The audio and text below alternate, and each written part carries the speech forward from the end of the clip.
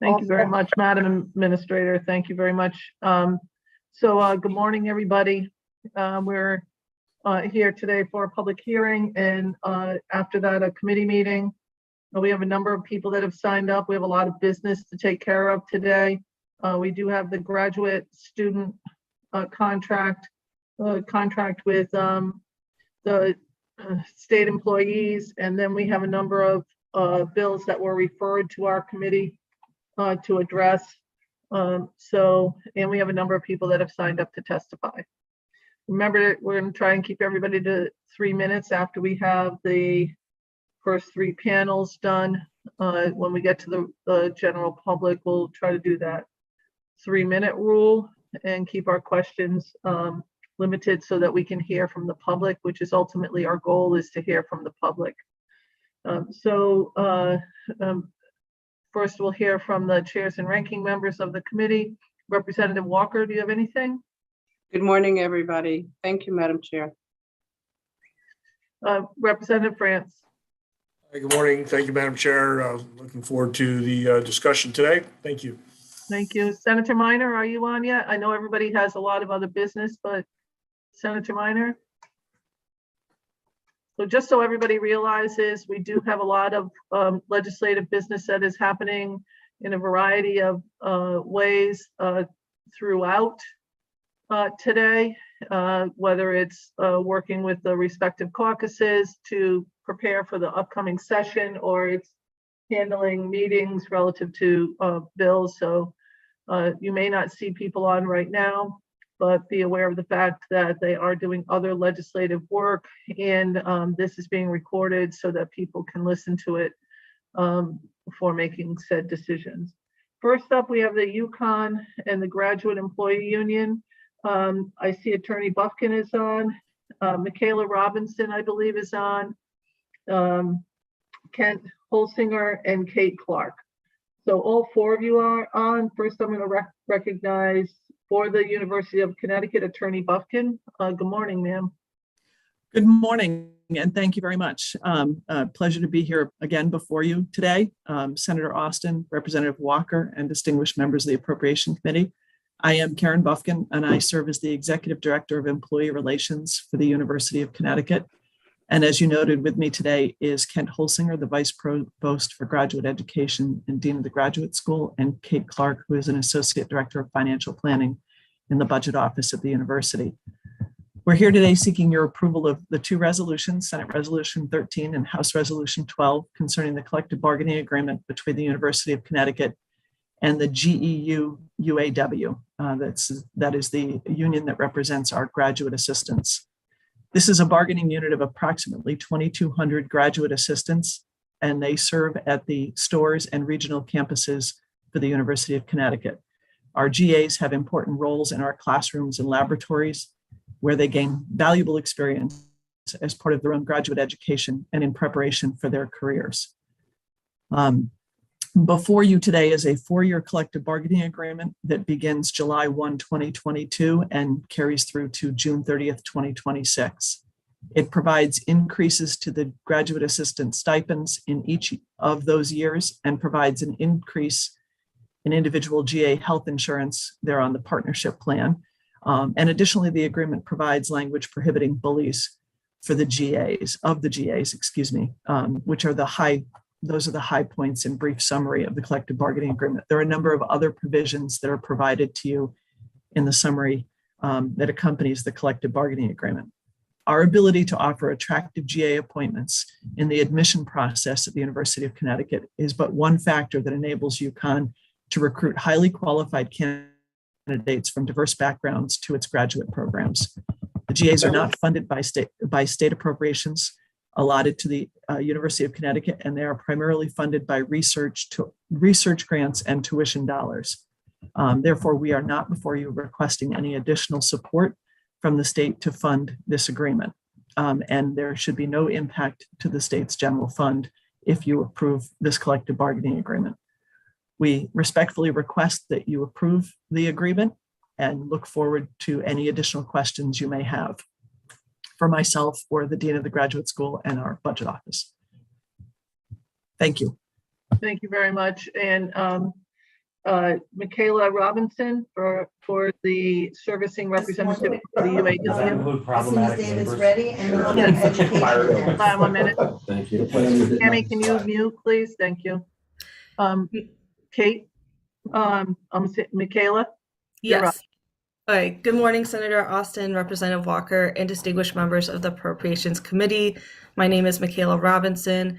I'm the servicing representative for the International Union, United Automobile, Aerospace, and Agricultural Implement Workers of America, UAW Region 9A, and I served as the UAW chief negotiator for this agreement between the UAW and its local 6950, the GEU, and the University of Connecticut, which in this agreement, as Karen Buffkin already described, covers roughly 2,200 graduate assistants. And I'm here today in support of Senate Resolution number 13 and House Resolution number 12 and encourage you to approve the agreement. This is the third collective bargaining agreement between the union and university since the formal recognition of the union back in 2014. And months of diligent but constructive negotiations produced an agreement that we believe is fair to the GAs and to the university. The agreement was overwhelmingly ratified by GAs and was approved by the university's Board of Trustees.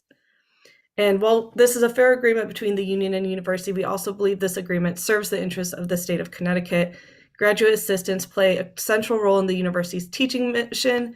Nearly 1,400 teaching assistants are lead instructors for hundreds of courses, discussion and lab sections that provide the quality and affordable education for approximately 20,000 undergrads here in Connecticut each year.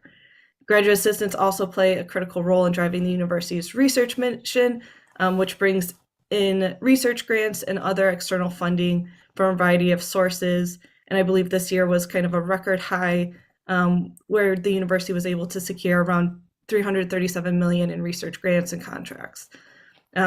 The research operations both enhances the state's growing reputation as a center of innovation and adds value to the state economy. And as Karen mentioned, this agreement includes modest economic improvements and workplace rights and protections that we believe will enhance GA's abilities to focus on quality research, teaching, innovation, and encourage equity and inclusion at the university. As such, we believe the agreement will help the university recruit the best and brightest researchers and instructors. So while providing fair improvements to GAs, the agreement also has no impact to the state general fund or the state allocations to the university. Approval of this agreement would also maintain the long tradition of respect for the collective bargaining process, where parties like the university and UAW in this case can reach fair agreements on the issues independent of the political process. So we respectfully ask for your support in approving this agreement. Thank you. Thank you. Are there any questions from colleagues on this particular contract? Any questions from colleagues relative to this contract? Representative Belinsky. Thank you.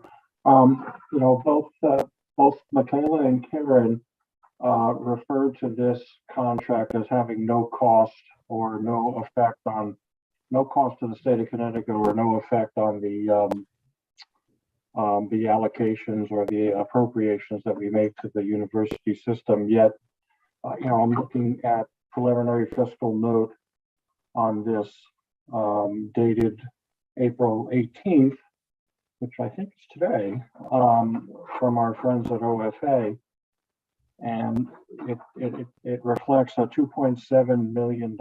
Enter Reyes 2022. Hold on 1 minute, Representative Reyes, if you could mute yourself, please. Thank you. Go ahead, Representative Belinsky. So it shows for fiscal 23 a $2.7 million fiscal note, $5.2 million fiscal note for 24.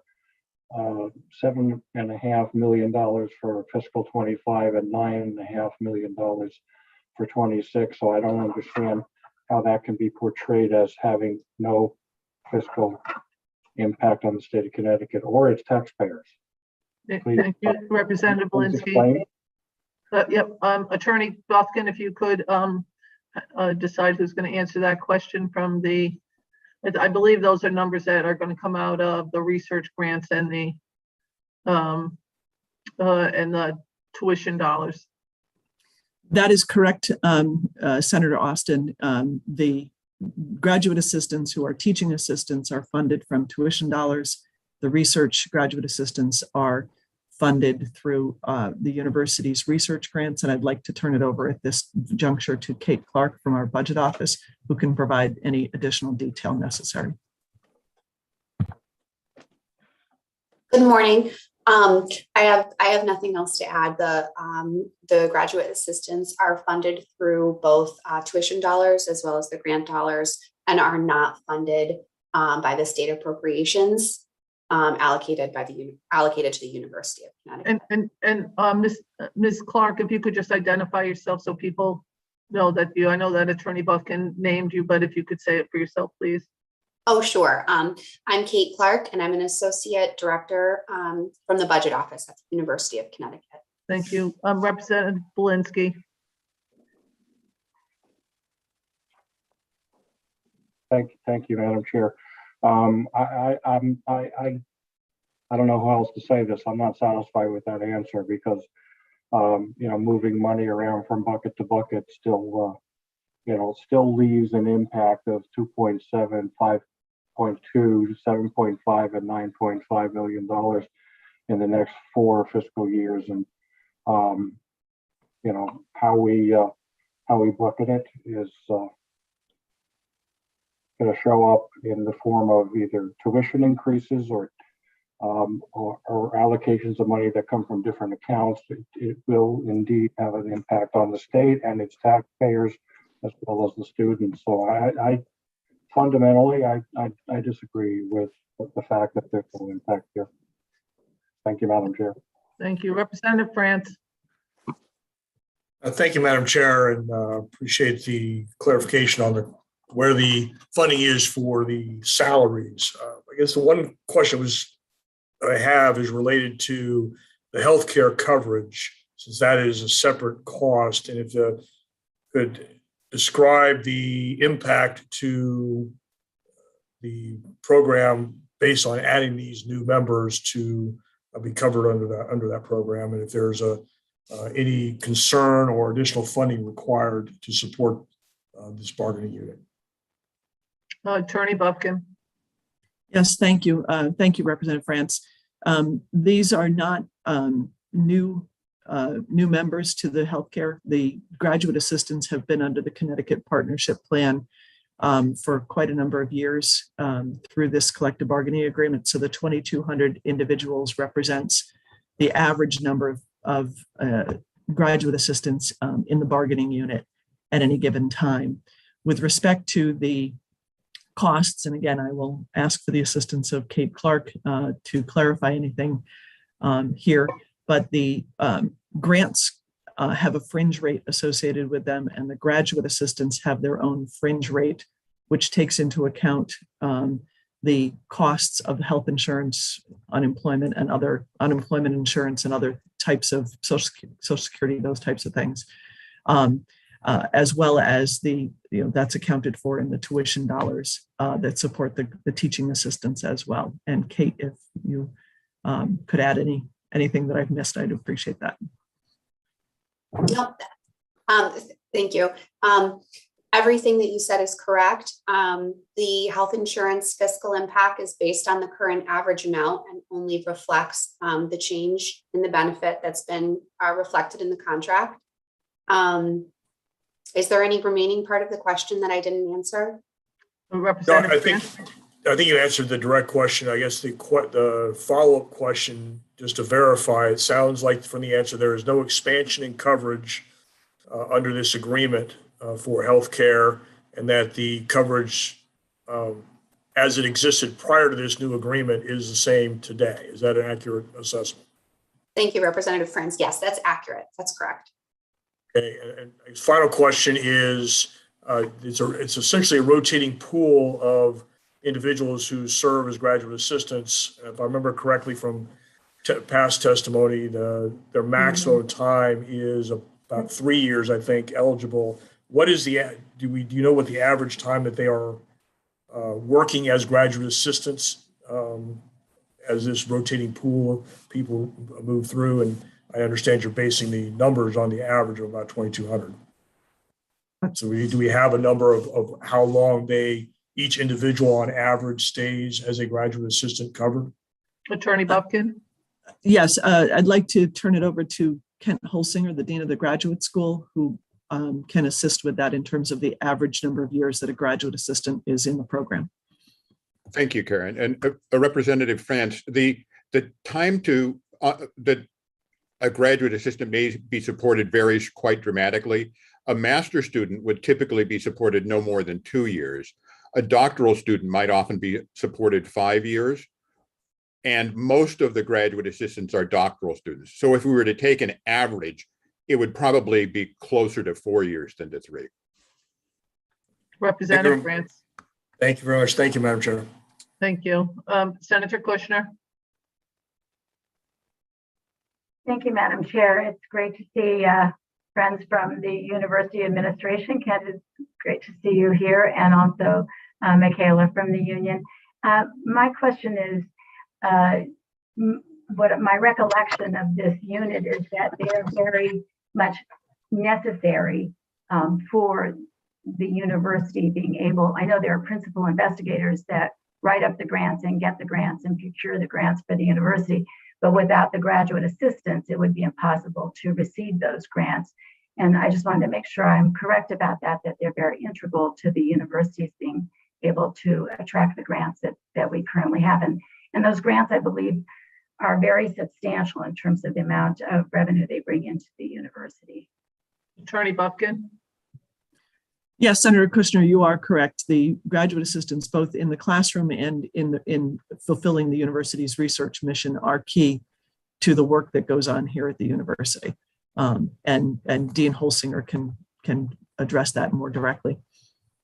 Thank you, Karen, and good to see you also, Senator Kushner. And you're absolutely right.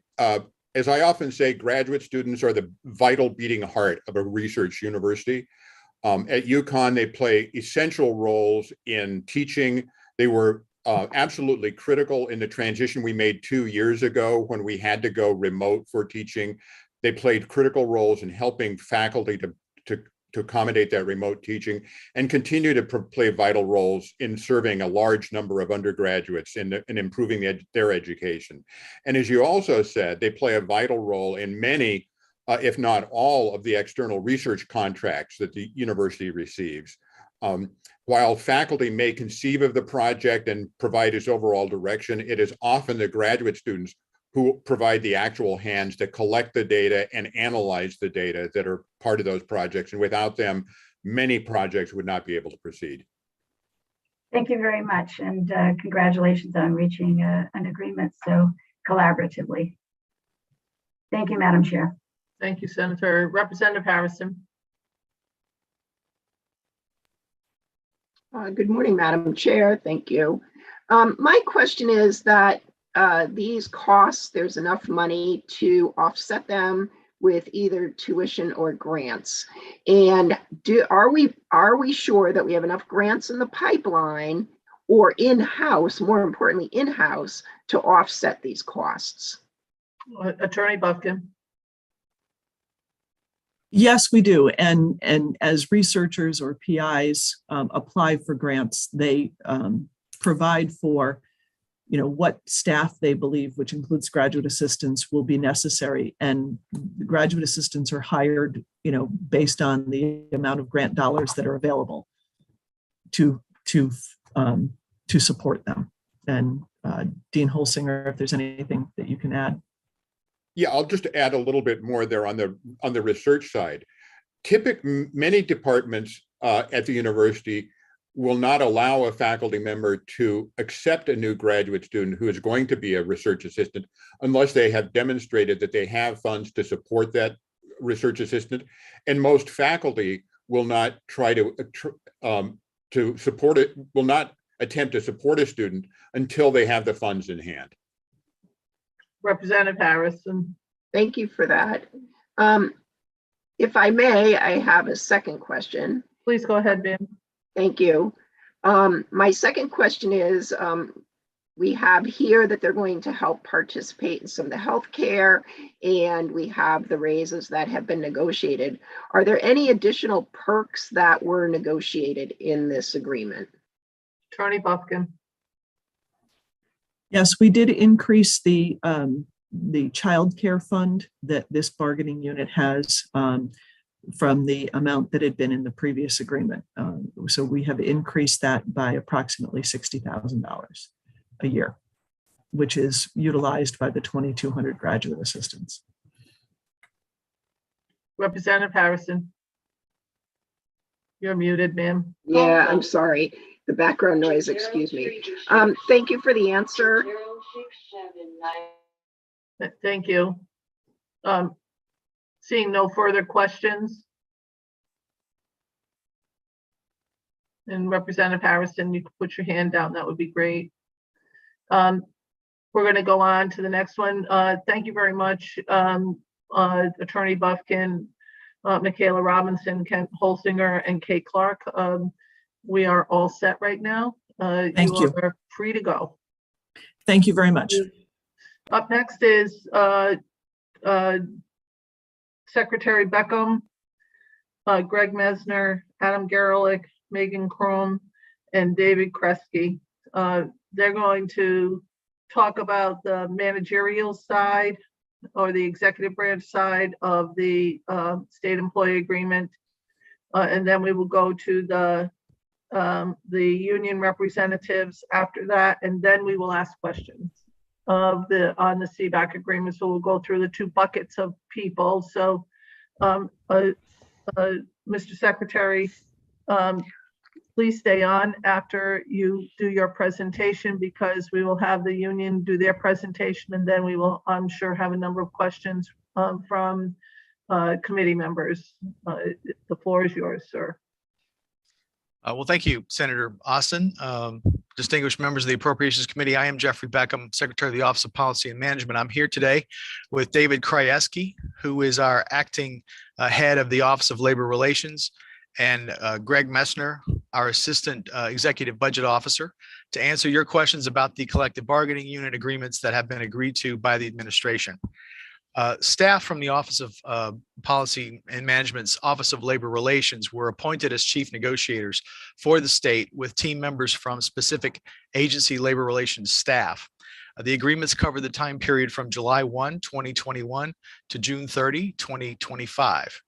As has been widely reported and summarized in the OFA fiscal note, the agreements provide wage increases across the covered units in the amount of about 2.5% for general wage increases, with step increases over the 3 fiscal years. The 4th year is a reopener on wages alone and allows for a timely analysis of the budget and the economy at that time to determine what, if any, salary adjustments would be appropriate then. In addition to the general wage increases, there is a one-time bonus of a $2,500 special lump sum payment for those employees on the payroll effective at the end of March of this year, and a $1,000 special lump sum payment for those on the payroll effective July 15 of this year. The contracts being replaced by these agreements expired last year. So the negotiations settled on a retroactive package that is inclusive of the current fiscal year. The team arrived at the agreements after several months, during which proposals were traded on various issues at the small tables with the individual bargaining units, and then on a coalition basis.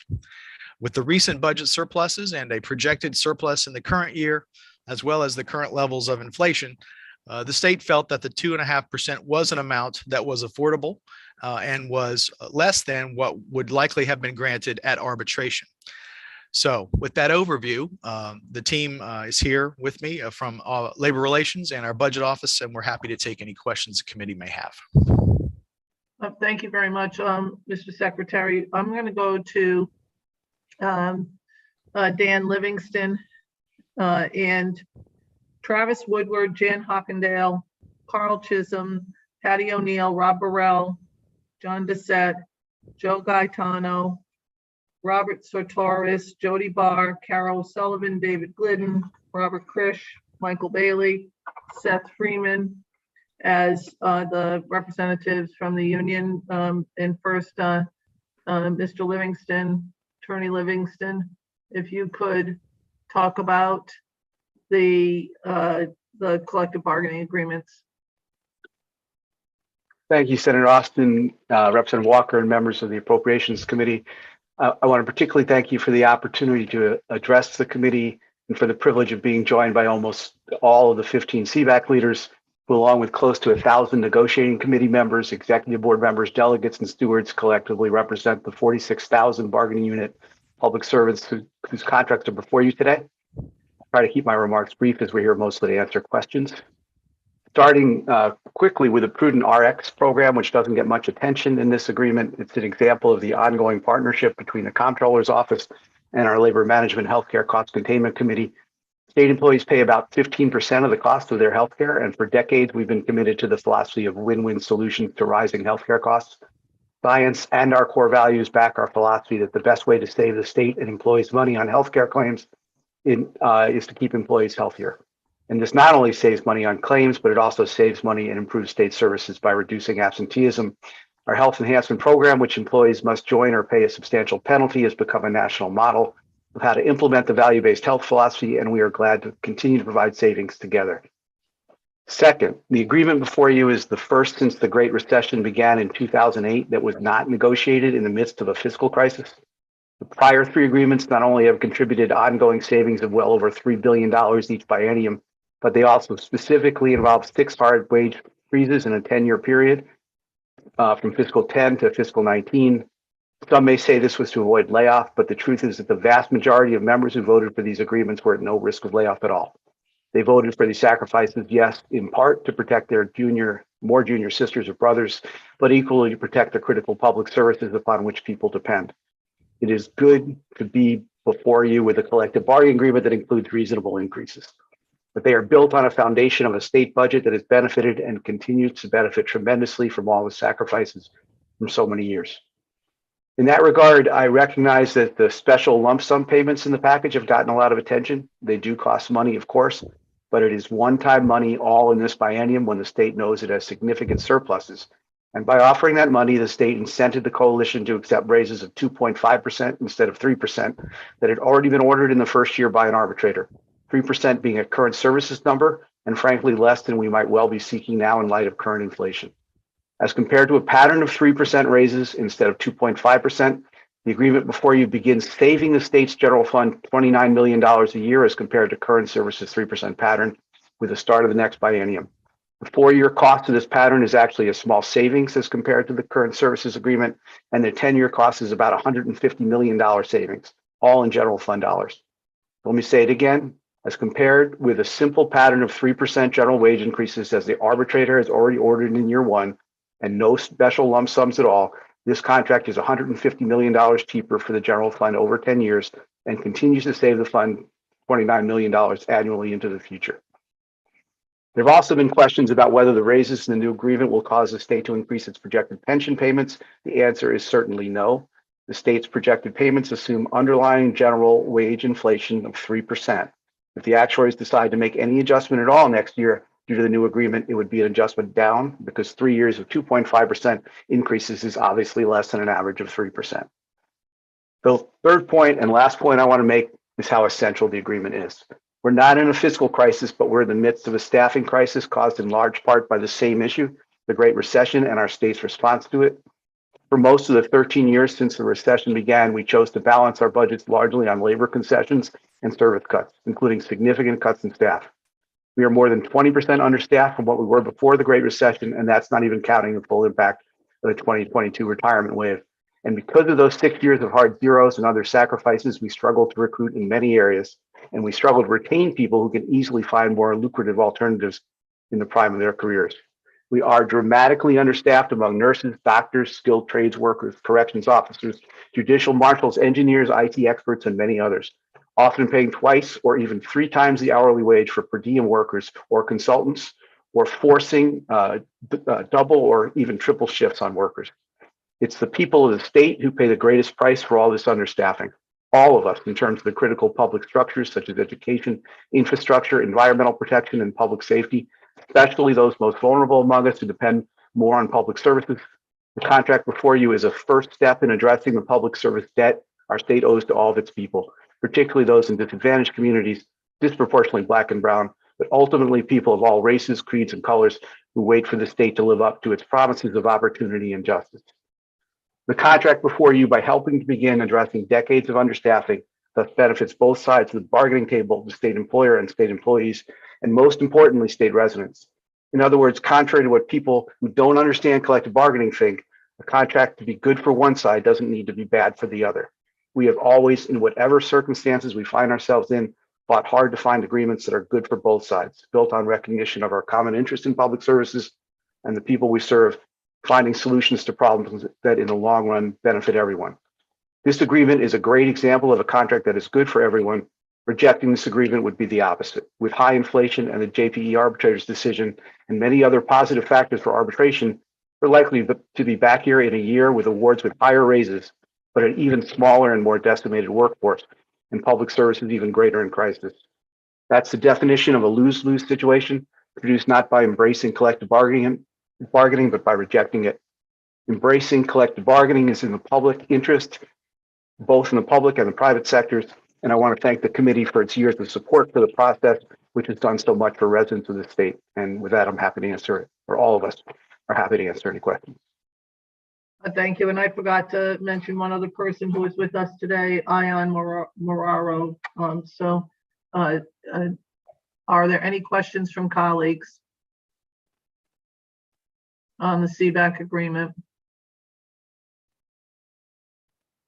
Are there any questions from colleagues? Seeing none. Oh, wait a minute. Representative France. I almost made it out, Representative France. Thank you, Madam Chair. I have one question related to the retirement calculation, the actuarial assessment that was characterized as a savings over the rate that was agreed to prior to 3% out of 2.5%. But if I remember correctly, though, the actuaries do not include lump sum payments that are provided as bonuses that are factored into retirement, nor the annual incentives. So I guess I would ask the question, what the impact of those two payments are that are above the general wage increase on the actuarial calculation that could increase the costs going forward. Through you, Madam Chair. Thank you very much. Secretary Beckham or Attorney Livingston, if you could both talk to that, please. Sure. What goes into the actuarially determined employer contribution is, as you know, a complicated set of factors. To the extent that the lump sum payments might boost someone's retirement average, if it's in the last 3 years, would have an upward pressure on what that individual would ordinarily get. However, as you know, there are a variety of factors that go into the ADEC, interest rates, other savings, earnings in the fund, all of that stuff. So it's hard to say in the abstract, but yes, to the extent that pensionable payments are included, they would have an upward pressure on what would be owed a particular retiree. Attorney Livingston. Yeah, so the actuaries predict, for purposes of figuring out the normal cost of the pension fund, they predict wage inflation over a 20 to 30 year period. And actually the underlying assumptions until the most recent actuarial evaluation was that wage inflation would be 3.5%. It was lowered to 3% only in the most recent actuarial evaluation. 3% is still obviously much higher than 2.5%. And so while if you single out those people who retire who get the lump sum payment, that factor would slightly increase overall wage inflation over a 30-year period. But because it's a lump sum as compared to general wage increases, which go on forever, that would be a tiny increase as compared to a significant downward push from 2.5% increases as compared to presumed 3% increases. So overall, if the actuaries decide that this agreement is significant enough to redo their wage inflation assumption, you can be certain that they would redo it down rather than up, and therefore the ADEC for the state, the required contribution would actually be decreased, not increased. Representative France.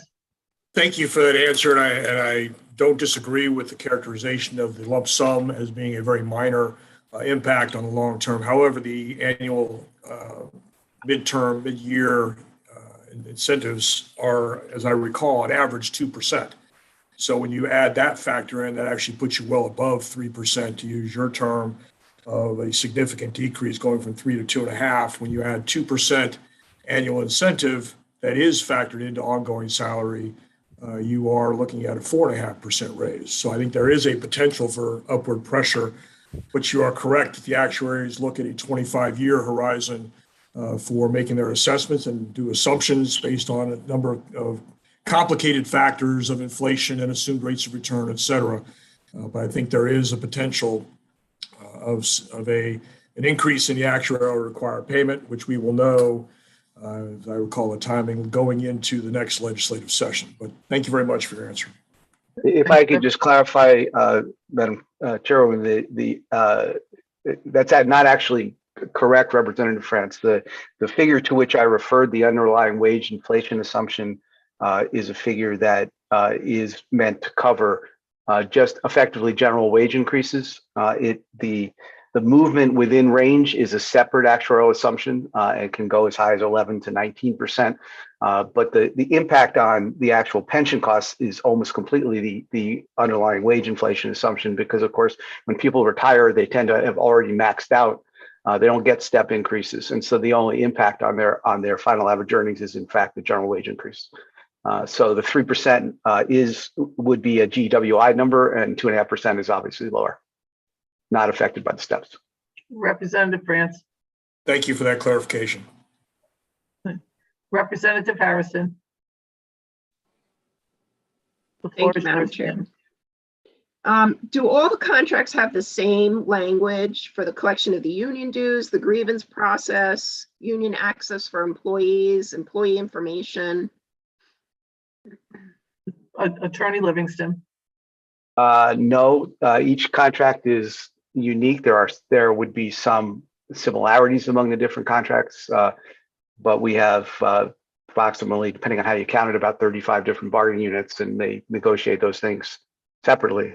So you'll see differences among both of those areas. Representative Harrison. Thank you for that. If I may, I'll reserve for a later time a second question. Okay, Representative Ferraro. Sir. Thank you, Madam Chair. I have a question regarding the reasons. Maybe you could shed some light on this. Why did the union leadership open or reopen wage negotiations in the last year of the contract? Attorney Livingston. I'm sorry, Representative, that's not what happened. With the almost all of the contracts, all but one actually expired June 30th, 2021. So these are new agreements for all but one of the contracts. One of the contracts will in fact expire June 30, 22. That's the JPE contract, where the arbitrator, there was a reopener in the last year, and the arbitrator awarded a 3% general wage increase, plus there was already step in the contract. But all the other ones were expired contracts as of June 30, 2021. Attorney Livingston, I believe Representative Ferraro is talking to the last year, and the new contract, should it get approved, where it has a wage reopener in it. Oh, my apologies. So we did not reach agreement with the administration on what we felt should be an appropriate wage increase in the final year. And so we left it as an issue to be negotiated later as we get closer to that time period. The administration indicated that they didn't want to go that far out in terms of commitment on general wage increase or steps. And so we set that for the 3 years that are before you, and then the fourth year will be covered by later negotiation. Representative Ferraro. Thank you, Madam Chair. And could the good attorney let me know if his recollection is that this practice is consistent with past practice? Have we done this before? Attorney Livingston. Well, the JP contract that I just mentioned did exactly that. It had a final year with a reopener. It's a fairly common practice around the public sector and the private sector in labor relations when the rest of the agreement is something that the parties are comfortable with. So they're comfortable with a fourth year. But they're in different places with a fourth year on general wage increase or step, and so that'll be left to later, depending on the budget situation, et cetera. Secretary Beckham, would you like to comment on that also? No, that's roughly where we left it. The part of the reason for the bonuses was that gave incentive to let the fourth year be a reopener, and we will have the opportunity to assess where the economy is, where the state's fiscal position is, and see whether or not there's any adjustment we will be able to make that year. Representative Ferraro. Thank you, Madam Chair, and I thank the good gentleman for those answers. Consistent with, whether or not this is the first time that, things have been done. I'm concerned about, has the CBAC agreement in the past, has it ever negotiated general wage increases across the bargaining units? Is this a common practice, past practice? Secretary Beckham. I'm going to defer to my Office of Labor Relations. Mr. Krajewski is on, who has some experience with these matters. Mr. Koreski. Thank you, Senator Austin and Representative Ferraro. Yes, the answer to that is yes. We have negotiated across the board wage packages in the past. Attorney Livingston. Yeah, so 2009, 2011, 2017, in each of those examples, we negotiated across the board wage increases. And in 1992 and 1993, there were also coalition agreements which covered wages and steps. Representative Ferraro. Thank you, Madam Chair. So 2011 was the first time that there was across the board. No, 2009, sir. 2009. 2009, 2011, 2017, but also in 1992 and 1993, there were coalition agreements which covered wage increases. By coalition, it's the State Employee Bargaining Agent Coalition. And so sometimes people refer to it as CBAC, sometimes people refer to it as coalition. So all the way back into the early 90s, and then the last four agreements relative to the CBAC coalition have included wage increases. Sure. Thank you, Madam Chair. I can see why you are a walking institution of information. Thank you. I just have one final question. It goes to the average salary increase. It's been reported that from April of 2022 to July of 2023, that there was a 15% increase. Is that accurate? Attorney Livingston. I'm sorry, from April 22 to July of 23? Yes, sir. So the general wage increases in that period would be 5%.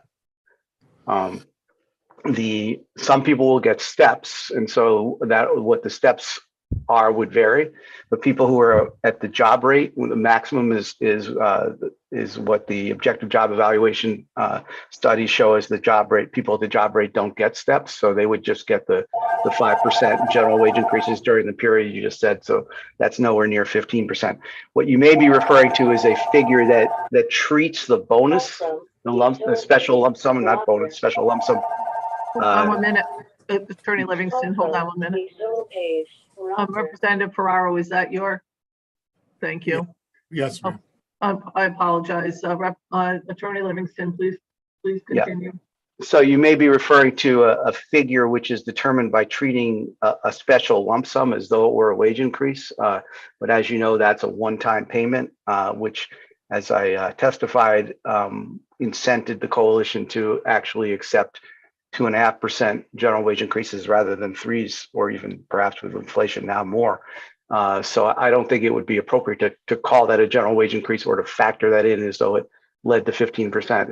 It does in a single year lead to a larger payment than expected, but over time actually leads to lower payments than expected, and was an investment by the state that the governor sought and that the coalition felt was a fair compromise under the circumstances. Secretary Beckham, do you have anything to add there, sir? I'm not familiar with the 15% figure. The figures that we've indicated are the 2.5, the step, and the lump sum. If that adds up to some 1-year percentage increase, I haven't done that math. Representative Ferraro, do you have any other questions, sir? No, Madam Chair, I don't. And I thank the good gentlemen for their answers. Thank you very much. Representative Wilson, sir, you're up. The floor is yours. Thank you, Madam Chair, and thank you to everyone coming out and testifying here this morning. And I'm not sure whether this question is for Mr. Livingston or exactly who on his team can answer the question, but how have our unfunded obligations changed over the last decade? So, sir, I just want to make sure I understand your question. Are you done asking the question? No, I may have an addition to it depending on the answer to this at part. the end of this question. The unfunded liability's been changing throughout time because until Governor Malloy, we did not necessarily pay the unfunded liability. So we finally accurately started assessing what that is. That's what's happened. Before that time frame, the state of Connecticut did not accurately represent the unfunded liability. I think that either one of the two gentlemen could say that also, but quite frankly, on appropriations, we know that the unfunded liability was not accurately represented by previous governors prior to Governor Malloy, because and even prior to Governor Malloy, they did not actually pay the actuarial amount. So now we finally are paying the actuarial amount, and as you are well aware, we have paid down the unfunded liability by 1.6 billion last year. Should be more than that this year, and 63 million year before that. So finally starting to pay down our unfunded liabilities. So that's the reason why the numbers have gone up, because we weren't accurately assessing it. In Democratic, Republican, independent governors, they did not, they used that number as a way to balance the budget without accurately accounting for the unfunded liability, sir. So I thank you for that explanation, Madam Chair. And just to take that all a bit further, because then it begs the question of how much has the actual unfunded obligation either increased or is now the exposed amount, maybe. In other words, if it wasn't properly reported, what is the actual unfunded liability today? Today, according to the actuarials, we are 38% funded in the state employees and 52% funded in the teachers retirement board currently. As you know, we do yearly actuarial amounts. I'm not certain if we've gotten the actuarial amount from the state employees yet, and hopefully we have a bill through this year that will require a year by year actuarial assessment on the teacher's retirement too, because we want to make sure that the dollars we're putting in are actually moving the needle so that we're better funded. And Ross, could I just add one thing on that? I do have the most. Livingston. Yeah. We in 2017 signed an agreement for the first time in 2 decades that went to the level funding method for unfunded liability, which means that as of now, we've effectively hit the maximum amount per year that the state needs to pay in order to pay off its debt. Prior to that, as a result of the insistence of then Governor John Rowland, we'd gone to a level percent of payroll system where the dollars each year went up. And that ended up being something that that was 1997. That happened by 2000. Union leaders had concluded that was not the best way to go. It went to the Speaker of the House, the President of the Senate, and the Governor, and urged a return to level dollar funding, which would have capped the unfunded liability payments at about $600 million a year that year. And going forward, that's what we'd be paying now. And Governor Rowland refused to make that change. So having moved to level funding is a very major accomplishment. We now have a structure to pay off the unfunded liability that was created largely before we had collective bargaining for almost 30 years. The General Assembly didn't put any money aside. So that's one point. And then the latest actuarial evaluation is in front of me and shows that we're actually now down to unfunded liabilities of 49%. So we're over 50% and improving.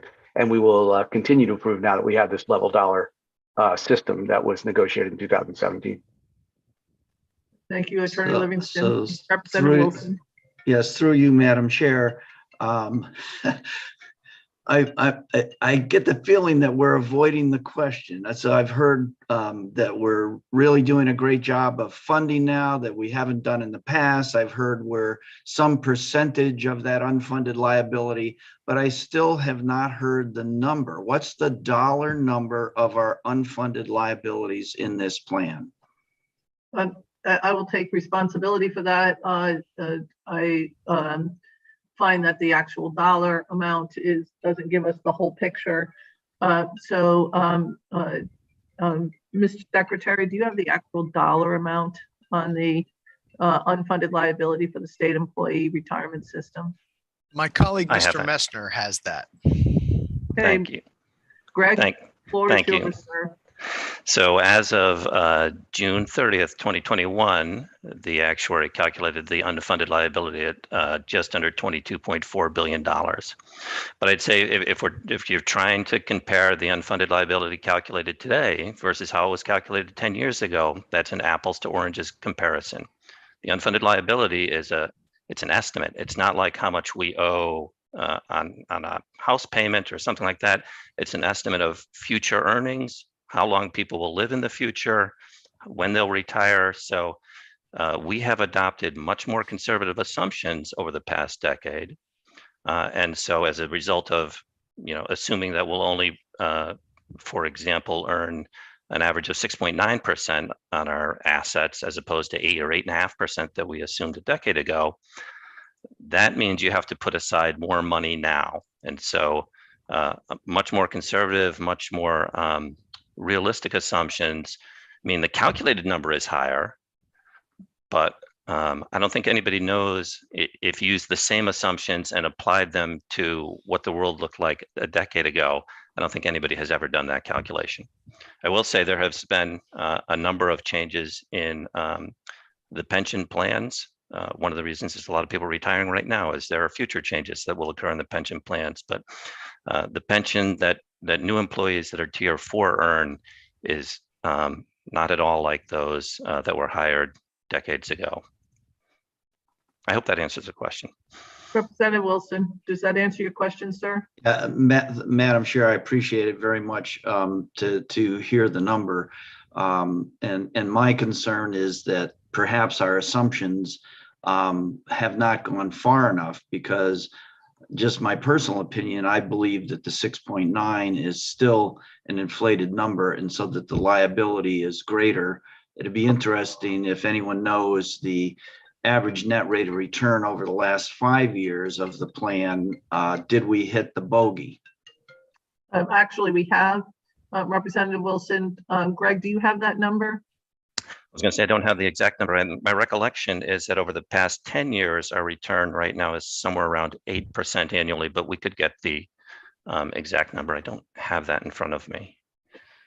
So if we could get that number, Greg, if someone could get that number to us, I'm certain that if you could get that number by the end of the meeting, we could satisfy Representative Wilson. The numbers that I've seen are far higher than 8%, but again, you have to take that 5-year look back on things for an actuarial to accept those numbers. So let's work on that for you, Representative Wilson. Do you have any? Thank other you very questions, much. sir? Thank you, Madam Chair. Thank you for answering my questions. Thank you. Representative Harrison, do you have a question, ma'am? Yes, thank you. Which state union contracts are not part of this CBAC? Which state union contracts are not part of this CBAC agreement? 35 contracts are in this. We have 36 bargaining units. The only one that is not here is NP1, and that is because NP1 doesn't end its union contract until June 30th of this year. And while they've started negotiations, they were not ready to move forward. They didn't start until, I think, January, give or take. Okay, thank you. You're welcome. Any other questions? Senator, if I could answer the return question. Yes, please. So as of the most recent report that I have, which is as of August 31st, the 5-year return in CSRS was 10.31%, and the 10-year return was 8.86%. Representative Wilson, does that answer your question, sir? Yes, Madam Chair, and thank you very much. Thank you. Representative France for the second time. Thank you, Madam Chair. And I just want to make a comment and his characterization, clarification for the record on respect to your comments related to the unfunded liability and paying, and that it was the governors who were responsible for that. And I would argue that it's really the legislature's responsibility. But historically, defined benefit pensions for many, many decades were both in the public and private sector pay-as-you-go systems. It really wasn't until the early 70s with ERISA that we started to require actuarial assessments to ensure the viability for the employees to be able to have confidence that the commitments that were being made, both in the public and private sector, were going to be funded in that. So while there have been agreements made over time of whether to fund the actuarial required payment over time, it really relies on us and the legislature to do that. And I do appreciate Governor Malloy's commitment to funding the unfunded liability actuarial payment, and we've done that in the legislature, the budget, since his time in office. But it really resides in our hands to ensure that the pensions are properly funded as the actuaries require, regardless of whether the governor of either party makes that recommendation in their budget. Thank you, Madam Chair. Thank you very much, Representative France. I couldn't agree with you more that it is certainly a combination of the legislature and the governor. That's why the legislature agreed with Governor Malloy and made the significant changes, which make sure that we have a fund that is properly accounted for. I would even go as far to say that it was President Bush under the Patriot Act who pushed states to come into recognition of what was going on with pension systems across the board. So I imagine someday you and I will sit down and talk about the pension systems at large, because I think that the changes that have been made have made a significant difference. And I think that when people look at tier 3 and tier 4 employees, they see that difference that has been made very significantly. We're on a hybrid 401k for new employees and have been since 2017. So that is something that I think that we could talk about forever, plus the numerous other changes. I don't want to sidetrack us from the current agreement, but you and I are from Eastern Connecticut and tend to spend a lot of time talking about this stuff. And I do appreciate your comments, sir. Thank you, Madam Chair. I see no other questions for the state or the union, and we're going to go into the public portion. I wouldn't mind if the union and the state would stay on the call in case we need to refer to you for a question that may come up that we did not anticipate during this portion of the section of this hearing. So we're going to go to Senator Fazio. This is the 3-minute component of it. We're going to try to stick to 3 minutes for each speaker. And remember, this is for us to hear from the public. So 3 minutes per speaker. And Senator Fazio, are you on the line, sir?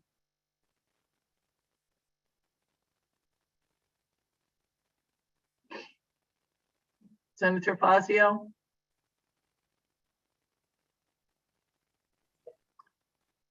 Madam Chair, we've received word that Senator Fazio may not be able to join us today. Okay. And before we move on, we have in the attendees list, we have a phone number. Go ahead, ma'am. So, we have a phone number of area code 203-206-7351. Again, 203-206-7351. If you would please unmute yourself and give us your name so that we can properly name you and promote you at the proper time.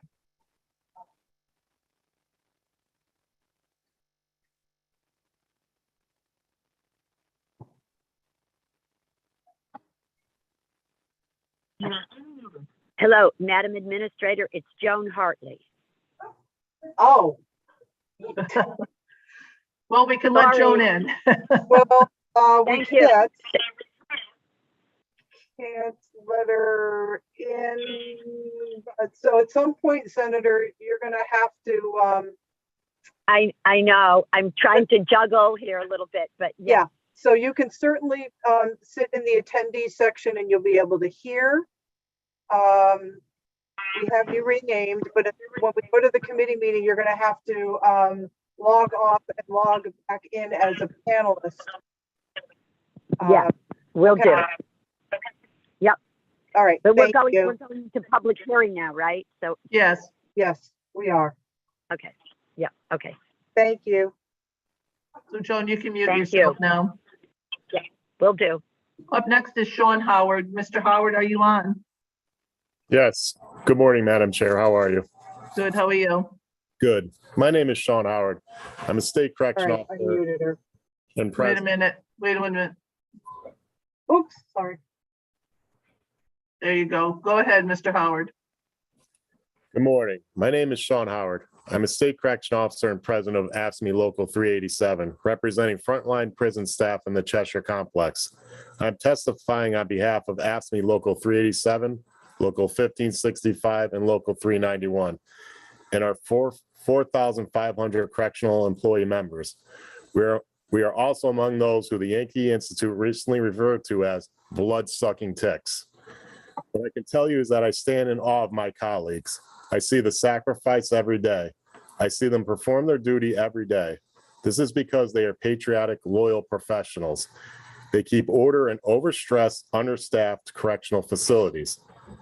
Often they work in dorms where there are 1 or 2 officers to keep peace among 100 or more inmates. The most challenging job they have is to keep predatory inmates from preying on the majority of passive inmates. Staffing right now is at an all-time low in our facilities. There's a facility where 25% of the staff has less than 6 months on the job. Staff has been ordered into overtime to an exhausting and unhealthy extent. I see colleagues who have forgone retirement to stay and train the new officers because their sense of duty won't allow them to leave the new officers and the public vulnerable. The commissioner of the DLC recently testified about how assaults against staff and inmates has risen. This is because we are dealing with a smaller, but we're also dealing with a much tougher population inside the prisons. State prisons have been a petri dish for the spread of COVID-19. There have been more than 4,600 cases of staff getting infected with COVID. In February of 2020, I myself contracted COVID-19 on the job. More than 2 years later, I'm still living with the damage from COVID. It has damaged my heart. This leaves me feeling fatigued and short of breath. Sometimes I can't even play with my young son. I see a cardiologist regularly, and I'm on 7 medications due to my condition from COVID-19. My cardiologist has confirmed that this is something I'm going to have to deal with for the rest of my life. Throughout this pandemic, my fellow correctional employees and I have done our job for the duty of the people of Connecticut. We kept our facilities running despite the risks because our communities depend on us. Now we ask you to do your duty. Watch out for us. This is not a rich contract. It is a passable, fair contract. Please vote for House Resolution 11, Senate Resolution 12. Let our members know that you value their work and our sacrifice. Stand with us, not with an organization that appears to be funded by corporate billionaires and calls my brave colleagues blood-sucking ticks. Thank you for your consideration. Thank you, Sean. And just so everybody knows, that was a comment that was made in a release from the Yankee Institute. So we don't acknowledge what the Yankee Institute said as appropriate. So we're going to try to keep those comments relative to that. And Sean, I worked in the prisons. I worked at 7 of the prisons, and I want to thank you for what you do. And I think most people should recognize that nationally, in the actuarial review of correctional officers, many of them do not make it beyond the age of 60 to 65 years old. So I think that that's something that we should recognize relative to that. And thank you for your time, sir. Thank you, Senator, and thank you for your time as well, serving behind the walls. Up next is Ken Jardin, and I apologize if I did not say your name correctly, sir. That's okay. I think my in-laws are still working on it too. I'm sorry. Please go ahead. The floor is yours. Madam Chair, members of the committee, thank you for this opportunity to testify. I'm Ken Gerardin, Research Director at Yankee Institute. There's a perverse irony to us having this conversation today, the day our state income tax returns are due. We older folks recall a time when Connecticut had no state income tax. We also remember that the CVAC unions wouldn't make concessions to close a massive budget deficit unless Governor Weicker pressured the General Assembly into creating an income tax. It's also ironic that this conversation is happening here in the Appropriations Committee, where decisions are made about the state's fiscal priorities, because the deal that's been presented to you is going to radically diminish the General Assembly and this committee's discretion over spending for years to come. The deal leaves our elected lawmakers with much, much less say over how we should direct state dollars, whether it's social services, municipal aid, tax relief, mental health, education, or any other policy priority that the people we elect every 2 years are entrusted to make decisions on. And unlike other appropriations where the General Assembly can reconvene and make corrections, you can't easily do that here. Instead, you're facing veiled threats, and we heard some of those earlier. That's a nice budget you have there. It'd be a shame if someone took you to arbitration. Even by OFA's conservative analysis, this deal will add more to general fund spending in fiscal 2024 than we expect general fund tax receipts to rise that year. Yes, when pay will have risen an average of 15%, not including the bonuses from current year levels. That's from OPM's analysis. The deal was negotiated on the assumption that this committee would always cut somewhere else to pay for it. This comes to my first concern. We don't know how much it costs. I have tremendous respect for the folks at OFA, but their hands were tied. I'd call your attention specifically to that wage reopener. The OFA price tag assumes no raises in the final year, but from CVAC's public statements and other places, there's strong indication pay will go up in that final year. So why not just have the contracts expire in July 2024? On pensions, rather than relitigate the impact, let me ask the administration folks on the call, why not settle the question? I understand OPM has an actuarial capacity. This committee appropriated money for that capacity. Why not use it and get us some answers right now? OFA on Thursday told the subcommittee they were using a warm body analysis, that is calculating the cost of raises based on who was working at the start of March. Governor Lamont is under big pressure from a number of people on this call to do more hiring. Are we to assume the headcount won't rise over the next 3 years? Finally, looking at specifically at the June 30 retirement cliff, this is a huge missed opportunity. For all the concerns about workforce retention, Senator Duff was just talking about that a few hours ago. Why should we spike pensions with lump sums and back pay before June 30th, when we could instead use that exact same money, if not more, as an incentive for folks to stay past June 30 and just pay them a few weeks later? That, the open-end costs, and the many other issues addressed in my written testimony make this a bad deal for Connecticut. You should reject it, and I'm happy to address any questions now. Are there any questions? Seeing none, thank you very much, sir. Up next is Thomas Burr from NAMI. Mr. Burr?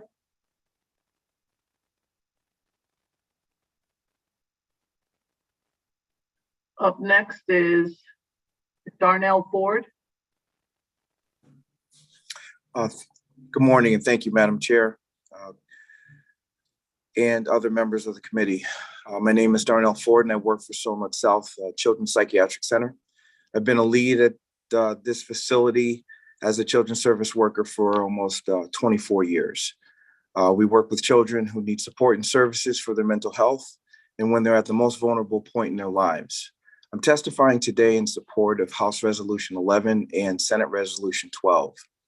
At the facility, DCF Solent South Psychiatric Center, we have the capacity to care for more than 80 children, but due to staffing shortages, we're only providing for less than half, which honestly puts these young ladies and young men in a very vulnerable position. We've seen the reports for children languishing in the emergency rooms, yet there's an unused capacity that is offline at Solent South. Ask ourselves, could we have helped more with the children? Could we have done more to save them from traumatic lifetime experiences? And if so, would those units being open and functioning prevented any of that? Right now in our nation, we are caught in multiple crises, from the pandemic to racial injustice to economic hardship. People are trying to survive. They're trying to figure out what their lives are going to be, and not knowing what's going to be able to happen next week. Whether they've lost their jobs or they don't have access to mental health. So what's important is what is the true answer? The answer is not to shut down the services, but instead to expand those services so that we can care for more people. This contract starts the conversation that is needed to meet these needs of our state. It allows us to expand wraparound services, home-based support, and many other things. During this process and during serving the children who are most vulnerable, I've been called a hero, an essential worker, and at times I feel completely helpless. Then you turn around and you ask me, and tell me that the services are too expensive and that way I'll have to cut them. This contract starts expanding those healthcare services on our communities, especially for our communities of color, and now more than ever, this is what we should be focusing on, which is expanding the safety net that we have is crucial right now. And this contract looks to do that. Thank you for your time. Thank you very much. Mr. Ford, are there any questions? Seeing none, you're all set, sir. Up next is Mr. Suzio. Mr. Suzio, you have 3 minutes, sir. Good morning, Madam Chair and distinguished members of the committee. I am testifying today in opposition to the approval of the CBAC agreement. My opposition is not based on any criticism of state employees. In fact, when I was state senator, I can say I had nothing but very good experience with state employees who really helped me understand the budget and who were responsive to my many questions about the budget and other legislative issues. My opposition to the agreement is based on the dire financial condition of the state, which has been masked by the massive federal funding made available in response to the COVID crisis. Those funds are soon to dry up, and there's nothing but billions of dollars of deficits forecast for as far as the eye can see for the state of Connecticut in the out years. The CBAC agreement will only magnify those unending deficits. Approval of the CBAC deal as presented is a continuation of the disastrous policies of the past, in which the public and state employees were hoodwinked into believing that the previous deals were sustainable. This was accomplished by radical underfunding of those agreements, particularly with respect to retirement benefits for decades. Now, as a result, Connecticut has among the highest amount of unfunded liabilities per capita in the entire country. But after decades of this irresponsible practice, the time to pay the bill is now at hand, and the payment of those unfunded obligations will be an anchor around the state budget for decades to come.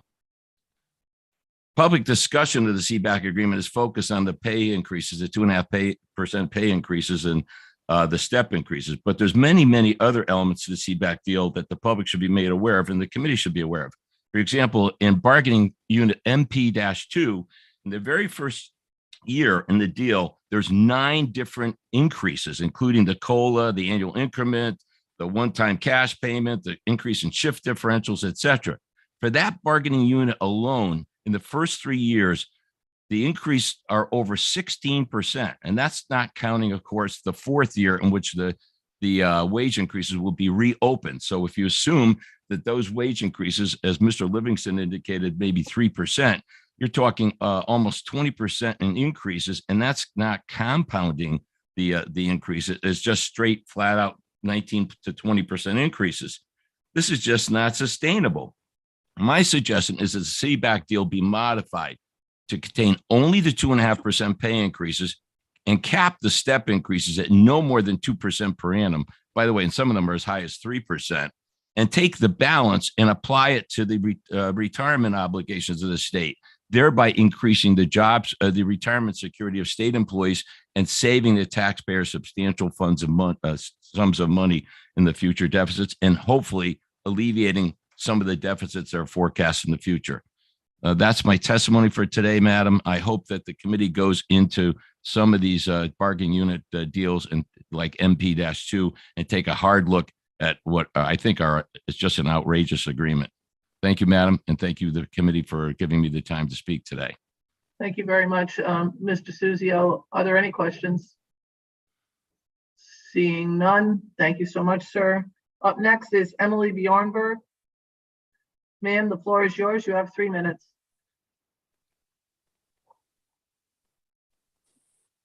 Can you hear me okay? We can hear you. Good afternoon, Chairwoman Austin, Chairwoman Walker, ranking members, and members of the Appropriations Committee. My name is Emily Bjornberg, and I am the Senior Consultant at the Connecticut Office of Higher Education, and I also serve as the Vice President of AFSCME Local 1588. I am here today to testify in support of HR 11 and SR 12, and I ask you to support our contract agreement.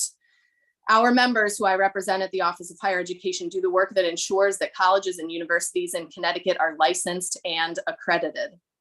We are sort of like a consumer protection agency for students.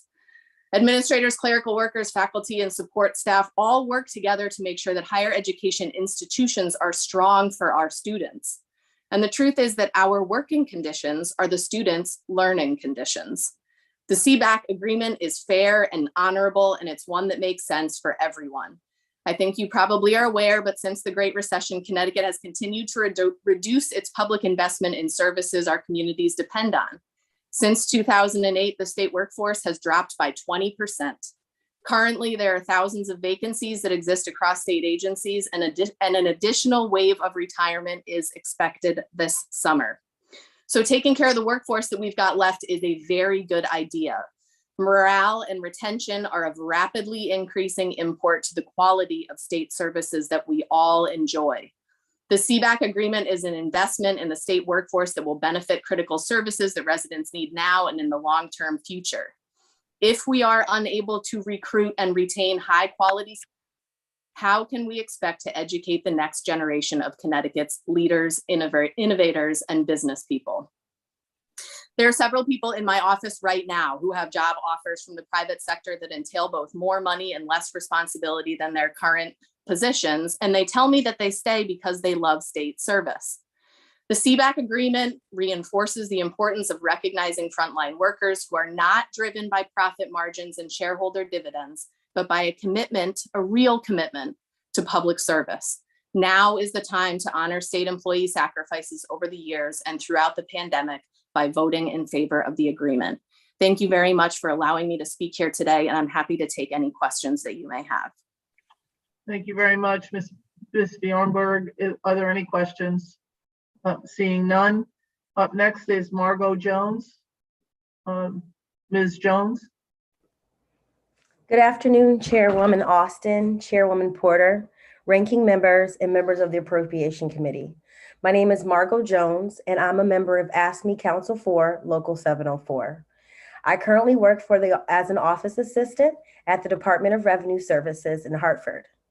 I'm here today to testify in support of HR 11 and SR 12 and ask for you to support the support for our contract agreement.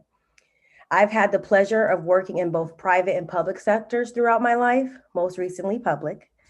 And I must pause for a moment of gratitude for the hard work and dedication for everyone involved at the negotiation table. The CBAC contract that lay before us is not only a symbol of continual economic growth and development for the citizens of Connecticut, but the action that we are taking today is where the investment in our community comes to fruition. Everyone here today is a public servant. The sacrifices we make daily for our fellow citizens reflect the belief that it is our duty to make decisions and contributions for every citizen on every economic plane, building economic equality and equity throughout this great state. In addition, the CBAC agreement promotes a competitive recruitment environment that encourages employee retention, which allows us to serve our community consistently and honorably. I am proud to bear witness to the events taking place today, and I am genuinely grateful to call myself a public servant at this moment in history. I ask that you support HR 11 and SR 12, as this is a fair contract that respects the public services we do and will ensure that we retain mid-career workers. We know that we're currently in an expected retirement surge, and this agreement will help keep internal knowledge in state service rather than employees leaving due to a lack of compensation. Thank you so much for allowing me to speak today and share my experiences as well. Thank you, Ms. Jones. Are there any questions? Seeing none, you're free to go, ma'am. Up next is Nicole Krass, K-R-A-S-S-A-S. I apologize, I'm not saying your last name correctly. That's okay. Thank you, committee chairs, and to the committee for allowing me to speak today. My name is Nicole Krassis. I'm a professor of political science at Eastern Connecticut State University, and I'm the president of Eastern's chapter of the AAUP, the American Association of University Professors. As such, I represent the teaching faculty, librarians, counselors, coaches, and athletic trainers. I've been on the faculty at Eastern since 1995. Since I started working at Eastern, AAP has willingly and strongly supported all negotiated concessions, whether they were the concessions negotiated by CBAC in 2009, 2011, or 2017, or the concessions that we willingly negotiated with the system in 2003 to avoid then Governor Rowland's layoffs. The reason we stood up and voted for concessions in the past was to maintain the integrity of the education offered at CSU. These multiple years of wage freezes that have been part of our concession agreements meant that CSU salaries are no longer competitive compared to other universities across the country.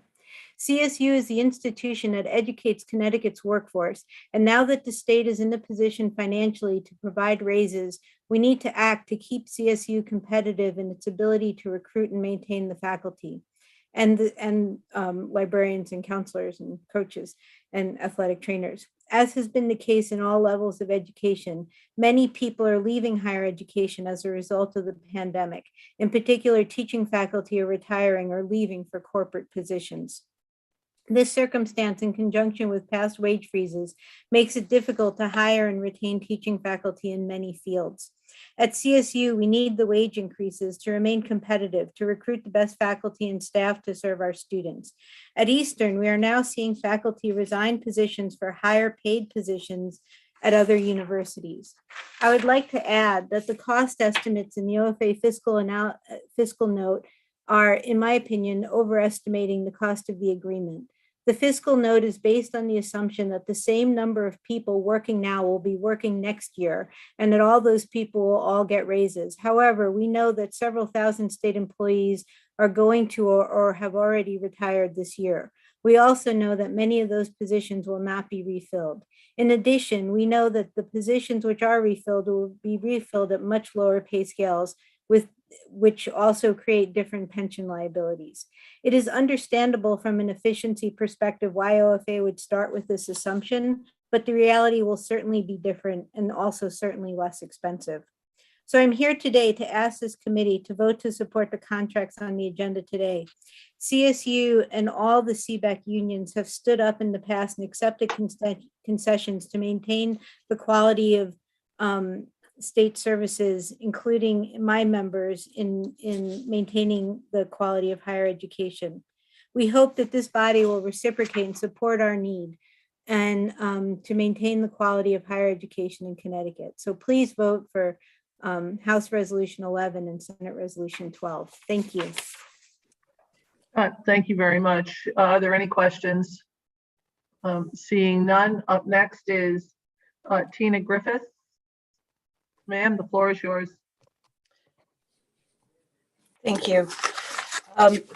Good afternoon to the Appropriations Committee. My name is Tina Griffith, resident of Connecticut, Columbia, Connecticut, lead custodian at UConn stores and a steward for CEUI Local 511 with over 15 years of service. The custodial and maintenance staff across Connecticut ensures our buildings are clean, safe, and healthy, as they always have, even during a global pandemic. Last month, the custodial staff across all UConn campuses were nominated for the first time and awarded the Team Spirit Award. We are very proud of the work we do. I am a lead of a small crew of custodians in the sports facilities. We clean, sanitize, and maintain massive buildings. We start our day at 4 a.m. and work until noon. Gamble is my pride and joy, with over 171,000 square feet to clean. We also care for the RISA Performance Center, which is 85,000 square feet, and the Wolf Zacken building, which houses the Olympic-sized swimming pool that is an additional 39,000 square feet. Each day we come in before sunrise, knowing we are making a difference in the lives of the students who dreamed of playing for UConn. During the winter months, our areas expand to outside to the sidewalks where we shovel and salt each inch to make sure all students, staff have full access to their buildings, widening the path so anyone in wheelchairs have also safe access.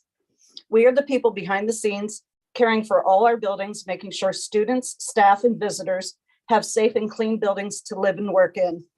The staffing crisis has been affecting us for far too long. When you don't have enough staff, you tend to get hurt. This contract is the first step in recruiting and retaining good, experienced, dedicated workers. The men and women of CEUI Local 511 are dedicated, talented, and skilled public servants who have worked with the common goal to provide safe and well-maintained buildings, roads, and bridges for the people of Connecticut. During my 15 years of state service, this is the first contract that honors our dedication and hard work without demanding we give back. The membership voted overwhelmingly in favor of the NP2 tentative agreement as a fair and honorable contract.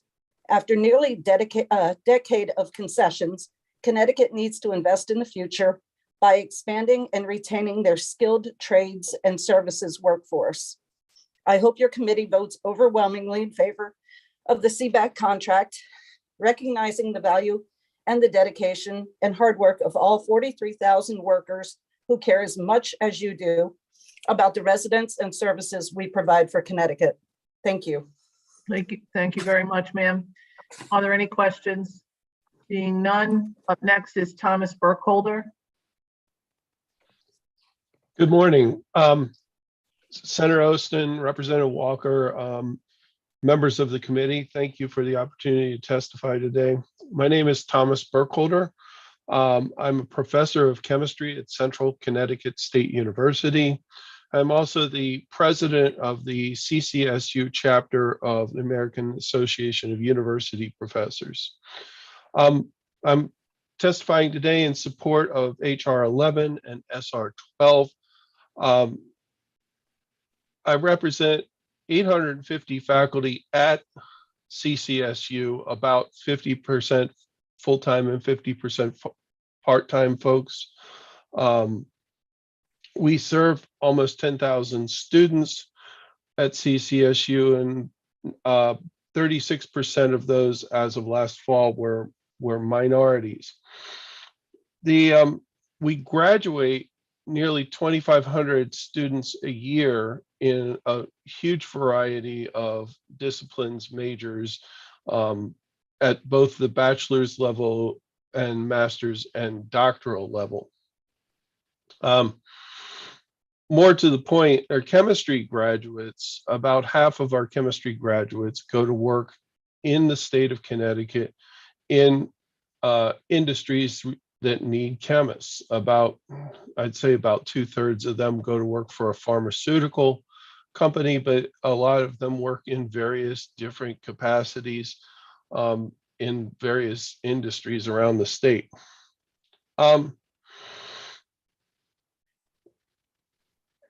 I want to say in the past 12 years, we've had multiple rounds of negotiations, CBAC negotiations with the state.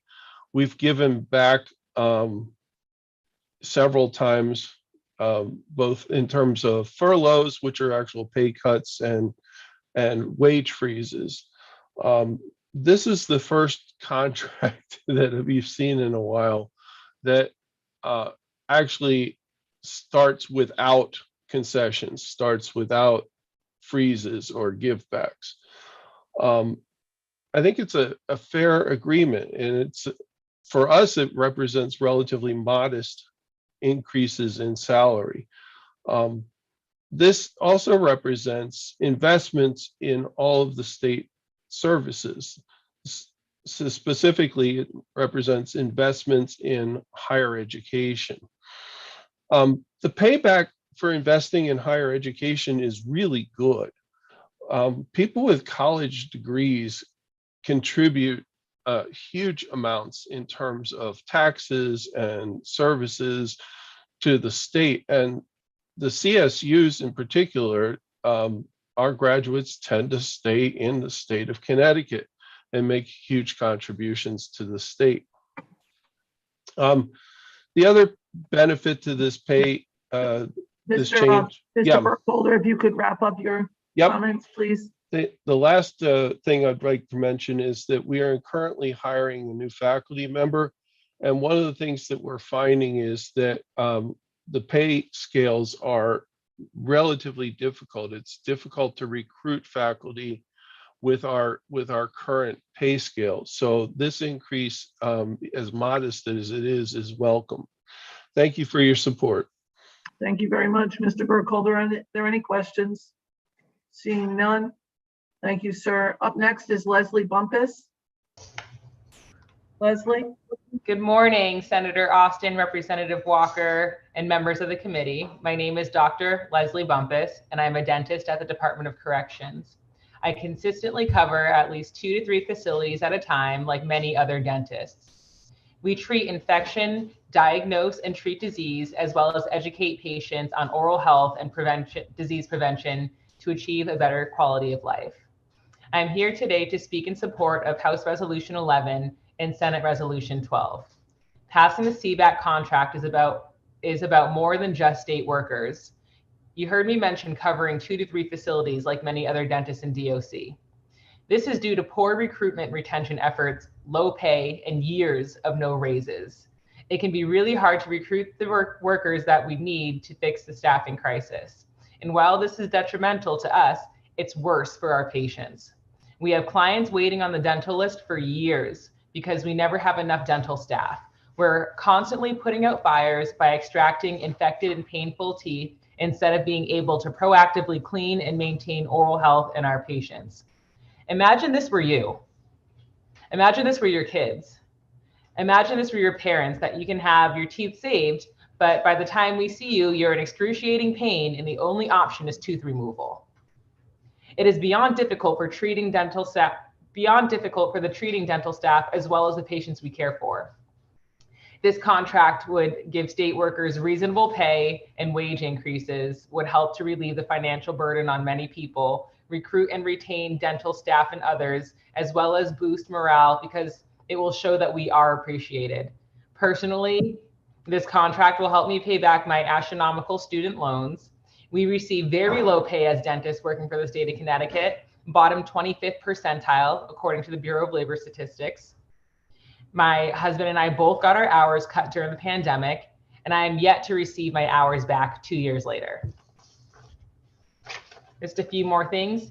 It's prudent that we cease to continue with the fear mongering, stating that we're heading towards a deficit when this is one of the best positions our state has been in. A raise cap at no more than 2.5% is disrespectful. We should not continue to balance the budget off of state workers. We have already taken quite a hit. Even though the narrative would have you think that state workers are grossly overpaid and are rich, and many state workers are doing so well, a lot of us are living paycheck to paycheck like many others. We would greatly benefit from a raise since we've gone 6 years without them. The contract is a start towards the recruitment and retention of new state workers that is so badly needed so we can expand services and save lives. Thank you so much for your time. Thank you very much, ma'am, doctor. Are there any questions? Seeing none, up next is Mark Plord. Mr. Plord. Thank you. Good morning, Senator Olson, Representative Walker, and members of the Appropriations Committee. My name is Mark Plord. I virtually stand here before you all as a proud state employee with the Department of Administrative Services as a reinforcement team leader and proud member of the Administrative and Residual A&R Union. I'm here to testify in favor of HR 11/SR 12. This contract proposal reflects the hard work, dedication, and crucial services state employees provide on a day-to-day basis to the residents of Connecticut. Though this contract includes 40,000 state employees, it also includes their spouses, their children, and their families, all of which understand the trials and tribulations public servants endure. Myself and all the state employees that are part of this proposed contract have made sacrifice in previous contracts in order for the state and its leaders to produce a balanced budget. Your vote in favor is an opportunity to rightly acknowledge their past sacrifices and acknowledge the obstacles the state employees will face post July 1. If you recall, it was not long ago that state employee unions agreed to contracts that allowed multiple concessions that benefit the state of Connecticut and all of its taxpayers. That past contract that expired last year that I'm referring to included multiple year pay freezes, furlough days, and allowed additional deductions from our paychecks to go toward retirement obligations. As verified by former Comptroller Limbaugh, the pay freezes themselves totaled over $700 million. After these concessions, the state employees stayed the course while facing unprecedented inflation. From a gallon of milk to make our children's bones strong, to a pair of sneakers our children need for gym class to stay active. To put it plain, living has gotten a lot more expensive. How do we, on one hand, globally recognize that the unprecedented inflation rate, while at the same time not properly fund our bloodline, our state workers? I feel the state of Connecticut won't be able to retain talent in critical roles within the state workforce absent a contract that fairly compensates them for their talents, ideas, and experience. I wholeheartedly believe this is not a vote for red or blue. This vote is for the state employees that the 3.6 million residents of Connecticut, you and I included, rely on each and every day. We are the frontline workers, the men and women that show up every day for you in the residents of Connecticut. Who are they, you ask? In this vote are the DCF social workers ensuring children are safe in environments free from abuse and neglect? Are your DSS Medicaid eligibility workers providing supplemental nutrition funding and medical coverage to the impoverished? Are the Department of Labor workers ensuring safe work conditions? Our Department of Public Health workers ensuring the safety of the services we access? Are the DOT workers making sure our roads are safe for you and I when we travel home in inclement weather? And we are so much more. Your vote in favor of this contract further validates the importance of these roles, the people that provide the service, and the 3.6 million people who access their services. In close, I'd like to thank each and every one of you, every person virtually here today who is asking questions, giving opinions, and listening to testimony. I hope all voting members in the House and Senate see the value in what a vote in favor of this contract is, and how a vote in favor of this contract is in the best interest of the state of Connecticut and all of its residents. Thank you. Thank you, Mr. Plord. Are there any comments or questions? Seeing none, sir, you're all set. Up next is Mr. Soto, Anthony Soto. Mr. Soto. Thank you, Madam. Okay, the floor is yours, sir. Good morning, Chairwoman Austin, ranking members, and members of the Appropriations Committee. My name is Anthony Soto, and I'm a member and steward of AFSCME Council 4, Local 269. I currently work as a wage and hour investigator at the Department of Labor in Wethersfield. I have worked in this capacity for 8 years and will continue to be a resource to the people of Connecticut for many years to come. I am here today to testify in support of HR 11 and SR 12 and ask for your support for our contract agreement. An investment in our state workforce is an investment in critical infrastructure because the services we provide are just that, critical. At the start of the pandemic, when the world was shutting down, my colleagues at the Department of Labor became inundated. The unemployment system was overwhelmed. Over the course of the pandemic, more than 1.5 million applications were filed. That is more than a decade's worth of applications in just 18 to 20 months. When they saw the mountain of work in front of them, they didn't say, we can't do this. We don't have enough staff. They said they rolled up their sleeves and got to work. They worked 6 days per week, 10 to 12 hours per day for nearly 2 years, working through holidays and important family events to make sure the people of Connecticut were taken care of. In May of 2020, when a group of 10 plus construction workers showed up at our office saying they hadn't been paid by their employer, we did not say, sorry, the office is closed to the public. We masked up, went outside, and took their complaints one at a time. The next day, my supervisor and I masked up again, laced up our boots, and were on that construction site first thing in the morning. Within a few weeks, we were handing out over $80,000 in back due wages. It didn't matter that we were in the middle of a pandemic. We did what had to be done. Since April 1st, when these agreements were sent over, the public sector bashers have used this time to energize their followers and control the narrative, manipulating the news cycles to make it appear as if these contracts are quid pro quos in an election year. However, the facts are very different. The fact is that in the past 15 years, the state workforce has been reduced by more than 20%. The fact is that last year, average weekly salaries went up 6% while hours stayed flat. The fact is that we, the state workers, have made sacrifices to close the gaps when there have been budget deficits. We gave up wage increases for 6 years in the last 12 years, in addition to concessions in healthcare and pensions, which will result in a $24 billion savings over the course of that agreement. $24 billion that we could have used to put food on our tables, fuel in our vehicles, and have an opportunity to retire with dignity. To say anything other than these contracts have been earned is a lie. My coworkers and I at the Connecticut Department of Labor provide an incredible range of services. We are dedicated to the work that we do because we want Connecticut residents, your constituents, to be heard, and we want to provide high quality services each day. The CBAC agreement reinforces our abilities as state workers, as it allows us to continue working at full capacity. It helps us fulfill the crucial needs of the state. As important as it is for us to be proactive, the state needs to do the same. We want to face the massive wave of retirements and crucial staffing shortages with answers.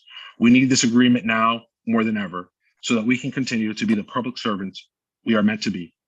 Thank you for allowing me to speak with you today, and I truly hope that you will support HR 11 and SR 12 and show that you too believe in the work that we do and the communities that we serve. Thank you, Madam Chair. Thank you very much, Mr. Soto. Are there any comments or questions? Seeing none. Up next is Mackenzie Hurtado. Good morning, Senator Austin, Representative Walker, and members of the Appropriations Committee. My name is Mackenzie Hurtado. I am Vice President of SVFT, and I represent over 1,200 state employees who are teachers and support staff in the Connecticut Technical Education and Career System. I'm here to testify in favor of HR 11 and SR 12. I've been a teacher for 15 years, and 7 years ago, I chose to become a state employee and work at CTEX because I believe that teaching is an investment in our future, and teaching our future tradespeople is a direct investment into our state and our local communities. Tradespeople tend to stay in our state and start businesses, pay taxes, and become active citizens locally. It's becoming increasingly clear that the declining number of qualified tradespeople at all levels will lead to a crisis in our state in the future. CTEX provides the unique high school education that develops qualified tradespeople in dozens of different trades. Many of those trades allow our students to enter the workforce immediately after high school with a good paying job and in a field that is in high need in Connecticut. On top of that, our students also receive their complete academic education for high school. All of our trades are taught by highly qualified tradespeople who are experienced in the fields. Like many other people have said, we have gone years without raises. We have gone years without steps, and it is becoming increasingly difficult for us to recruit tradespeople and academic teachers to work in our schools. Right now, in any given technical school, we have up to a dozen vacancies. In a regular academic setting, that means a student is sitting in front of a teacher, a substitute teacher, for 50 minutes. In our buildings, that means a student is sitting in a trade classroom with a substitute teacher for 6 hours a day. Most of our teachers come to us by word of mouth, and trades teachers have to take a huge pay cut to become a teacher leaving the trade field. And they also have to agree to do years of college classes in their first couple of years of teaching in order to become qualified teachers on top of being qualified tradespeople. We are all absolutely deserving of this very modest contract. In my 7 years that I've been here, I have only received 2 steps and have had years of 0 general wage increases. This is absolutely unheard of in any other school district that I've worked in. And this is something that is a discredit to teachers across our entire district. Throughout the pandemic, it has become more and more difficult for teachers to work, specifically in our trades. Again, our students are working with their hands, they're working on machines, they're working with cars, they're cutting people's hair, and this is not something that we could do during the pandemic virtually. So it has been extremely challenging for our teachers to get through this. We would like to see all of our positions filled and continue to educate the future tradespeople of Connecticut, the future citizens of Connecticut that are investing in our future. And we respectfully ask you to support this contract agreement. Thank you. Thank you very much, Madam. And are there any comments or questions? Seeing none, you're all set. Thank you. Up next is Stephen Bob. Mr. Bob, Good morning. the floor is yours, sir. 3 minutes. Good morning, Senator Olson, Representative Walker, and members of the committee. My name is Stephen Bob, and I'm a mental health assistant at Connecticut Valley Hospital. I've been with the state for almost 15 years. My mother worked here, and my grandmother worked before her, was one of the first Black workers on this campus. She was part of the migration from the South in the 50s. We have a lot of Black members who take these jobs to provide for their families because other opportunities aren't there. If you aren't a skilled worker, these jobs provide an opportunity to learn skills, buy a house, and provide a college education for our children. If it weren't for these jobs, we wouldn't be here where we are now. Because of this, I'm here to testify in support of House Resolution 11 and Senate Resolution 12. Staffing in these buildings is crazy. If the baseline is 6 staff, sometimes we only have 4 staff available to respond to patients, and this includes nurses. When we are short-staffed, our patients suffer, and our staff can get injured. We have people on these units working 16 hours a day, at least 4 days a week. We are regularly put in situations where we cannot adequately take care of patients. Patient care suffers, nurses have to jump into direct care where they should be passing meds or working on discharge planning. Our hospital has over 150 open positions, and we have only hired 50 people in the last year. This is a shrinking public sector service, and it has terrible consequences for our patients, most of whom are Black and brown. These jobs drive economic mobility for Black and brown families, and we take care of Black and brown patients. The contract before you today is about racial justice. It supports retaining good staff who get burnt out from desperate treatment on the job.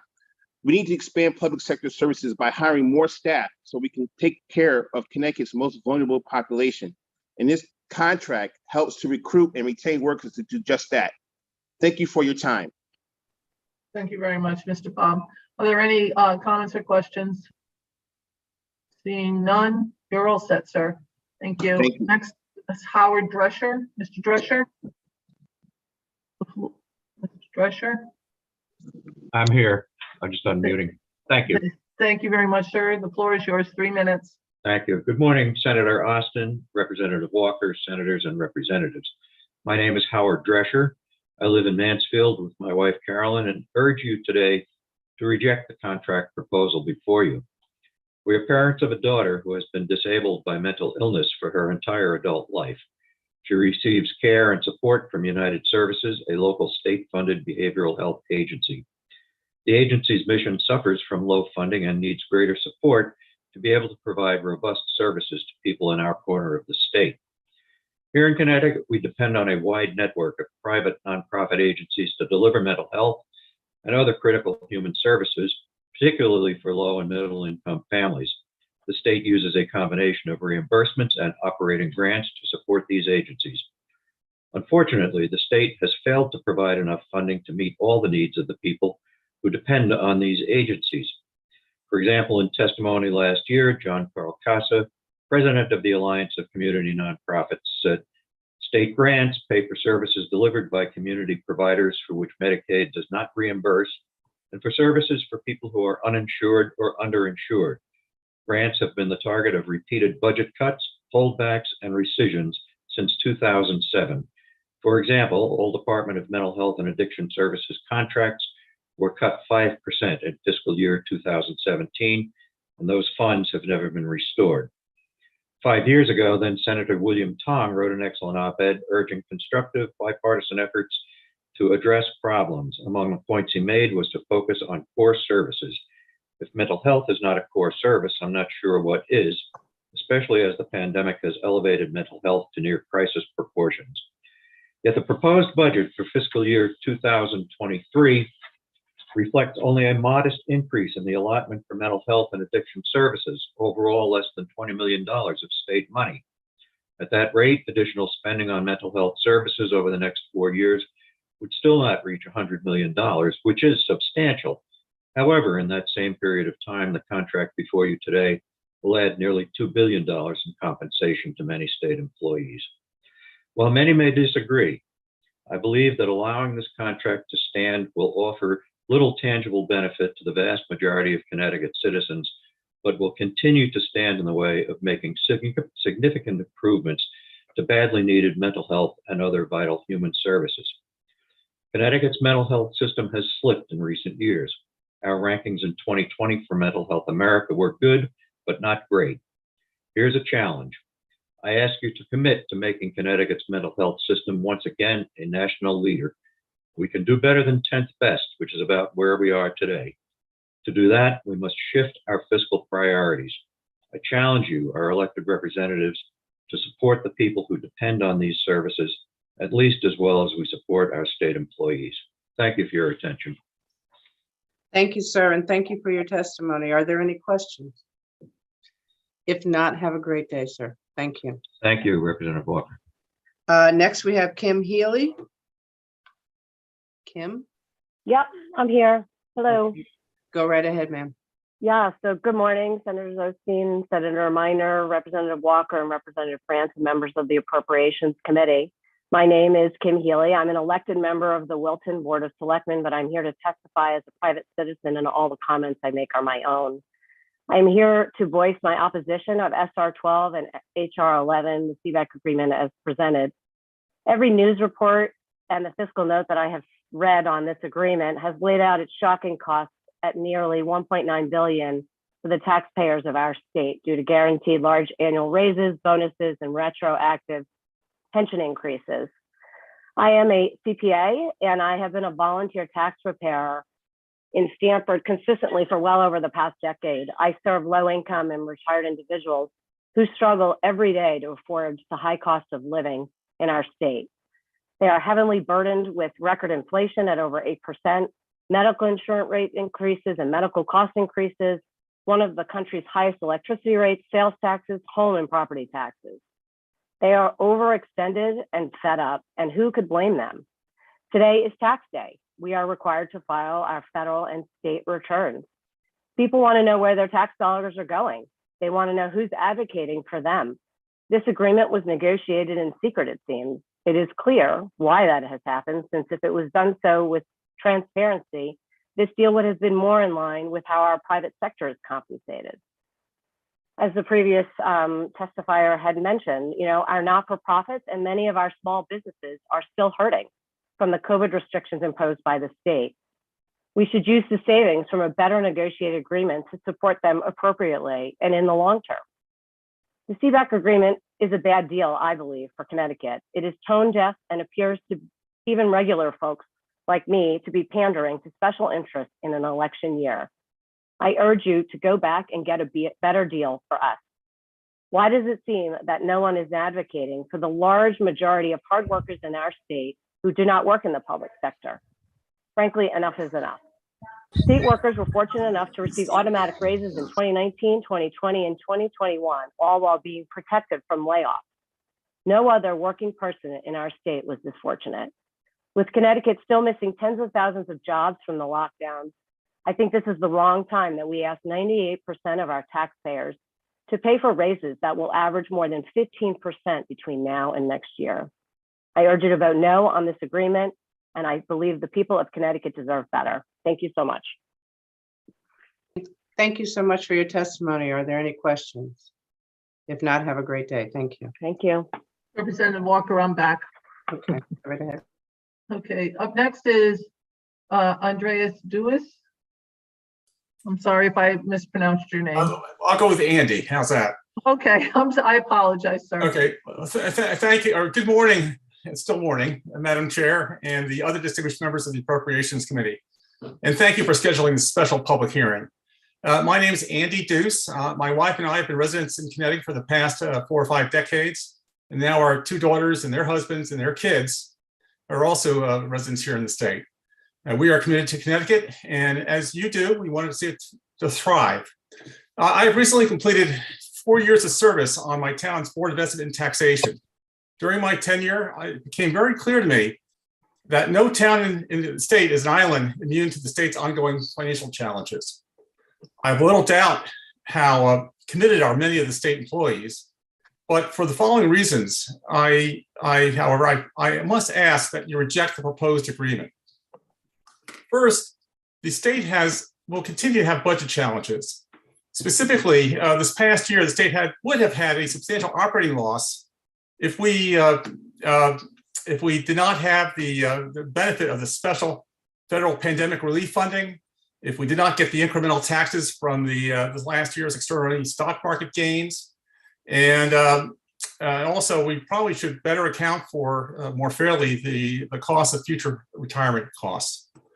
The proposed agreement would increase wage and benefit retirement benefits, which are already above private market norms, and would exacerbate, if adopted, future budget challenges. Second, the state has fewer options to fund budget deficits. We could increase taxes, but the tax burden is already high. The ratio of state and local taxes paid relative to personal income is among the highest of all states.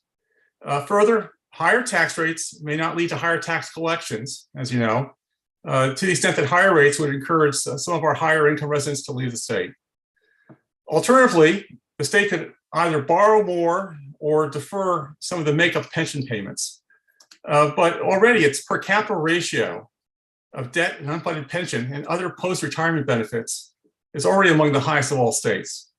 Therefore, the state must be especially prudent about what services it provides and the number and cost of its employees.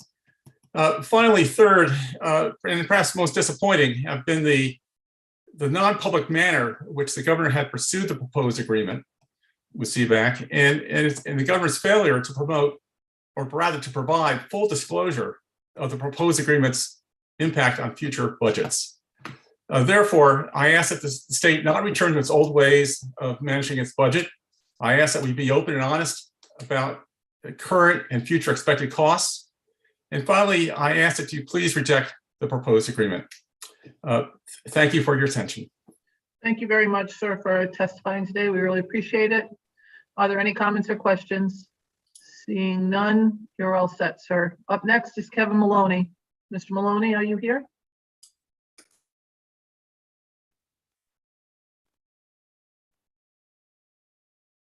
Mr. Maloney, Kevin Maloney, number 35. Good morning. There you go, sir. The floor is yours. I did not mute myself.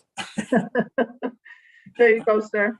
My wife would like to do the opposite often enough. Good morning, Madam Chairman, members of the committee. I want to testify unfortunately in opposition to HR 11 and SR 12. Many of my objections have already been articulated, in particular by Lynn Suzio. I'm very concerned with our ability to pay this going forward. The state, fortunately, at this juncture is flush in cash, but when you look at the reasons for that, those reasons are likely to dissipate going forward. The stock market is not performing well. We had an influx of people into Connecticut. Most of them, fortunately, have some wealth, but there's no guarantee that they're going to stay either.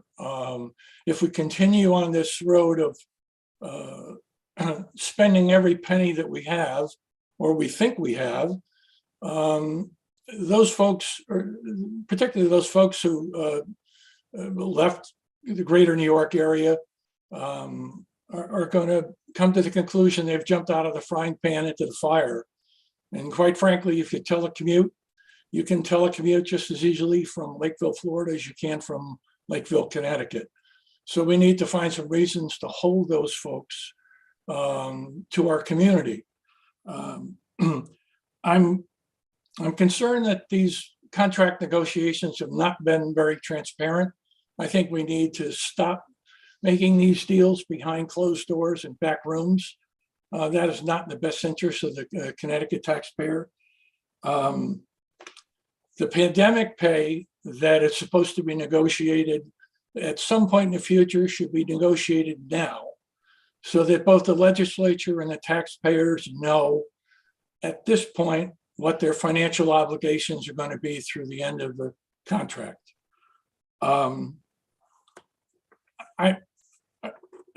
Everyone wants to see our public servants do well. Everybody wants to see our taxpayers do well. But I'm concerned with the level of remuneration as it exists right now. My understanding is the average income for a state employee in Connecticut is about $74,000 a year. When you look at what the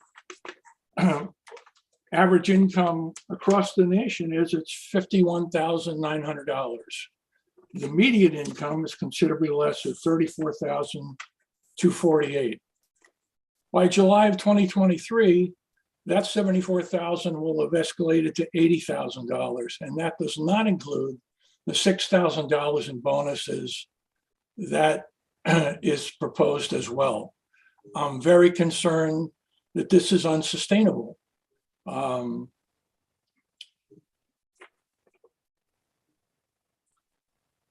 And I think that's probably all I have to say. I have some other concerns, but these are the main points that concern me. And I thank you very much for your time. Thank you very much, Mr. Maloney. Appreciated it. And I'm sure your wife doesn't want you muted. So up next is are there any comments or questions? Seeing none. Up next is number 31, James Solberg. Mr. Solberg.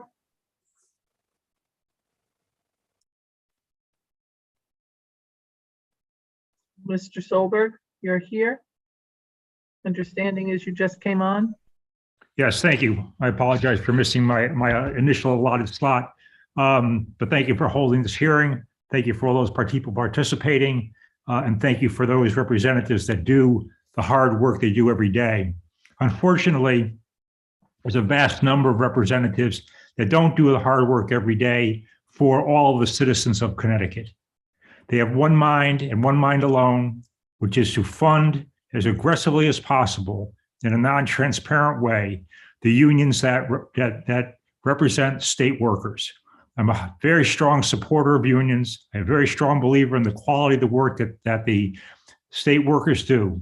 However, the balance beam is way off in terms of the benefits and salaries that state workers get relative to the private sector workers. The prior speaker quoted numbers which are very telling, and which each representative should consider as they take their sense of their constituents, not just the state workers, but a sense of their constituents as to whether or not this state can afford greater economic burdens. The state actually has had a very positive economic result from the disaster that COVID has been for the last 2 years.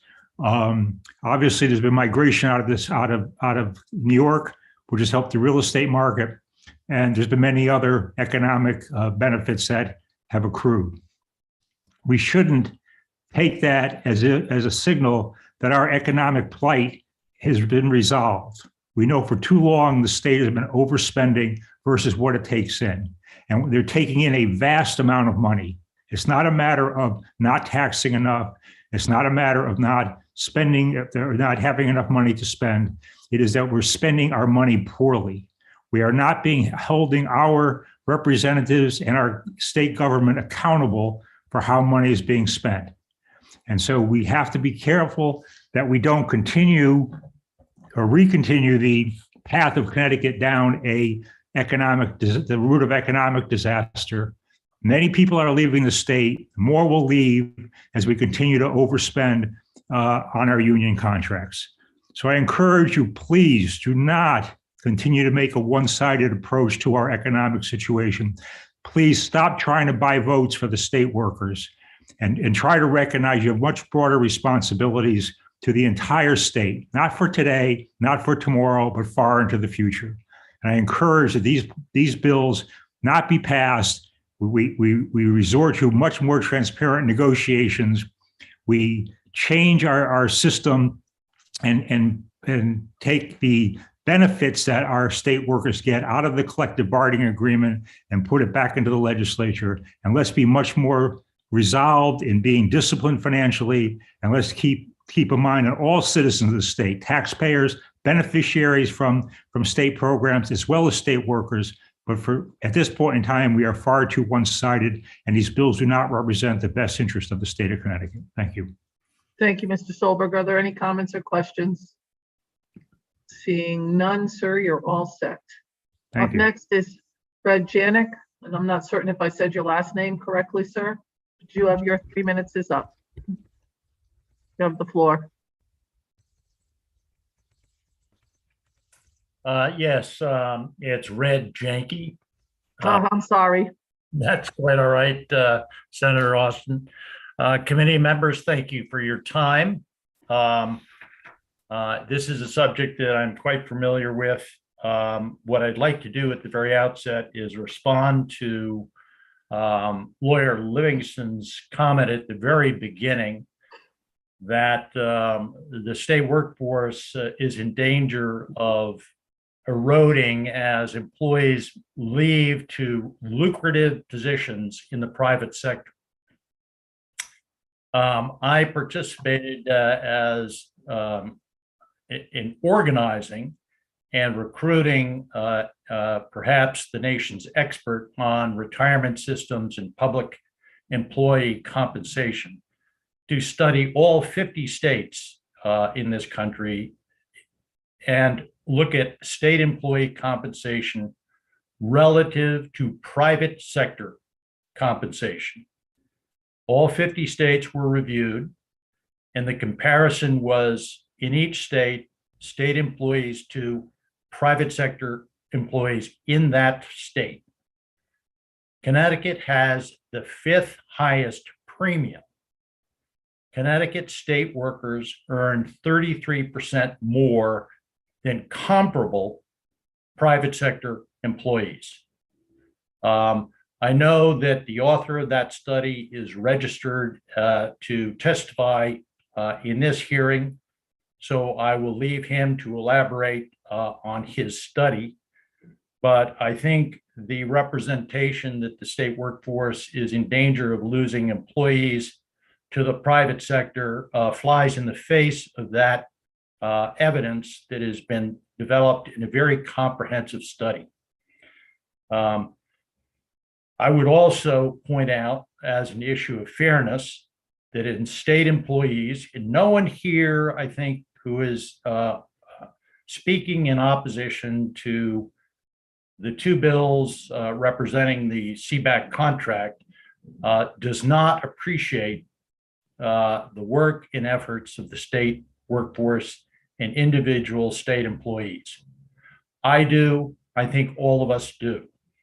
However, that appreciation should not be at a premium to the same kind of appreciation that is expressed in 49 other states.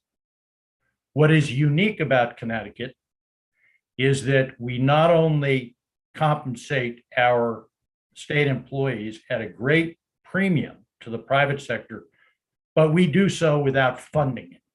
And former Senator Suzio pointed out, and I will elaborate if I have time to get to it, on how desperately underfunded we are, what our collective unfunded liabilities are related to the state workforce. It is a mountainous amount of obligation.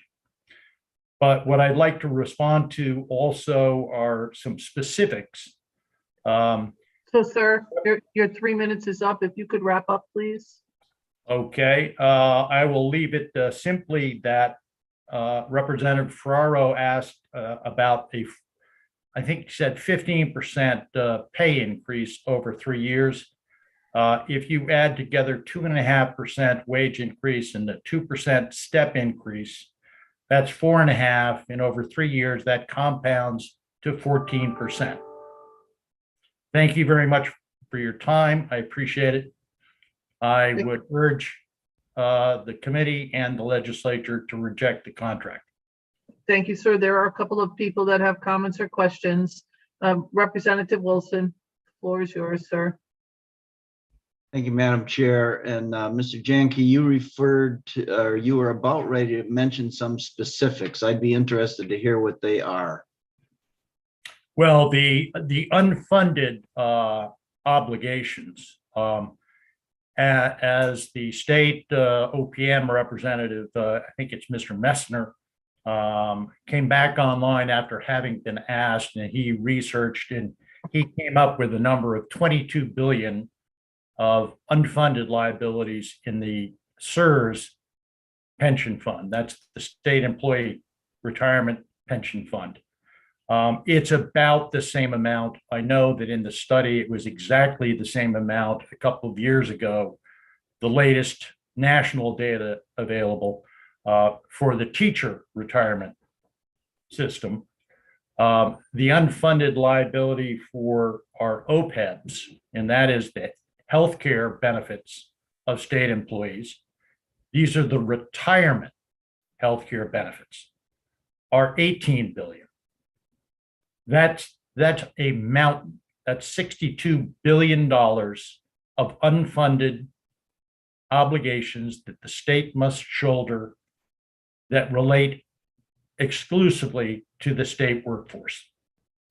And I would point out with respect to those obligations that unlike debt obligations, which in an inflationary environment are reduced in effect by inflation. If you borrow today and pay back later in inflation reduced dollars, you're actually reducing bonded debt.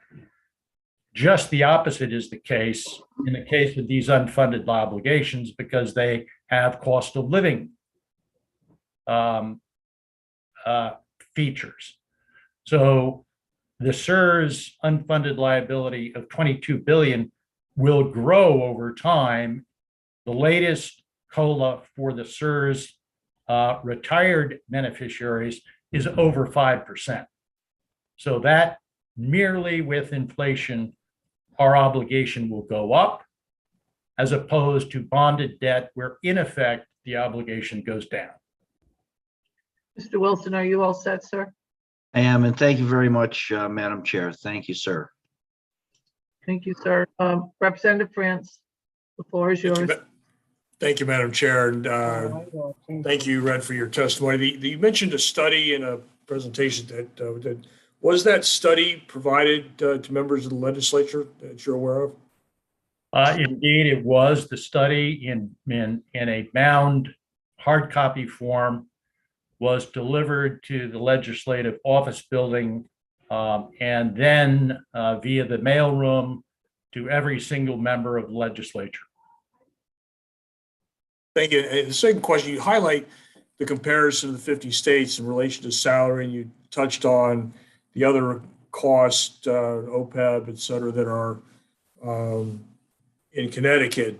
Did your study look at the comparison of non-pay related benefits comparatively between Connecticut and the other 50 states, and how does Connecticut compare on that front? Well, at the risk of stealing the author's thunder, so to speak, I am not the author of the study. I merely was mandated to find an expert to conduct the study, and we were very lucky to recruit Andrew Biggs, who is a national authority, as I said earlier. And what what we found, what Dr. Biggs studied, is the compensation of active state employees. Okay? In other words, it was wages plus retire and current health care benefits. If you're hurt on the job or you become ill and you need medical attention, you are covered by a state plan as an active employee. Also, the state incurs various other expenses for that employee, contributions to Social Security, et cetera. That plus retirement benefits, and the two retirement benefits, and insofar as they were comprehended in the study, were accruing benefits for the future, not what's being paid today to current retirees.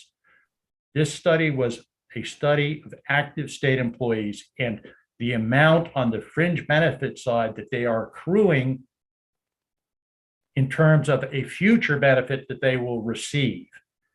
And in the state of Connecticut, the startling number is the accruing healthcare benefits, which are the highest in the nation by far. California is second, and California's accruing benefit to its state employees is about 30% less. Representative France, did that answer your question, sir? Yes, it does. Thank you, Madam Chair. Thank you, Mr. Jenkins. Thank you. Thank you, Representative France. Are there any further comments or questions? Seeing none, sir, you're all set. Thank you very much for coming today. Thank you, and to the committee. Next is L. Vandermark. L, are you here? Yes, ma'am. Thank you. Honorable committee members, thank you for continuing to hold these hearings virtually. My name is L. Vandermark, and in January of 2010, I began teaching at Nantucket Community College. During the Great Recession, I moved from California and left my family behind. I was fortunate enough to find a teaching position, but for me, after serving through the first Gulf War in the United States Air Force, teaching was a subsequent career. I am here today asking you to support the contracts with state workers. Being a public school teacher means being a state worker. It means I make less than I would in private industry, but I have committed my life to service, specifically to education and to my students. My colleagues have made similar decisions. We believe in the value of education, and thus we remain committed. I have not known a good budget year teaching in Connecticut. Every year has been a crisis, filled with budget cuts, shortfalls, furloughs, and threats of layoff. I've never known a good budget year until this year. 2 years of a global pandemic, and state workers were there at every step. We served, we sacrificed, we helped bring the state through this crisis. People who oppose these contracts take comfort in insisting they don't oppose the state workers. They oppose the fiscal aspects of the contracts, but you can't separate the two. State workers deserve compensation, fair compensation for the work that we do. And we made decisions about going into state service, and we hope that you will support our contracts. State workers are vulnerable without a contract. While every contract is unique, members and non-members alike are protected. While working in the classroom, while serving in our communities, the state is well served by state workers. Recession, pandemic, rising inflation, and no longer protected by a contract, I am here to ask you to support the contracts and support Connecticut state workers. Thank you for your time. Thank you very much, ma'am. Are there any comments or questions? Seeing none, you are all set. Up next is Peter Zarbozo. Mr. Zarbozo. Good afternoon, Senator Austin, Representative Walker, members of the Appropriations Committee. My name is Peter Zaragoza, and I've been a registered nurse at UConn Health for 2 years and a practicing registered nurse for 11 years. I'm also a member of University Health Professionals 3837.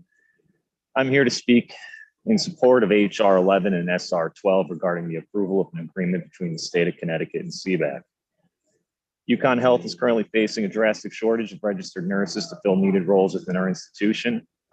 These nurses are needed to staff critical roles such as our intensive care units, step-down units, emergency room, medical surgical units, and among many other departments. Currently, the institution is looking to hire over 60 new registered nurses to fill these direct patient care roles. And when factoring in registered nurses needed for support roles and other aspects of patients' care, this number swells nearly to 100. This is not a sudden or desired phenomenon. This institution has been wrestling with the issue of attracting registered nurses and other clinicians for several years, and the problem only continues to worsen. Several issues arise as a result of the institution's inability to recruit and retain healthcare professionals. Studies show that when healthcare facilities do not keep a sufficient number of nurses on duty, it jeopardizes patient safety. Overworked nurses and healthcare providers suffer from fatigue or burnout, which can impair their ability to focus on tasks and delivery of care. This lack of focus leads to medical errors, a lack of engagement, and missed nursing care. Patients in understaffed facilities face an increased rate of in-hospital mortality, a higher risk of infection, a rise in postoperative complications, and a greater number of falls. I've spoken to many of my colleagues and peers who perform clinical roles as nurses at UConn Health, and they feel overwhelmed. They're working long hours, being mandated to stay after their assigned hours and shift, and struggling to do more with less staff and resources. My peers are frustrated, and some have left UConn Health to work in the private sector because of better wages and conditions. The number of my peers who are leaving the public sector and are contemplating it seems to increase at an exponential rate. This is not sustainable. The people of Connecticut deserve access to an institution that is appropriately staffed and can continually and consistently deliver quality care. An institution cannot function effectively or efficiently if it cannot retain nor recruit registered nurses and other healthcare professionals to staff and run its facility. For these reasons and more, it is imperative to support this agreement between the state of Connecticut and CBAC. This agreement is a fair proposal that goes towards making public employee wages more competitive with the private sector. This agreement will help attract more nurses and healthcare providers that our public system so desperately needs. Furthermore, it will help attract the next generation of nurses and healthcare providers who seek to have a career in the public sector and serve the needs and people of Connecticut. Thank you for your time and consideration today. Thank you very much, Mr. Zaragoza. Are there any comments or questions? Seeing none. Up next is Mr. Biggs. Mr. Biggs. Thank you very much. Thank you for taking the time and allowing me to speak this morning.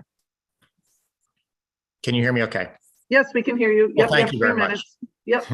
Thank you for the opportunity to speak today. My name is Andrew Biggs. I'm a senior fellow at the American Enterprise Institute, which is a think tank in Washington, D.C. I have written extensively on retirement and public sector pay issues. I've written peer-reviewed studies on public sector pay. I testified before Congress on these issues. I'm also the author of a recent study from the Nutmeg Initiative looking at public sector pay, state government employee pay in Connecticut. Specifically, I compared the salaries and benefits received by state government employees in Connecticut to those received by private sector workers with similar levels of education, experience, and other characteristics that are related to earnings.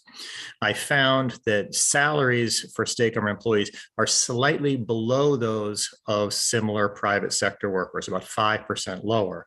However, I also found that benefits, in particular retirement benefits, are vastly larger in Connecticut state government than they are in the private sector. The defined benefit pensions that state government receives are multiples higher than the typical 401k contribution that a private sector worker receives.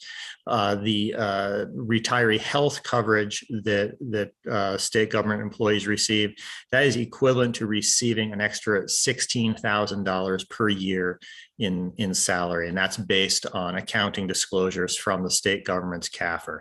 So what you find in total is that total compensation is about 1/3 higher on average in state government than it is for comparable private sector employees. That difference is driven entirely by benefits.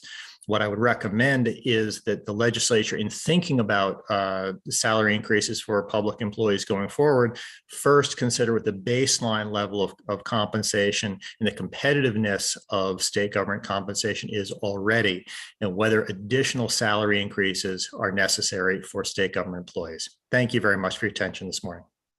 Thank you very much, Mr. Biggs. I have one comment or perhaps question. Have you reviewed both Tier 3 and Tier 4, which dramatically decreased both pension and the healthcare system of state employees? I looked at Tier 3. I compared Tier 3 and Tier 4 of the pension systems, which do moderate the generosity of benefits. The change from Tier 3 to Tier 4 was really a very minor level of savings for the state government. Even going forward, though, with the sort of the lower tiers, the less generous tiers of public sector pensions, those still remain significantly more generous than private sector 401ks. And the retiree health plan, that is the real driver. That has been allowed to continue to be extremely generous. That level of benefits is entirely absent in the private sector these days. Thank you very much, Mr. Biggs, for your comments. But I would posit that we saved over the last decade $100 million less, both in salaries and in medical costs for state employees than a decade ago. So I just, think that respectfully, I would encourage you to review that. And I wouldn't say that going to a hybrid 401k that is now Tier 4, which is almost fully paid by the employees, is not something that is moderate. It's certainly a huge change from a defined benefit plan to a 401k plan that is very much commensurate with most private sector jobs. So I just wanted to point that out, and I do appreciate your comments. And I did read your book. I would fundamentally disagree with it on many levels, and perhaps someday, like I have invited my colleague, Representative France, we could sit down and talk about that, but I do fundamentally disagree with many of your assumptions based on the changes that have been made to the pension plan and the medical plans. But I thank you for coming today, and I know Representative France would like to speak with you, so I'll let him go next. Representative France, the floor is yours, sir. Thank you, Madam Chair. And I just have one question. It's more of a process question. When you looked at the compared to the 50 states and you did your analysis of the pace, the salary comparisons, benefit comparisons, did you look at the process by which the states negotiate and approve contracts for public sector employees in their states, specifically salaries versus benefits? And how does that compare to the state of Connecticut? My study compared the salaries and benefits for state government employees in the 50 states on a comparable basis. So be apples to apples between states. I mostly relied on federal government data to do this. And I found that the state employee premium, this 1/3 premium in compensation in Connecticut, was the 5th highest of the 50 United States. I did not look at how it was a very data-driven study. So I did not look at the process by which salaries and benefits are negotiated on. It was really a data-driven study comparing pay in different states. Thank you very much. Thank you, Madam Chair. Thank you very much, Representative France. And again, Mr. Biggs, I invite you to a conversation one day. Hope to have an opportunity to catch up. Are there any other comments or questions? Thank you. Seeing none, you are all set, sir. Up next is Mr. Grayson. Mr. Grayson, the floor is yours, sir.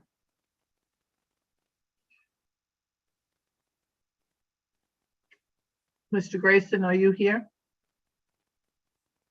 If you are speaking, you have to unmute yourself. Can you hear me and see me? Yeah, I can't see you, sir, but I can hear you. The floor is yours, 3 minutes. Thank you. Well, I'm Howard Grayson. I'm a Connecticut physician, age 72, and been a resident of the state for the past 40 years. I'm against the CBAC proposal, and I'll just make a few comments. I've enjoyed the conversations of the other speakers and think this was well done. I'm I guess one point I'd make out is when you have unfunded liabilities of $22.4 billion, as one speaker said, well, read that as debt. How do you give raises for anything when you have $22.4 billion in debt to pay? I mean, on an individual level, we would not take debt without the intent to pay. This seems to be passing one the debt, and I think that that is morally hazardous to do things like that. The other point I'd make about the agreement is that it's not really a contract, any way that I understand it, because part of contract law, and I'm not an attorney, I'm a physician, but every contract has a beginning, every contract has an end, and the fourth year is all fuzzy. We're going to do something, but we don't know what. And the whole point of contracts is to remove ambiguity, to let both parties know what they're going to do, not have a fourth year, well, we don't know what we're going to do, but we're going to do something. And that to me does not, by any stretch of the imagination, really qualify as a contract. It just simply does not.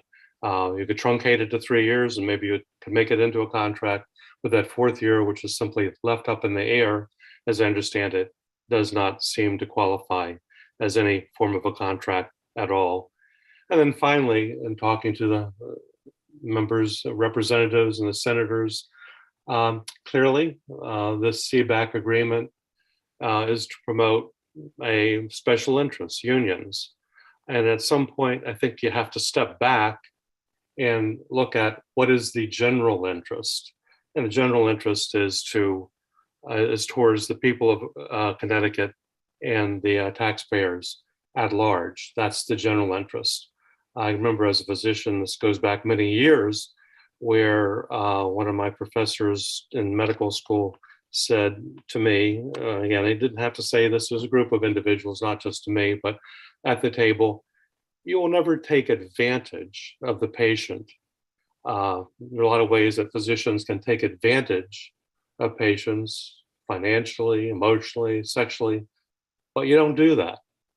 And that resonated with me then. It resonates with me now, and as to what the members of the Assembly, Congress should be doing. You don't take advantage of the taxpayer for a special interest group. And this seems to be, however you write it, taking advantage of the taxpayers of the state of Connecticut with unfunded liabilities, read that as debt. And you just don't have the money to pay it. And so to me, you step back and say, what is the right thing? The general interest is not to for this agreement. So thank you for the time. I've really enjoyed this. I wish you well, and thank you for the opportunity. Thank you very much, Mr. Grayson. Are there any comments or questions? Seeing none, thank you so much. Madam Chair, Yes, ma'am. before we continue, we have another phone number in the attendees waiting area. Area code 917-602-3712. You could please identify yourself so that we can properly name you and get you in the queue for testifying. Area code 917-602-3712. You could unmute yourself and let us know who you are, please.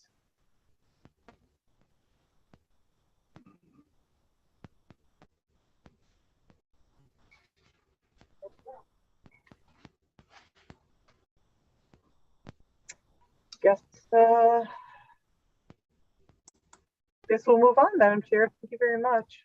Madam Administrator, Vincent Arguembo was on, and I don't see him on now. Did he drop off? He was number 50. Drop off, folks? Yes, he did, Madam Chair. He dropped off. Okay. If he comes back on, we'll put him back on the list. Thank you. Up next is Sherwin Legendra.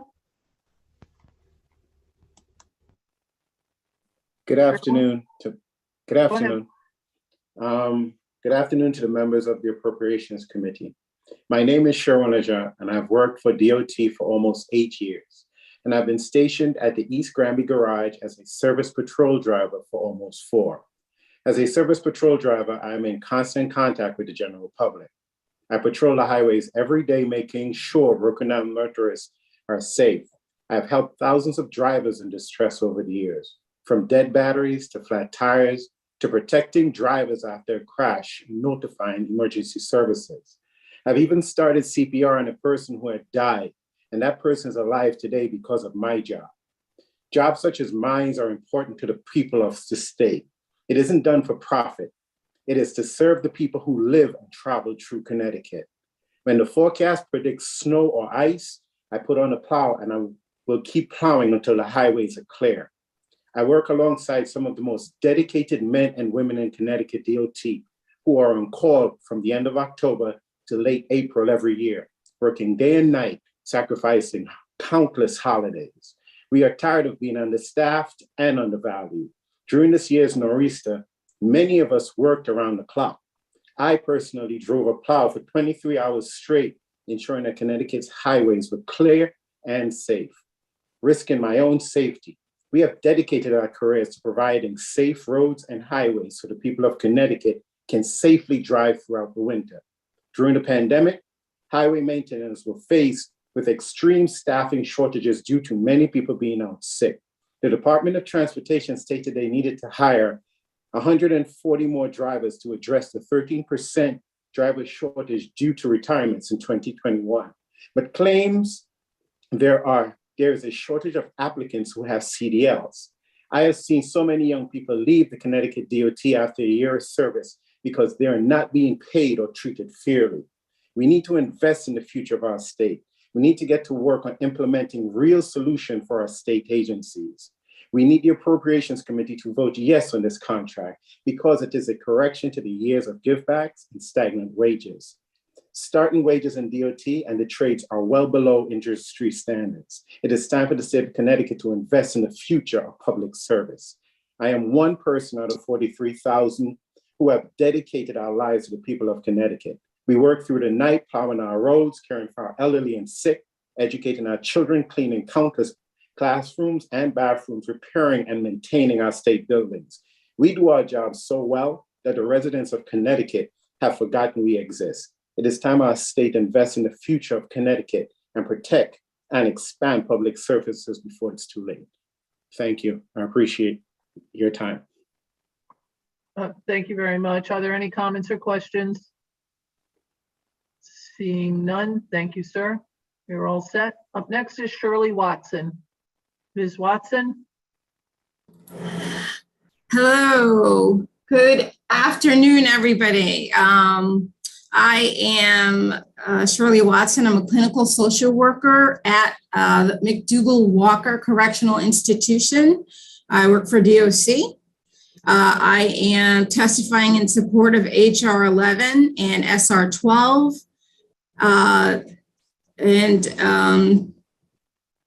I'm sorry, I'm reading this, which is just not like me. I like to ad lib, but I'm going to read it. I've been with DOC for, I've been with DOC for 8 years, but I've been with the state of Connecticut for 23 and a half years. And I love my job. I love every bit of my job. My job is chaos. My job is,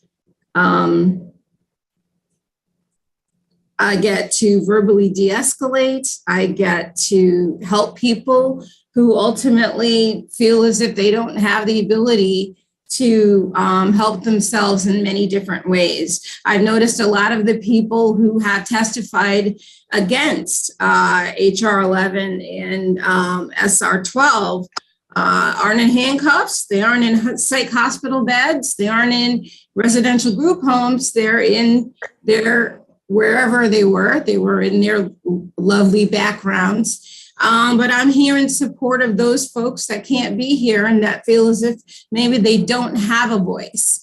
I believe that the people who looking at the negative rhetoric surrounding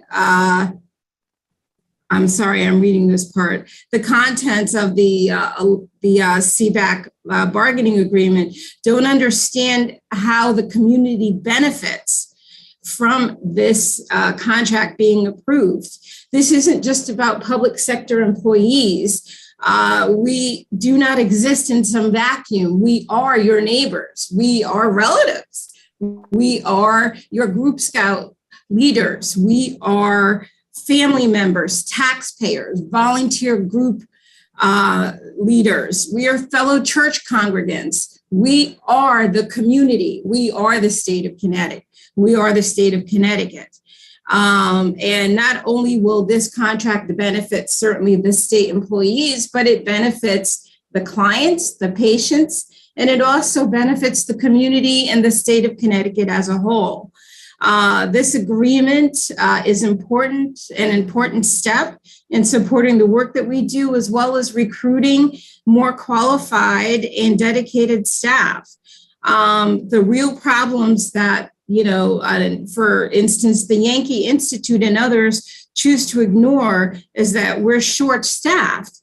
We have diminished healthcare services, and the healthcare services that are offered currently can't keep up with the need. And in a real-time example, just yesterday, there was a code purple for those that are not, aware of what happens in the Department of Corrections. There was a code purple where there was no mental health staff available because DOC decided, well, Friday's a weekend. So, and it's a weekend, so we don't have to have mental health services on a weekend.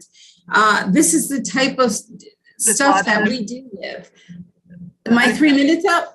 They are, ma'am. I'm sorry. Okay. Can I say the Department of Corrections? I understand the codes, but if you don't mind wrapping up, please. Absolutely. As a daughter, sister, social worker, community volunteer, person of color, colleague, etc., I'm asking you to make the right decision and the right choice, which is yes, and approve HR 11 and SR 12. And I do thank you for your time and your attention. Thank you so much. Thank you very much. RJ Ham, wait 1 minute. Ms. Watson, are there any comments or questions for Ms. Watson? Seeing none, thank you very much. RJ Ham was up next. Did you drop off? Did he drop off? I'm on, Madam Chair. Sir, the floor is yours, sir. Okay.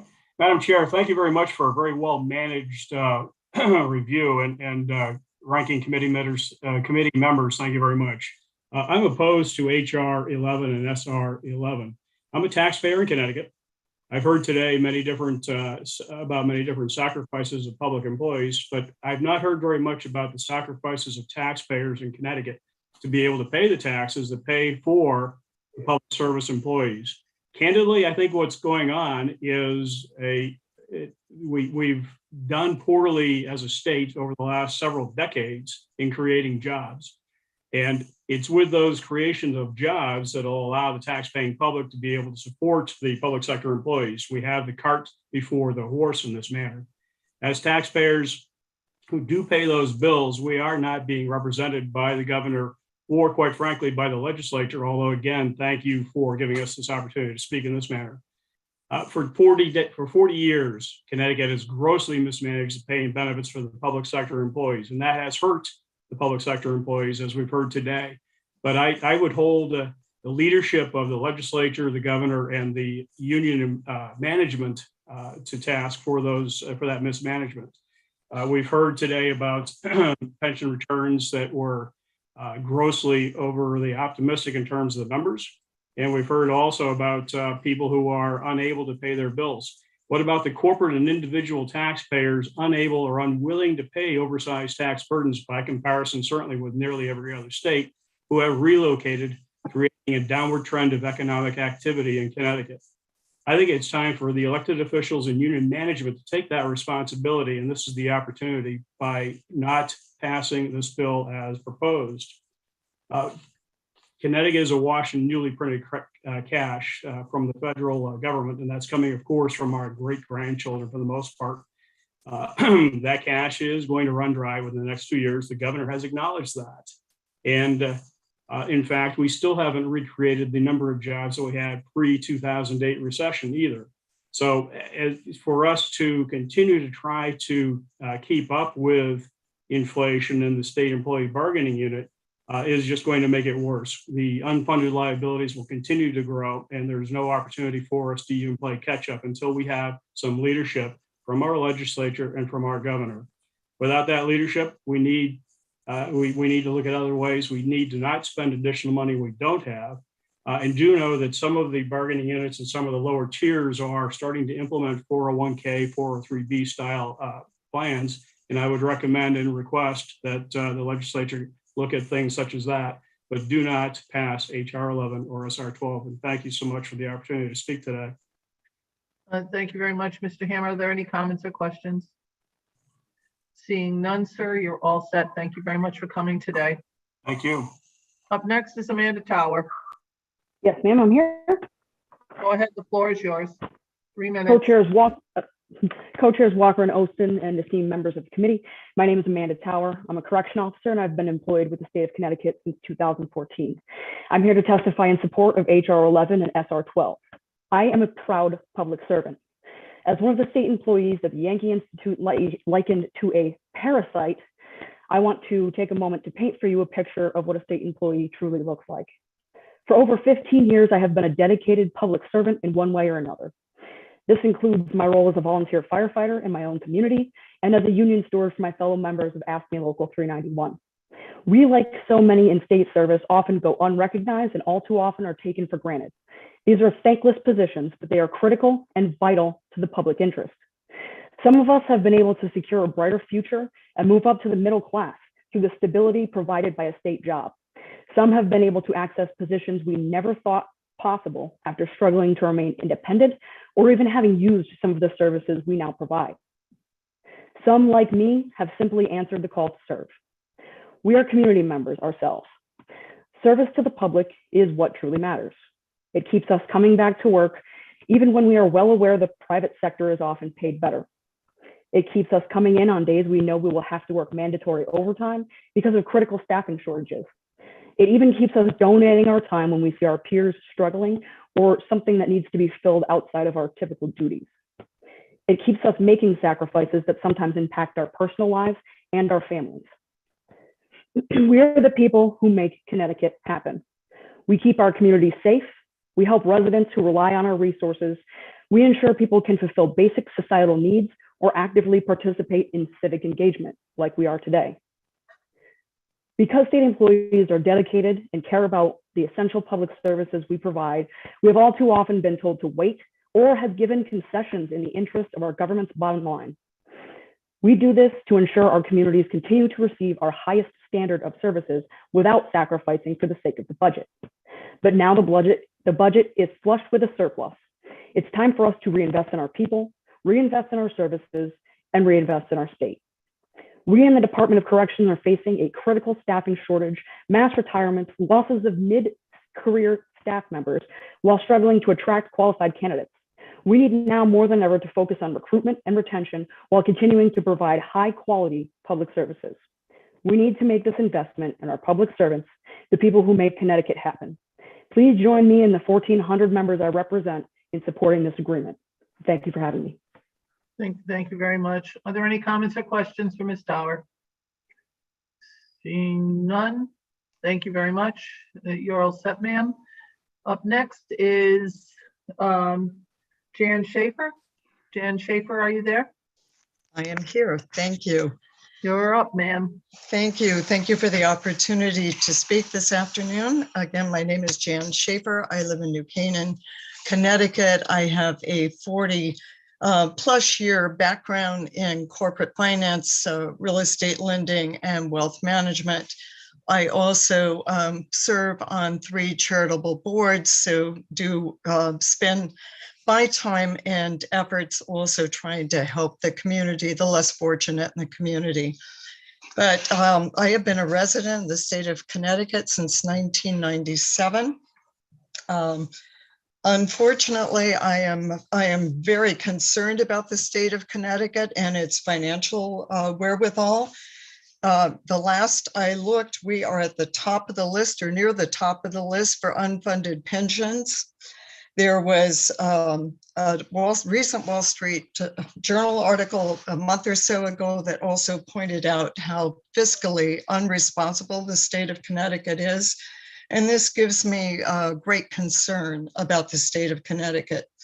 It's unsustainable if we stay on this path.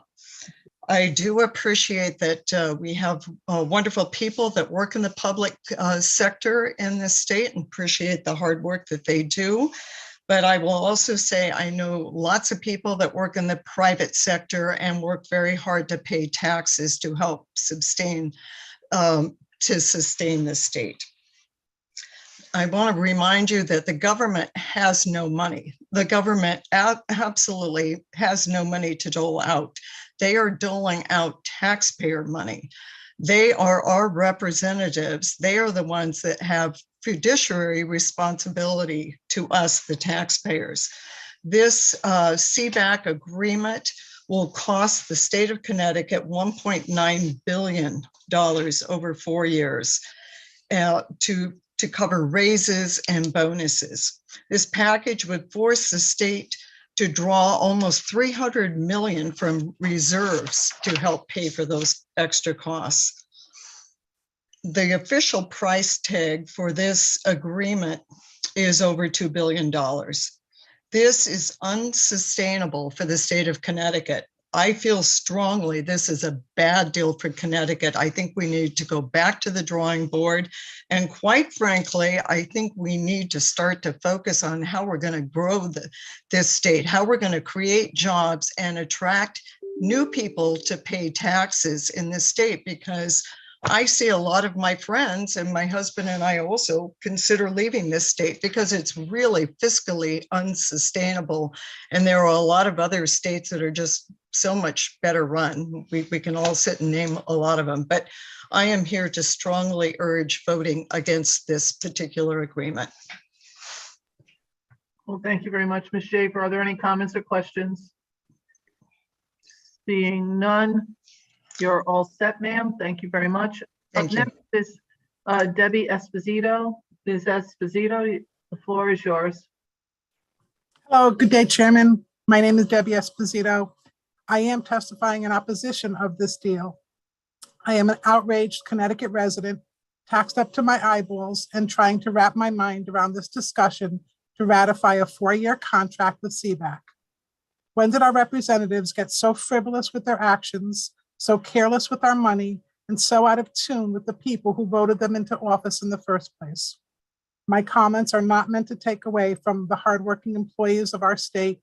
They are valued and important members of our state, but they are paid well. And I'd also add that although passionate in their testimony, of course, current union members will plead for increased wages for themselves. I am in human resources in the private sector, and I can assure you that throwing money at the staffing problem is not solving the nationwide staffing crisis that we are all in. Take a look at the current help wanted. Sign-on bonuses, retention benefits across all sectors are insanely competitive. Nothing seems to be working, and I promise you, if I could solve the problem, we would be far wealthier than I could imagine. Nothing seems to be working. It is not money. These contracts are not transparent, and they are filled with expensive retroactive pension increases, $3,500 in cash bonuses, and automatic pay raises. This deal will cost billions, $1.9 billion, and we are not getting presented with accurate information on this deal. And the costs that we do know about certainly don't match the economic reality of our state. State benefit packages are already significantly better than the private sector, from wages to healthcare and certainly to the pensions. We pay our state employees very well. Again, not taking away from the work that they perform, but they are paid well. Money in our state is being spent faster than we get it. My hard-earned tax dollars are not being spent carefully, and you have a fiduciary responsibility to do that. We pay income tax, sales tax, property tax, gas tax, liquor tax. You need to have your lawn cut, there's a tax. You need a haircut, there's a tax. You need a mattress disposed, there's a tax. And now you want to give away more.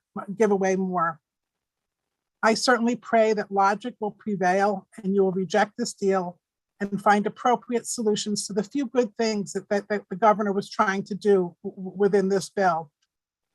Our state employees are treated fairly, and I know that if there was $1.9 billion extra, it should be returned to the taxpayers. I know I would love $3,500 returned to me, and I say returned, not paid. But the money isn't there.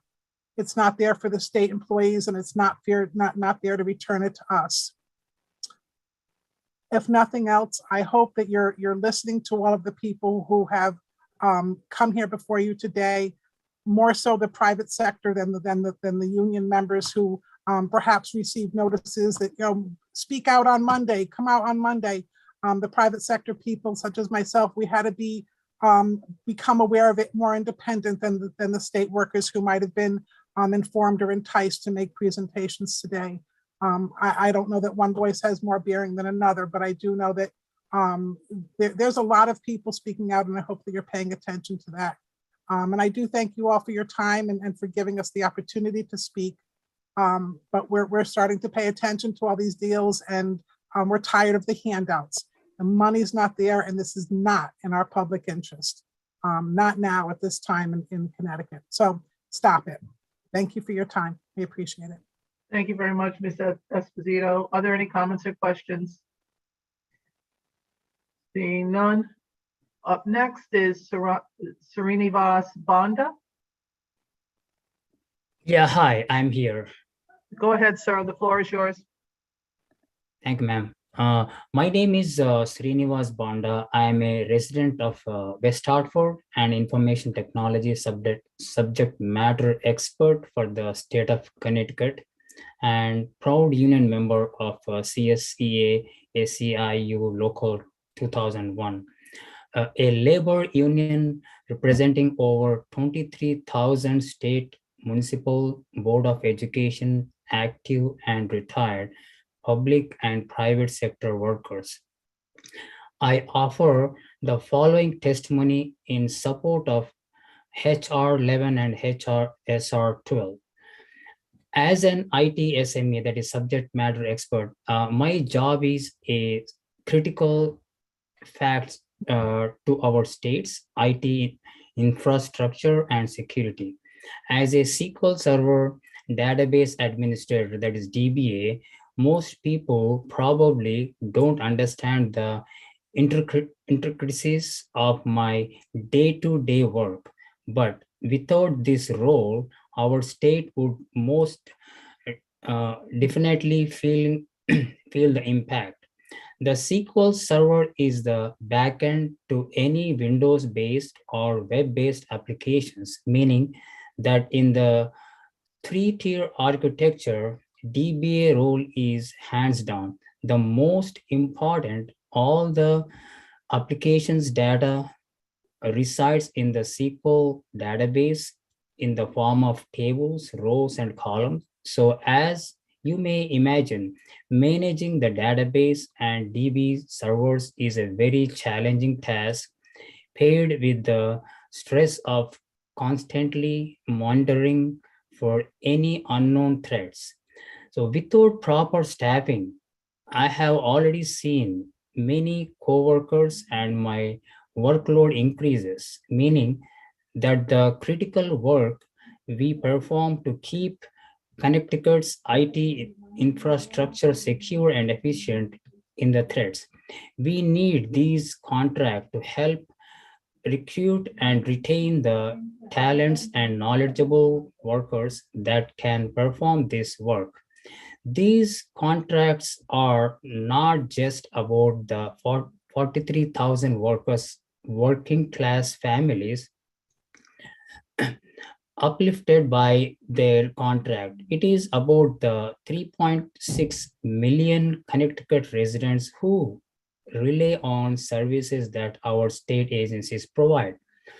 Without a Without a secure and modern IT infrastructure, these services are at risk. Without dedicated staff like myself, these services are at risk. Without these fair and honorable contract, these services are at risk. I urge the committee to support HR 11 and SR 12. Thank you for the opportunity to testify. Thank you. Bye. Thank you very much, Mr. Banda. Are there any comments or questions? Seeing none, thank you, sir. You're all set. Going to go back to Mr. Crowe. Dennis Crowe, are you on, sir? Yes, I am. Thank you. The floor is yours, sir. All right. I just want to speak out in opposition to this CBAC agreement. The amount of money that is thrown into this increase over the next couple of years with step increases and percentage increases and so on just exceeds anything that we've got in the private community. I know that the government is trying, Governor Lamont said that he's trying to compete for the marketplace for people to take the jobs, but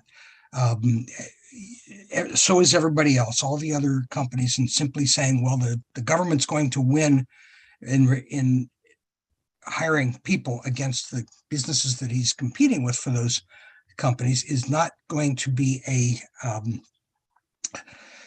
fair to the taxpayer, that the state is going to just pay more and more to say, make sure that we have all our state employees. And to do this to the taxpayer is just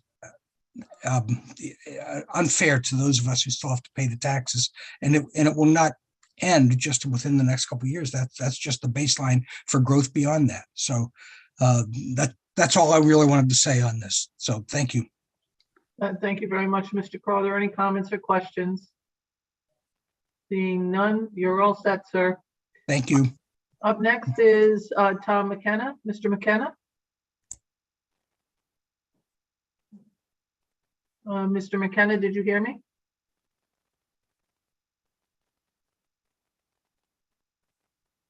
Mr. McKenna, if you're speaking, you have to unmute yourself.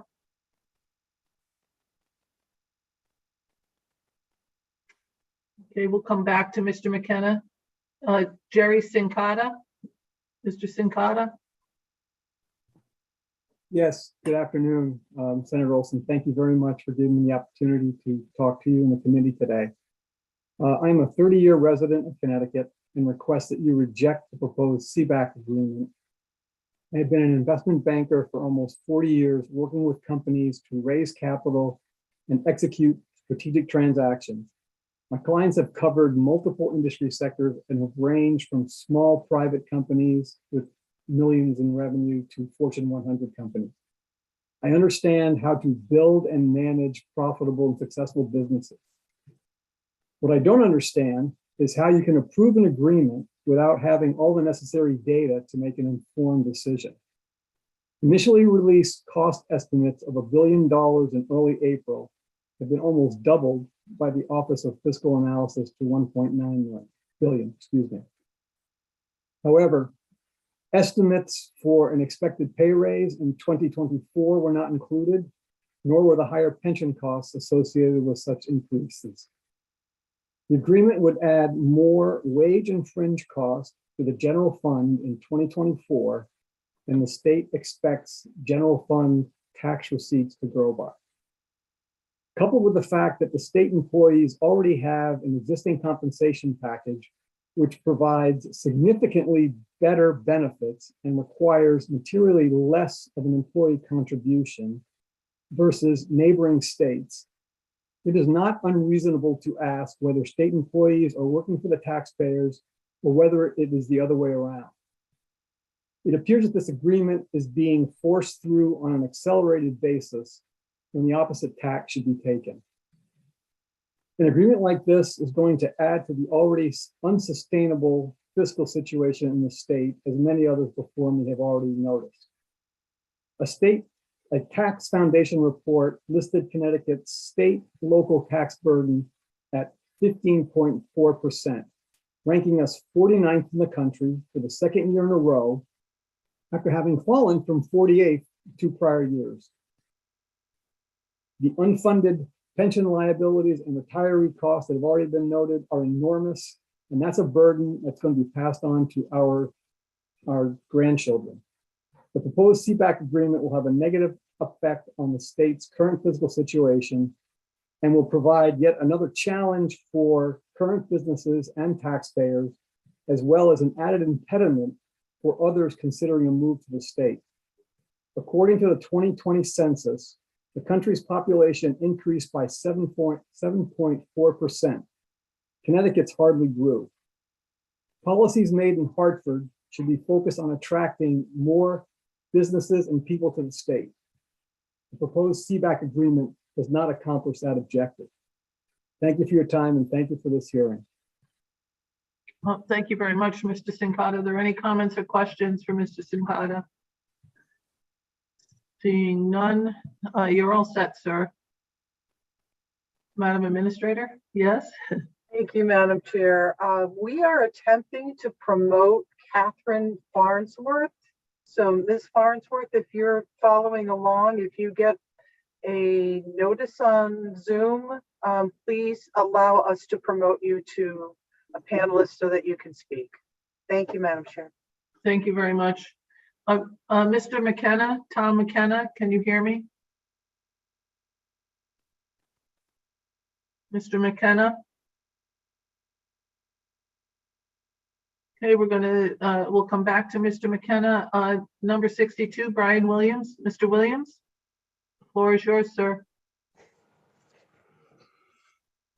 Good afternoon, Senator Austin, Representative Walker, and members of the committee. My name is Brian Williams, and I'm a certified addictions counselor with 10 years of state service. I'm speaking in support of House Resolution 11 and Senate Resolution 12. The CBAC contract is not just something that will increase wages and benefits for state workers. It protects and starts to repair the services that are desperately needed in Connecticut, the services that people depend on. Anyone who's seen the news about the recent tragic overdose deaths in our communities and the increased hospitalization of young people suffering from mental illness knows that the state's mental health care programs have been pushed past the breaking point. Connecticut has underfunded and understaffed this life-saving healthcare for more than a decade. We have seen a 22% increase in overdose deaths in Connecticut since the start of the pandemic. This contract represents an opportunity to invest in our residents, our communities, and the services that help save lives. We need to restore capacity to pre-pandemic levels, but we also need to expand and open more beds. Merritt Hall at CVH in Middletown has the available units, but even before the pandemic, we were not utilizing all of them. DMAS needs to hire around 100 positions, 38 nurses, 60 direct care staff, and 14 clinical staff to restore our capacity to 110 beds and operationalize 30 more. One of the things that we do every year, the pandemic has interfered with it recently, but we would love to invite some of you to come and experience. We have an alumni celebration. We have patients who have successfully completed the program and living lives of recovery come back to our facilities and celebrate their recovery while also bringing hope to the people who are currently in treatment. We have had the good fortune of having people come back and celebrate with us, ranging anywhere from maybe 6 months of recovery to up to 17 and 18 years. It is an incredible, incredible return on investment.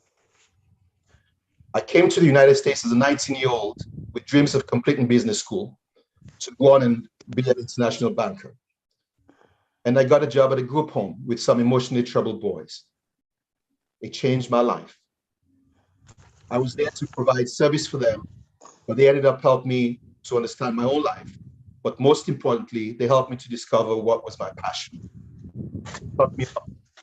I stay in state service because we are able to help people transform their lives. Let us make the investment to do so. Thank you. Thank you, Mr. Williams. Are there any comments or questions for Mr. Williams? Seeing none, sir, you're all set. Mr. McKenna, I see that you are unmuted. Can you hear me, sir? Yes, I can hear you now. Okay, you have 3 minutes, sir. The floor is yours. Okay, I just wanted to keep it short. Please consider the taxpayer when you're thinking about this bill here. It sounds like the state workers have more than enough benefits, and enough is enough. Thank you. Thank you very much, Mr. McKenna, for joining us today. Does anybody have any comments or questions for Mr. McKenna? Seeing none, thank you very much, sir. Thank you for this opportunity. You're welcome. Up next is John O'Connor. John O'Connor, are you available, sir? Yes. The floor is yours, sir. Okay. Good afternoon, co-chairs, Representative Walker and Senator Osteen, and all members of the Appropriations Committee. My name is John O'Connor, and I teach in the Sociology Department at Central Connecticut State University in New Britain, and I'm an active member of CSU AUP.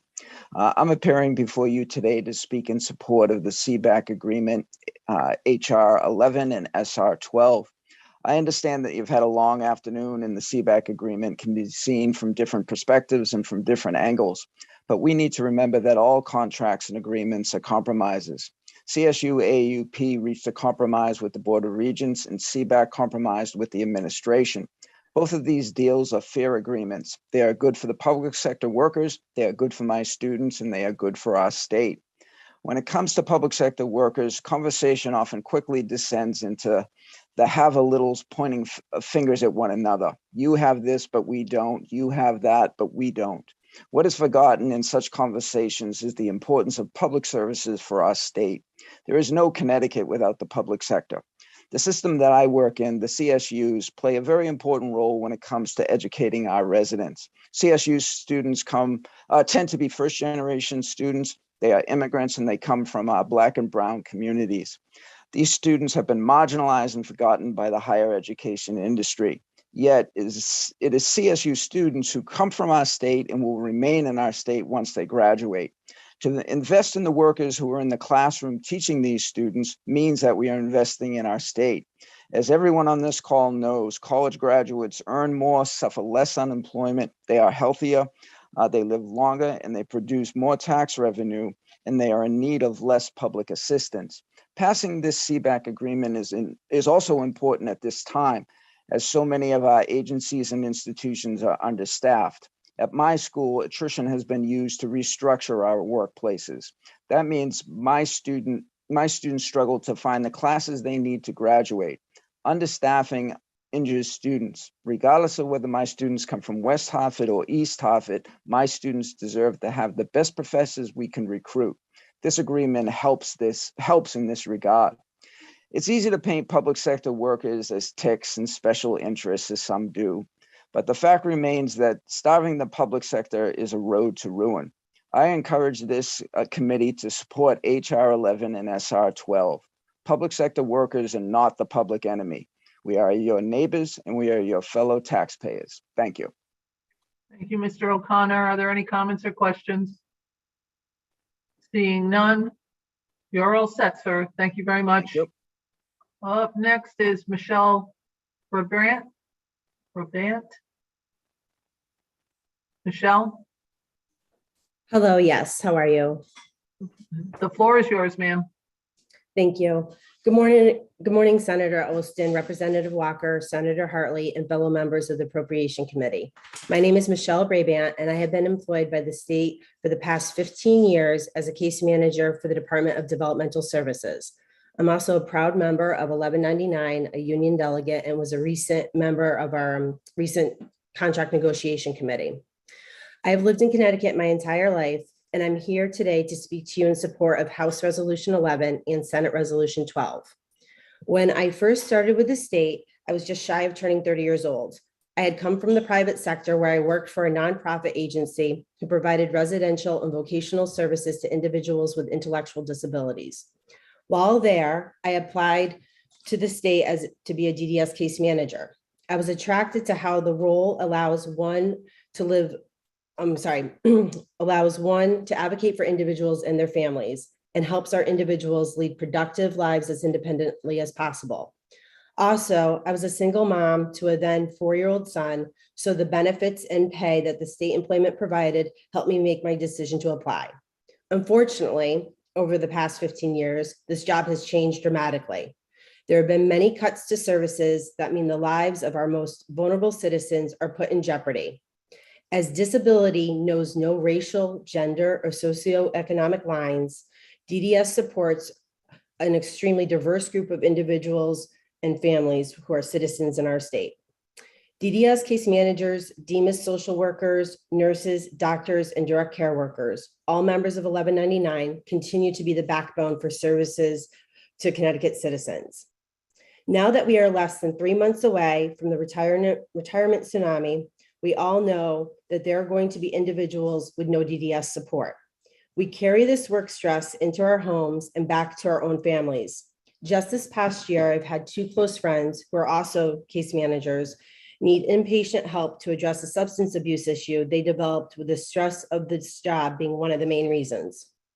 Because of what I have been able to testify before you here today, along with all the other testimonies of my fellow 1199 brothers and sisters, I'm urging you to vote yes on the CBAC contract that not only promotes state employment, but gives recognition to thousands of state employees who have dedicated their lives to serving our state's most vulnerable citizens. Thank you so much for this opportunity to speak and for your time. Thank you very much, ma'am. Are there any comments or questions for Michelle? Seeing none, you are all set. Up next is Catherine Farnsworth. Catherine Farnsworth. Hi, can you hear me? Yes, we can hear you, ma'am. The floor is yours. Okay. 3 minutes. I won't take 3 minutes. I'll just be brief. I'm opposed to the HR 11 and SR 12, this proposed CBAC deal. This current deal doesn't align with Connecticut's current economic reality. It's going to be putting more pressure on the general fund and the state employees retirement system. And I don't see where there's any equity, where the Democrats are always talking about equity. Where is the equity in continuously forcing hardworking taxpayers who don't enjoy CBAC mandated wages and benefits, as well as sanctuary from layoffs? We are being taxed to death. There's no end in sight. And the state has got to find a balance between competence and efficiency and within a workable budget. So I heard a lot of good things that people who talked about it being opposed to it, and I didn't have a lot of time to prepare. Spent most of my time trying to figure out the bill number, so which wasn't immediately clear. So I strongly urge you to not go back to the drawing board, because too many people are leaving the state. I want to leave too. There's just so much unfairness with the taxes. So thank you. Thank you very much, ma'am. Are there any comments or questions for Ms. Farnsworth? Seeing none, thank you, ma'am. You're all set. Up next is Roy Abramowitz. Mr. Abramowitz. Can you hear me, sir?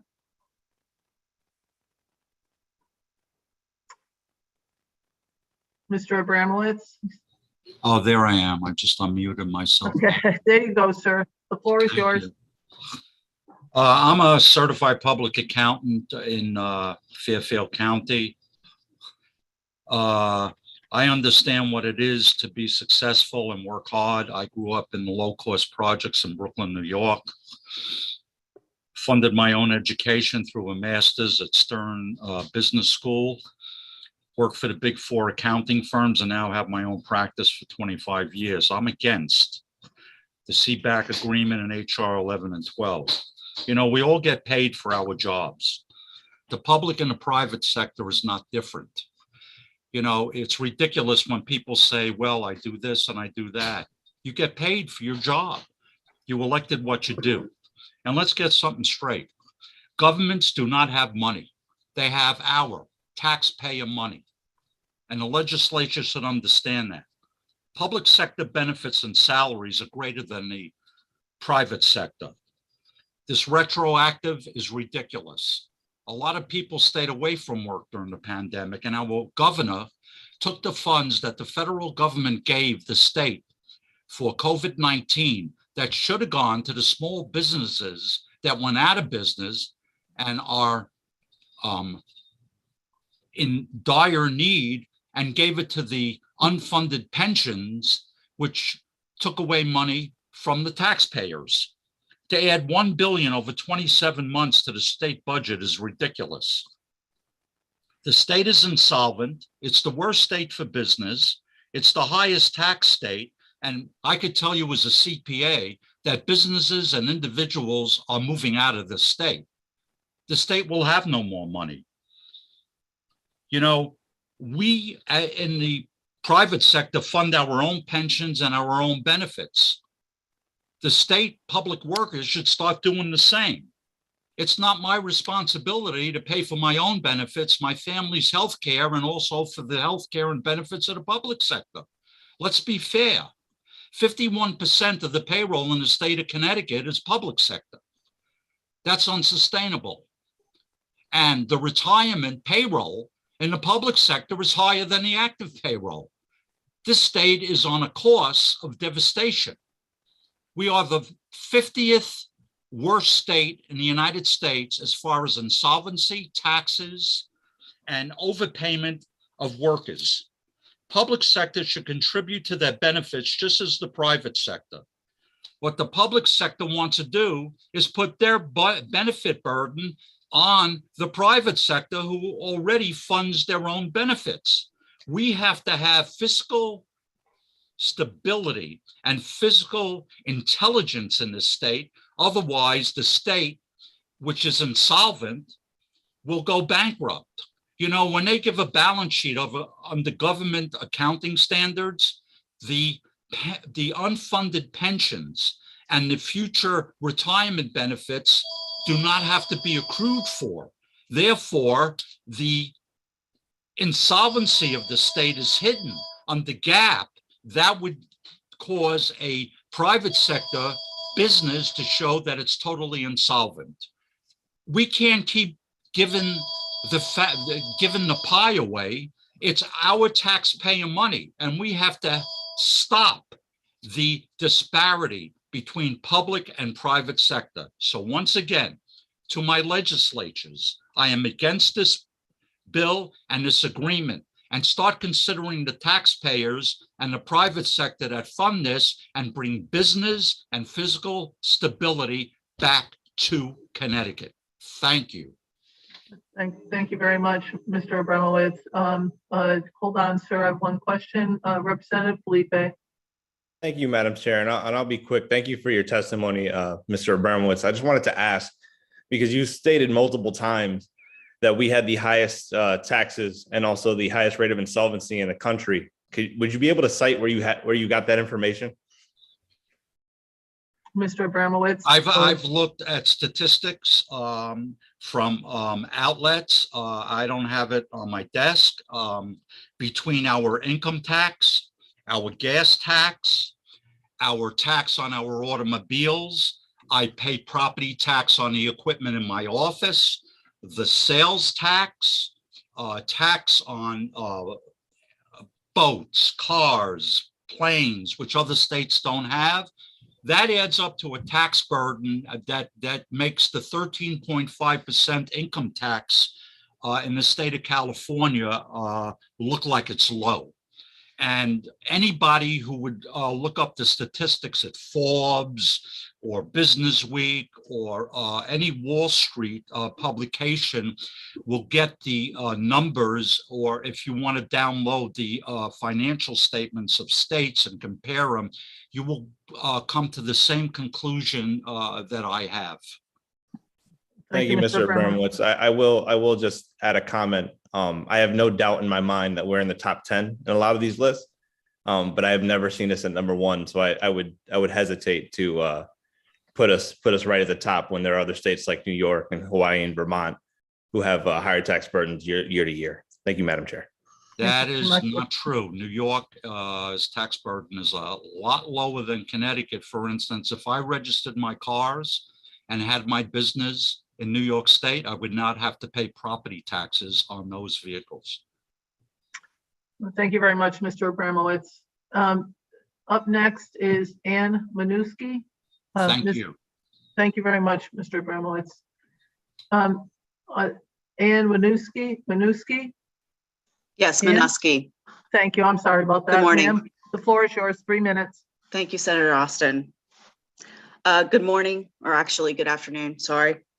Dear Chairman and members of the Appropriations Committee, maybe you know who John Sinney was, or maybe not. On July 1st of 1868, Sinney led what became the Working Men's Benevolent Association, a union of anthracite miners to protect the health and welfare of miners and their families. He did much for the Irish, the Ukrainian, and other immigrants who were working in the coal mines of Schuylkill County, Pennsylvania in the late 1860s. We've come a long way since July 1st, 1868. The patch towns and company stores enabled coal companies to house and subsist miners and their families.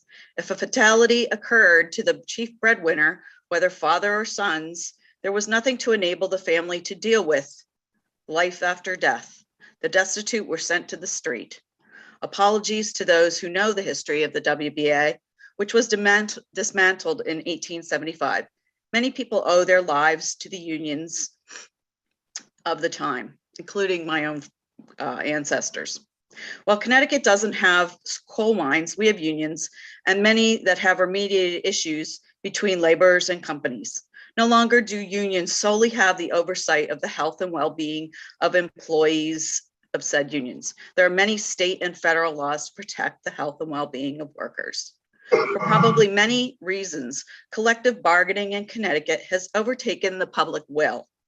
Over the past 30 plus years, Connecticut governors and legislatures have not fully funded state employee retirements, what many would refer to as misappropriation of our state appropriations and budgetary processes. Governor Lamont and the Democratic progressives have been doing much so against the constitutional rights of the Connecticut taxpayers, and now have planned on giving $3,500 bonuses to CBAC, $1.9 billion over 4 years. Additionally, the pension bailout apparently is a violation of federal law. This is unconstitutional and quite possibly, as noted, violating a federal law, illegal. We, the people, need to have our representatives represent the people and not the union organization. Much change is needed. The taxpayers of Connecticut should all want this change. For Connecticut to return to growth and prosperity, the people need the legislature to restore the balance of our governance over the actions of Governor Lamont and certain legislators. Thank you very much. Thank you very much, Ms. Manuski. Are there any comments or questions? Seeing none, ma'am, you're all set. Thank you. Thank you. Have a good day. You too. Up next is Faith Ham. Faith Ham, before you go up, ma'am, Madam Administrator, do we have 2 people stuck on the other side? We do. We have that phone number, Madam Chair, who has not identified themselves, and we have Mr. Janeski, who has not accepted the promotion to panelist. So we have phone number 917-602-3712 who has not identified themselves. If you could hear us one more time, 917-602-3712. Without identifying yourselves, you cannot be promoted to a panelist. And Mr. Lawrence Janeski,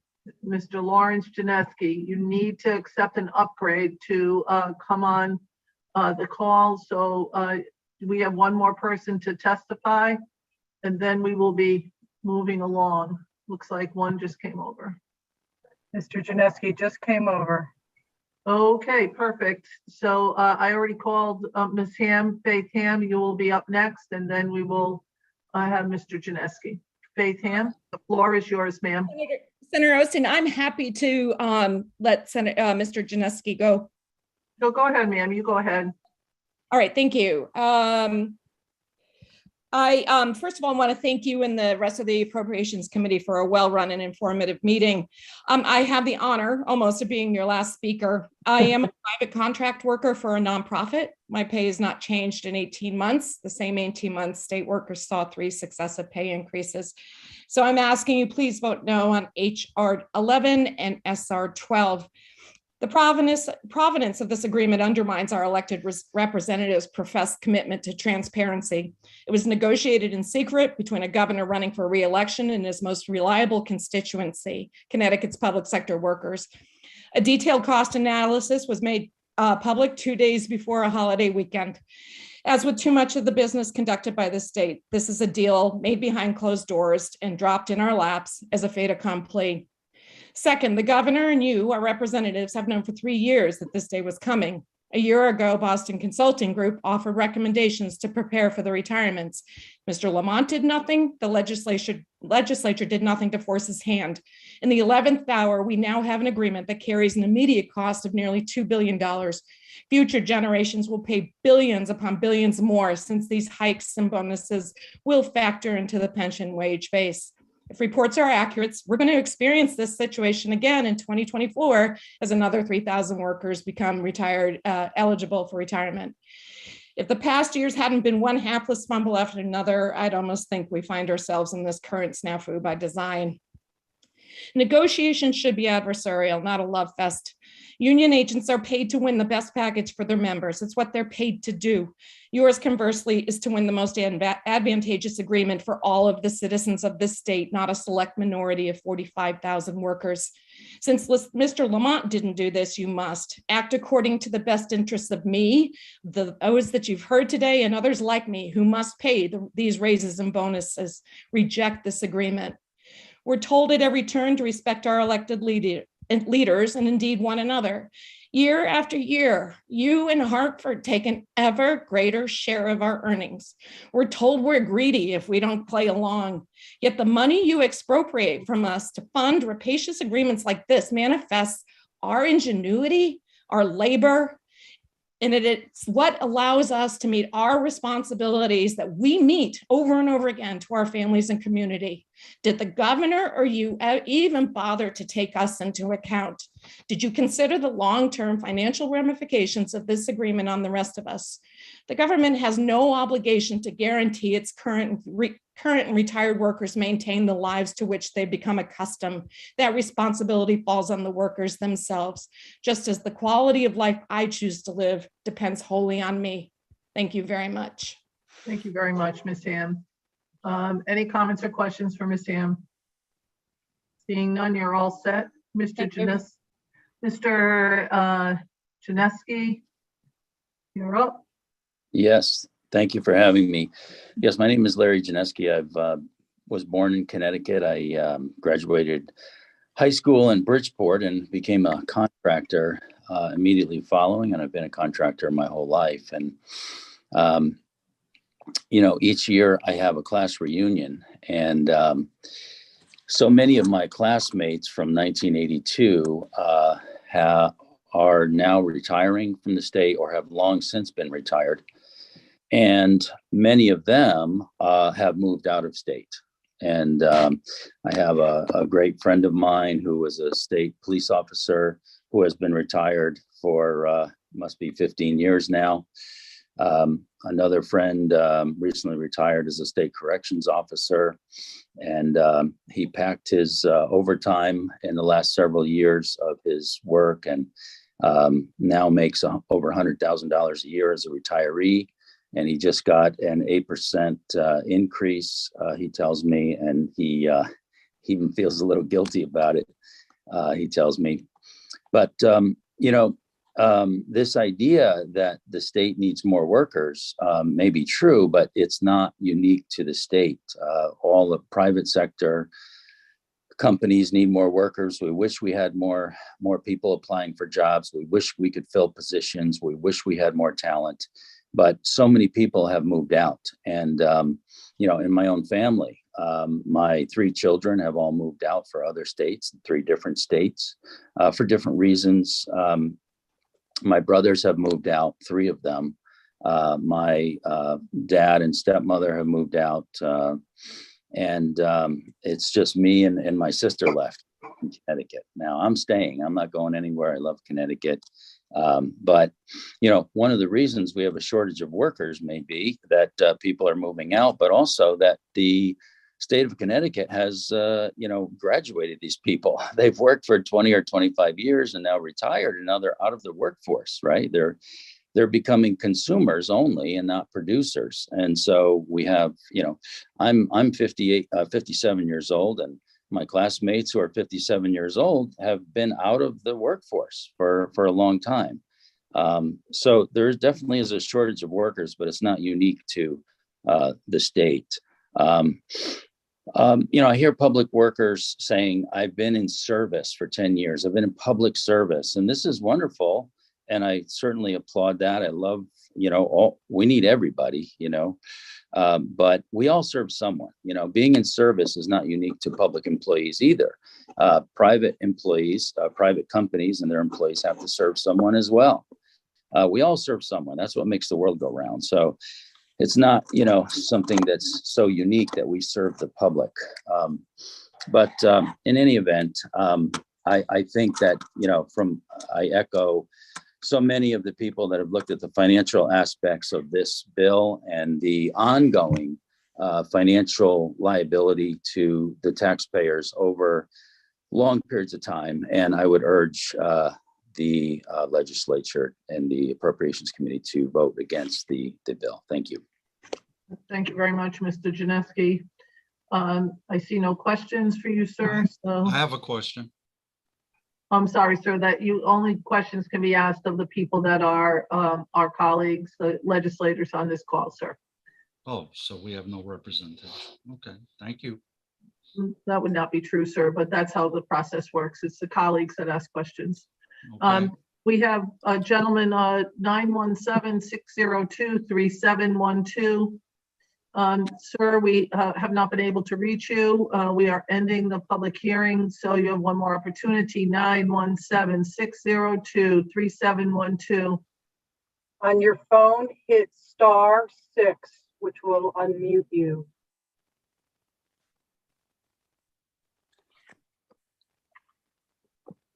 Thank you very much. I'm going to now close the public hearing.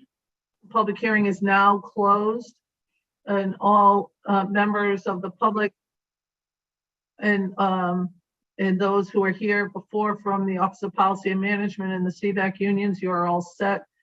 The public hearing is now closed, and I'm going to open the committee meeting. Please, And give you 2 minutes. Thank you. Sorry, Madam Chair. let me know when you're all set, ma'am. You're all set? Okay, so the meeting is now open, but we're going to go into recess, and we're going to go into recess for until 2:30, which is slightly less than an hour. I'm assuming Representative France and Senator Minor that you have sent around a link to your caucus members, and Representative Walker and I have sent around a link to our caucus members. Again, we are recessing until 2:30. I welcome you all back then. Madam Administrator, we are on recess.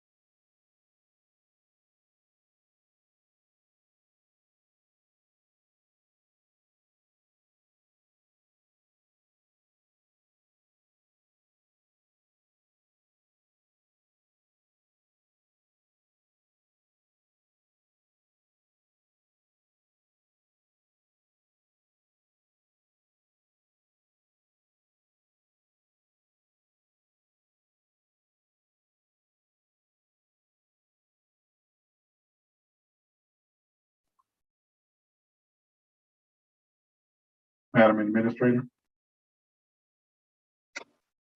Yes, Representative Miller. Just for clarity, both are going to caucuses or? Yes. All right, thank you. Yep. So everybody's been sent a link to your caucuses. Please go to your caucus. That's right. You can use the link that you received for the public hearing to come back in if you're closing out of one and going to the other.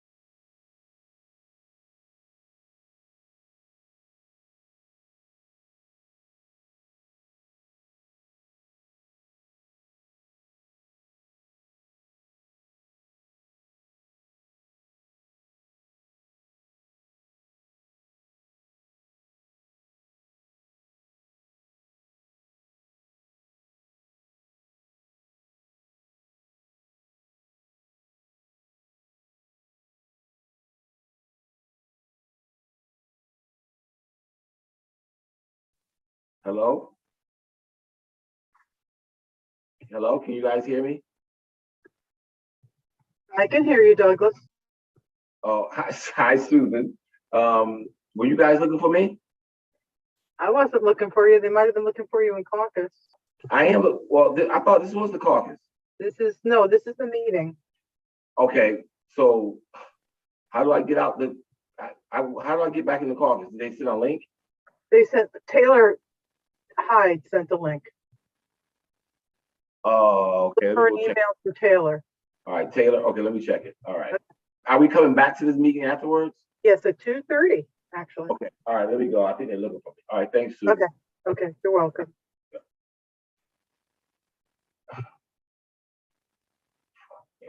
Appropriations.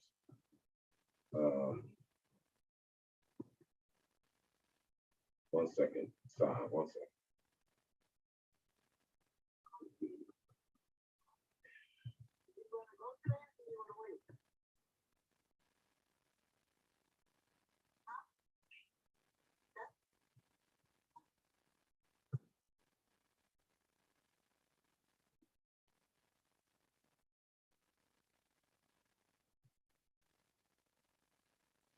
Hold on. Hold on.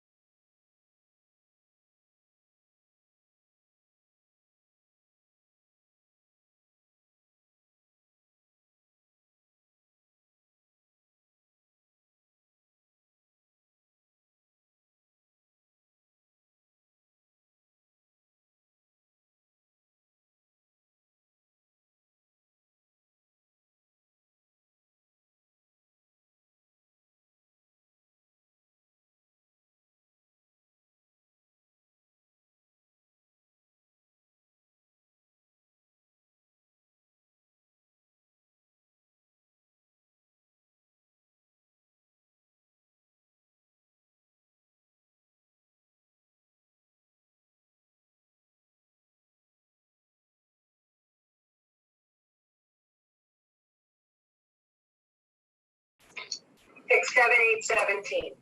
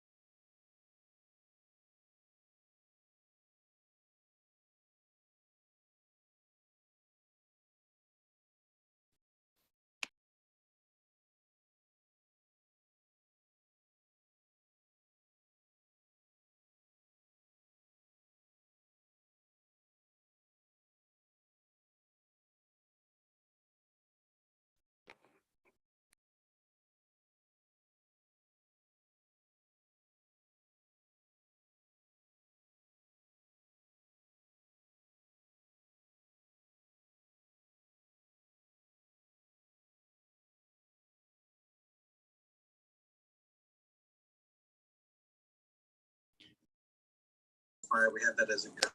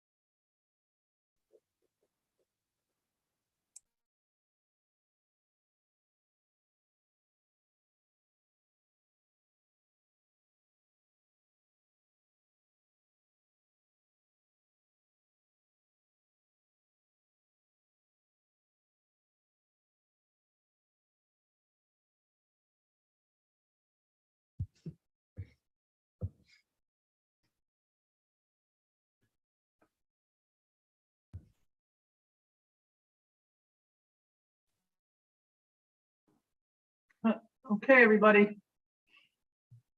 I think we're ready to come on back.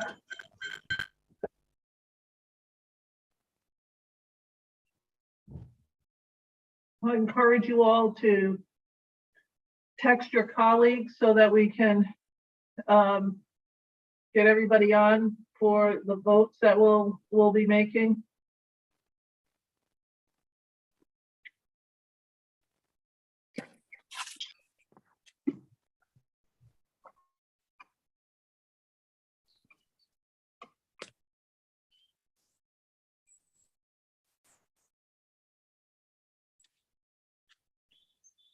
All right. Let's see if I can. Oh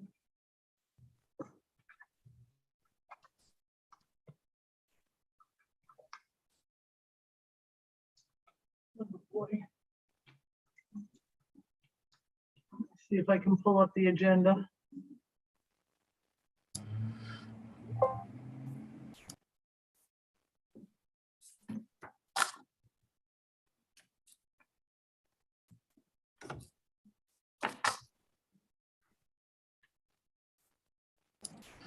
I'm not hearing any audio. Is anybody hearing me? We can hear you.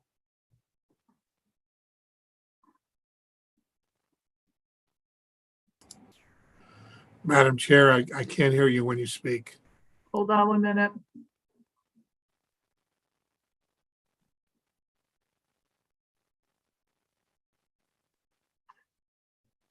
Okay.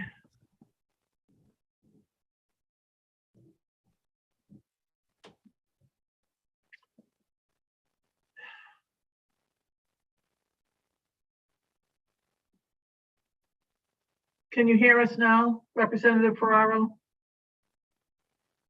Representative Ferraro, can you hear us now? Madam Chair, if you give me 1 second, I'm trying to help him with it. Okay, thanks. I can hear you fine, Kathy. So, Thank you. Thanks. I Ruth. hear you now, Kathy. Thank you. Okay, great. Kathy, answer your phone, please. Okay, hold on 1 minute.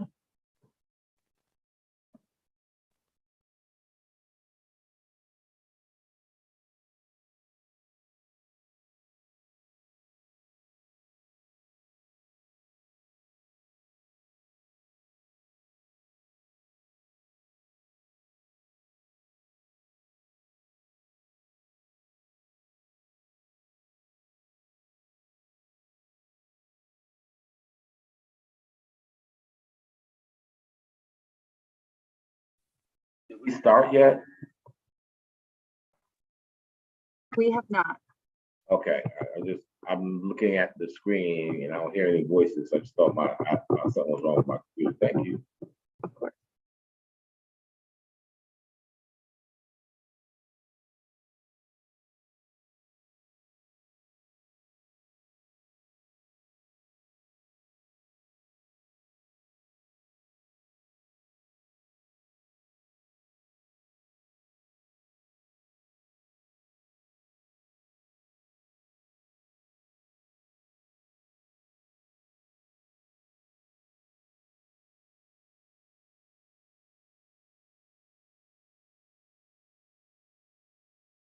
All right, we're going to call the meeting back to order.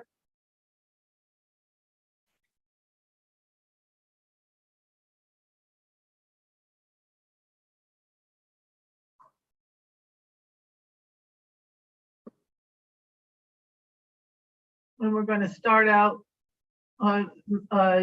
Representative Walker, do you have any comments? No, ma'am. Thank you.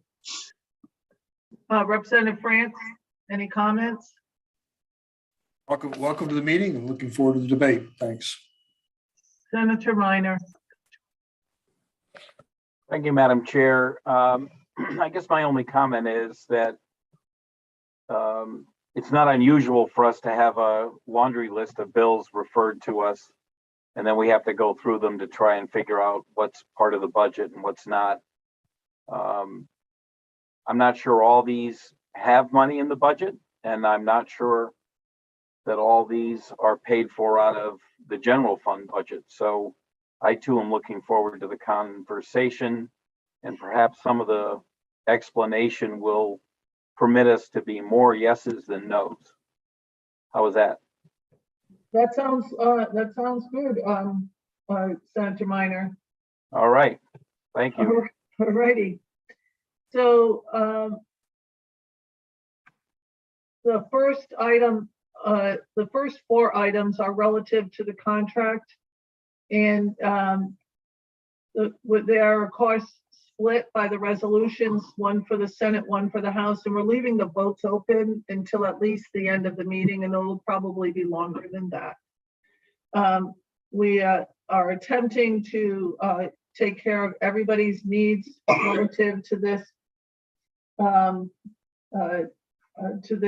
budget, and so I appreciate everybody coming on and having their thoughts expressed, and I thought we had a very good public hearing. So the first item up for discussion is Senate Resolution number 12 and House Resolution number 11. We will be taking up Senate Resolution number 12 first, which is a resolution proposing approval of an agreement between the state of Connecticut and the State Employees Bargaining Agent Coalition. I'll entertain a motion for that resolution. It has to be made by a senator. It can't be moved by you, Peter. Oh, I'm sorry. Teach me to pay attention next time. I need 2 senators, please. So moved. So moved. Senator Anwar. Moved by Seconded Senator by Kushner. Moved by Senator Anwar and seconded by Senator Kushner. Is there discussion?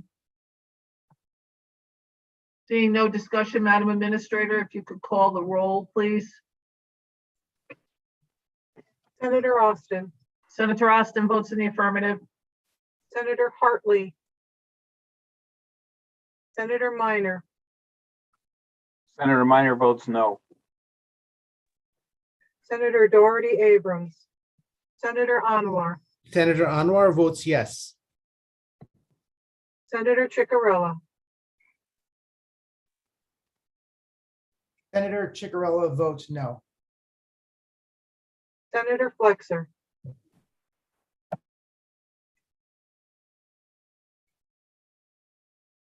Senator Kushner.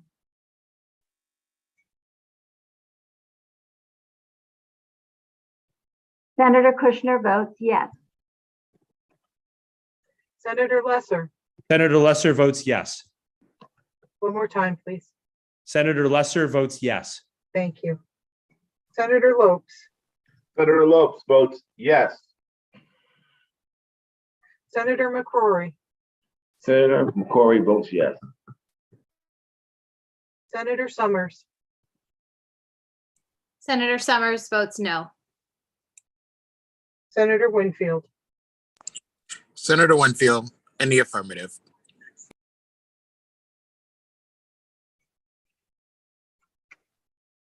Madam Administrator, will be leaving the votes open until at least the end of the meeting. And I turn it over now to Representative Walker. Yes, next item on the agenda is House Resolution number 11, the resolution proposing the approval of an agreement between the state of Connecticut and the state employees bargaining unit coalition bargaining agent coalition. Nolan. It's been moved and seconded, moved by Representative Porter and seconded by Representative Nolan. Are there any comments or questions?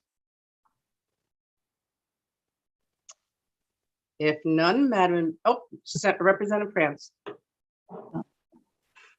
Thank you, Madam Chair. I just one brief comment, just reflecting on the public hearing that we had and listening to the public who came out to express their concerns about the cost of this contract. I understand it was negotiated in good faith between the union leadership and the administration.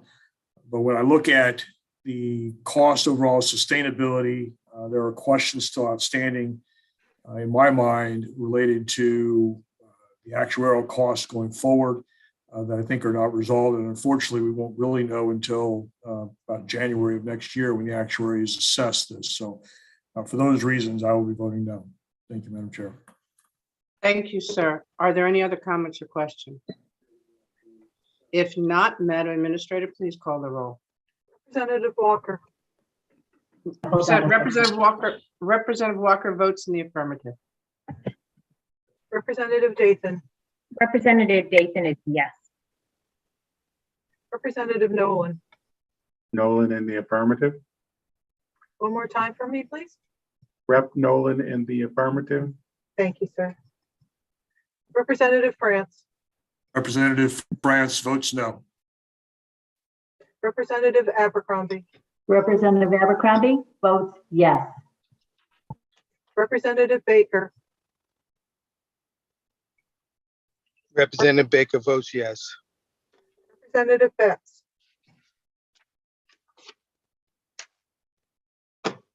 Representative Belinsky.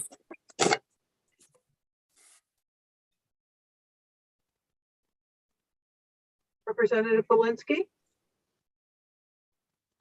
Representative Candelaria.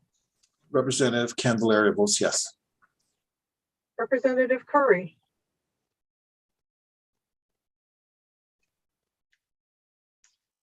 Representative Delaney. Representative Delaney votes yes. Representative Dillon. Representative Dillon votes yes. Representative Felipe. Representative Felipe votes yes. Representative Ferraro. Representative Ferraro votes no. Representative Gibson. Representative Gibson votes yes. Representative Gilchrist. Representative Gilchrist votes yes. Representative Gonzalez. Representative Gonzalez votes yes. Representative Haddad. Representative Haddad votes yes. Representative Carol Hall. Representative Joshua Hall, Representative Joshua Hall votes yes. Representative Harrison, Representative Harrison votes no. Representative Hayes, Representative Hayes votes no. Representative Howard. Representative Howard votes no. One more time from you, sir. Rep. Howard votes no. Thank you. Representative Johnson, Representative Johnson votes yes. Representative Kennedy, Representative Kennedy votes no. Representative Luxembourg, Luxembourg votes yes. Representative McCarty, Representative McCarty votes no. Representative Paris, Representative Paris votes yes. Representative Pavlak D'Amato, Pavlak D'Amato votes no. Representative Porter, Representative Porter votes in the affirmative. Representative Reyes, Representative Reyes votes in the affirmative. Representative Rosario,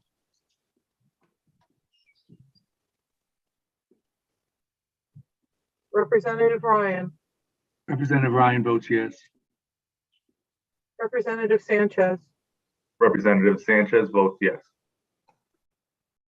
Representative Sims,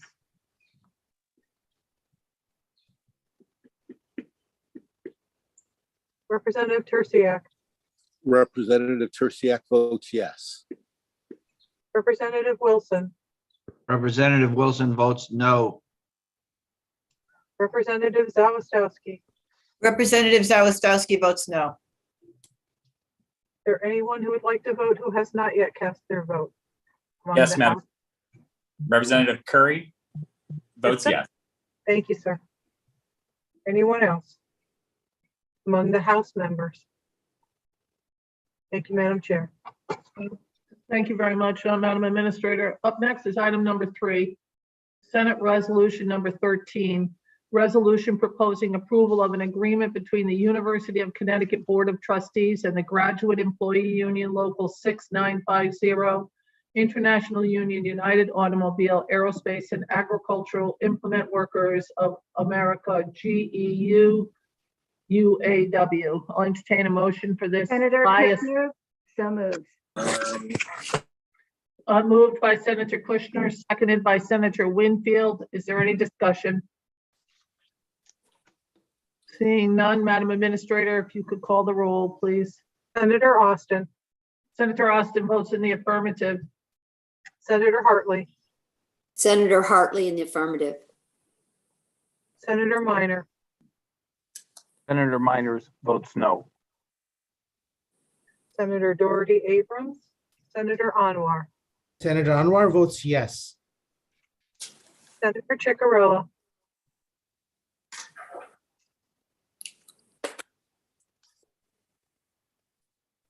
Senator Ciccarella,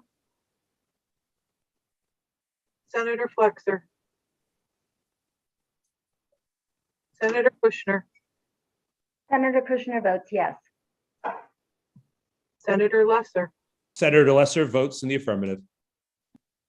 One more time, please. Senator Lesser votes in the affirmative. Thank you. Senator Lopes, Senator Lopes votes yes. Maybe. Come on. There you go. thank you, sir. Senator McCrory, Senator McCrory votes in the affirmative. Senator Summers, Senator Summers votes yes. Senator Winfield, Senator Winfield in the affirmative. is there any senator who has not yet cast their vote who would like to do so? If not, thank you, Madam Chair. Next item number 4, House Resolution number 12, resolution proposing approval of an agreement between the University of Connecticut Board of Trustees and the Graduate Employee Union Local 6950 International Union, United Automobile, Aerospace, and Agricultural Implement Workers of of America. May I have a motion? Haddad will make that motion. Second by Nolan, Abercrombie. And it's been moved by Representative Haddad, seconded by Representative Abercrombie. Is there any discussion? If not, Madam Administrator, please call the roll. Representative Walker, Representative Walker votes in the affirmative. Representative Dathan, Representative Dathan votes yes. Representative Nolan, No, Representative Nolan in the affirmative. Representative France, Representative France votes no. Representative Abercrombie, Representative Abercrombie votes yes. Representative Baker, Representative Baker votes yes. Representative Betts, Representative Belinsky, Representative Belinsky votes nay. Madam Administrator, yes, sir. I missed the vote on HB 11, so if you'd like, I can hang out and wait, or if you are okay with it, I would register a nay vote on that as well. I'll take your vote right now, sir. Thank you. Thank you, ma'am. Okay. Representative Candelaria, Candelaria votes yes. one more time, please. Candelaria votes yes. Thank you, sir. Representative Curry, Representative Curry votes yes. Representative Delaney, Representative Delaney in the affirmative. Representative Dillon, Representative Dillon votes yes. Representative Felipe,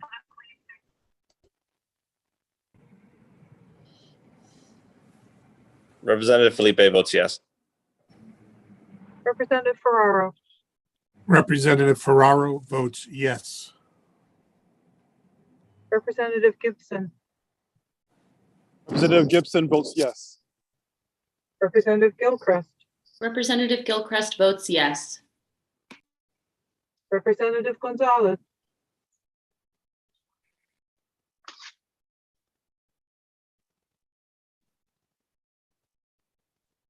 Representative Haddad, Representative Haddad votes yes. Representative Carol Hall, Representative Joshua Hall, Representative Joshua Hall votes yes. Representative Harrison, Representative Harrison votes no. Representative Hayes, Representative Hayes votes no. one more time for me. Representative Hayes votes no. Thank you. Representative Howard, Representative Howard votes yes. one more time. Representative Howard votes yes. Thank you. Representative Johnson, Representative Johnson votes yes. Representative Kennedy, Kennedy votes yes. Representative Luxembourg, Luxembourg votes yes. I see Representative Gonzalez. Representative Gonzalez? Yeah, Representative Gonzalez vote yes. Sorry. Representative McCarty, Representative McCarty votes yes. Representative Paris, Representative Paris votes yes. Representative Pavlock D'Amato, Pavlock D'Amato votes no. Representative Porter, Representative Porter votes in the affirmative. Representative Reyes, Representative Reyes votes in the affirmative. Representative Rosario, Representative Rosario votes in the affirmative. Representative Ryan, Representative Ryan votes yes. Representative Sanchez, Rep. Sanchez votes yes. Representative Sims, Representative Tersiak, Representative Tersiak votes yes. Representative Wilson, Representative Wilson votes no. Representative Zawistowski, Representative Zawistowski votes no. are there any House members who have not yet cast their votes who would like to do so? If not, thank you, Madam Chair. Thank you very much, Madam Administrator. Now we're going back to voting together as a committee. Next up is substitute for House Bill number 5176, an act concerning a study of the powers, duties, benefits, and classification of first responders. I'll entertain a motion for that bill. So moved.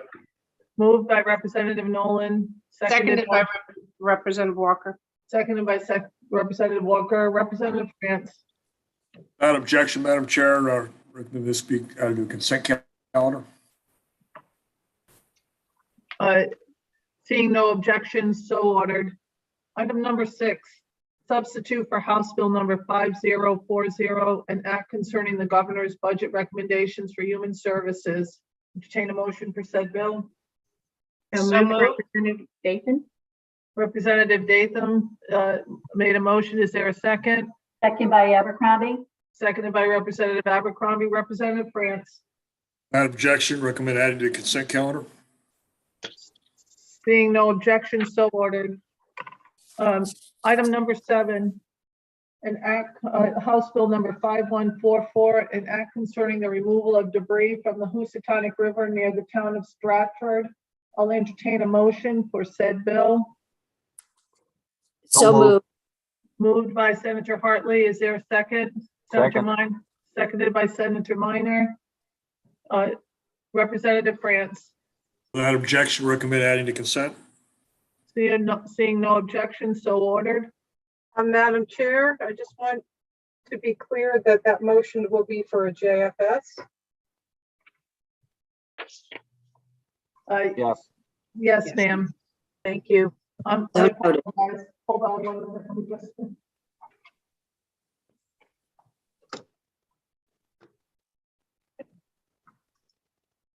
Oh, God.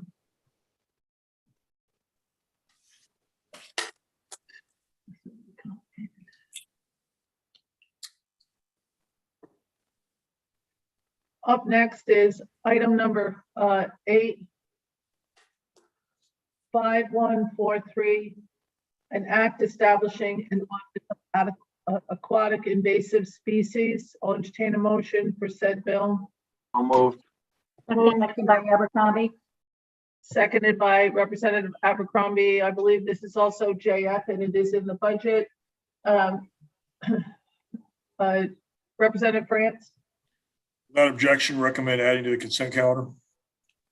Seeing no objections, so ordered. Next one is item number 9. An act, House Bill number 5251, an act concerning workers' compensation for dispatchers. Madam Administrator, is that JF?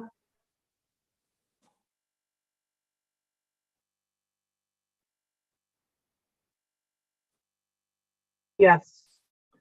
JF to the floor. Reporter. Moved by Representative Porter. Is there a second? Second by Senator Kushner. Seconded by Senator Kushner.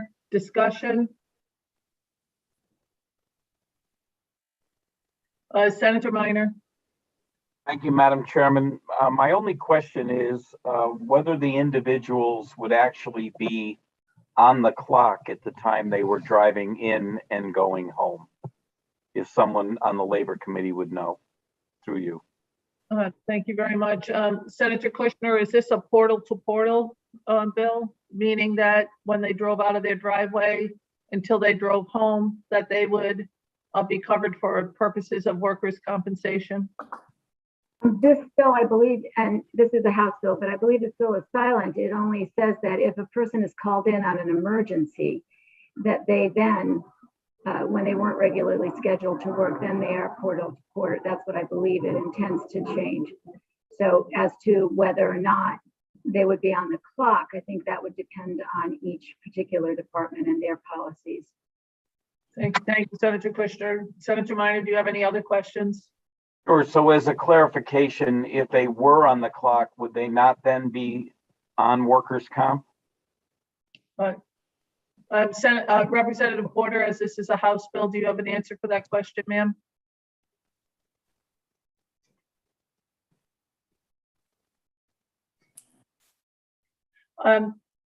So I don't see Representative Porter. I'm sorry, Senator Minor. My understanding is that if it was portal to portal, they're not usually covered on the clock. But Senator Kushner indicated that this would be in an emergency basis only. That's the best answer that I can give you this afternoon, is that I don't believe that they would be on the clock unless their collective bargaining agreement or their agreement with their particular municipality said something different. And so if I might just briefly, my understanding also is in the language that if they had worked overtime, I think it was 2 consecutive days prior, that they would also become eligible for workers' comp. I guess it would be on the ride home. I don't know whether it's on the ride in. So my objection to the language is that this is probably one of those bills where it could be a lot clearer. For instance, if the bargaining group has the ability to bargain for this, again, I'm not on the committee, it certainly would be something that employees could negotiate.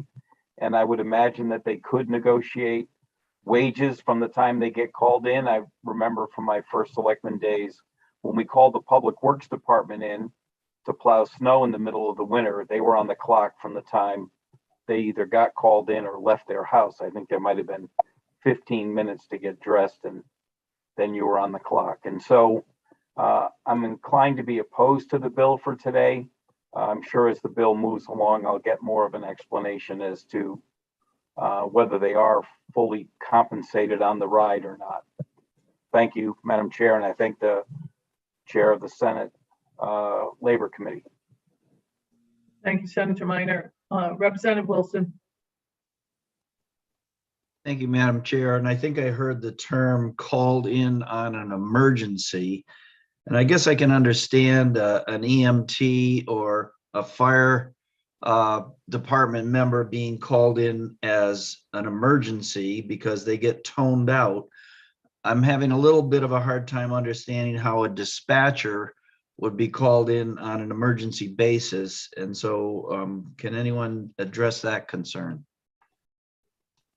So again, this is a House bill, and so I'm going to take a stab at it. I'm not on labor anymore, but my understanding is a dispatcher could be called in on an emergency basis if the dispatcher from that upcoming shift was not in and that there was no one to hold. So if they had already worked 2 shifts.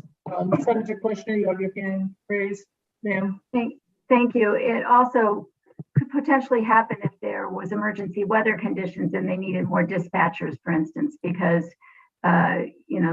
unanticipated number of accidents. There are other considerations about when someone might be called in when they weren't regularly scheduled to work. Representative Wilson, does that answer your question, sir?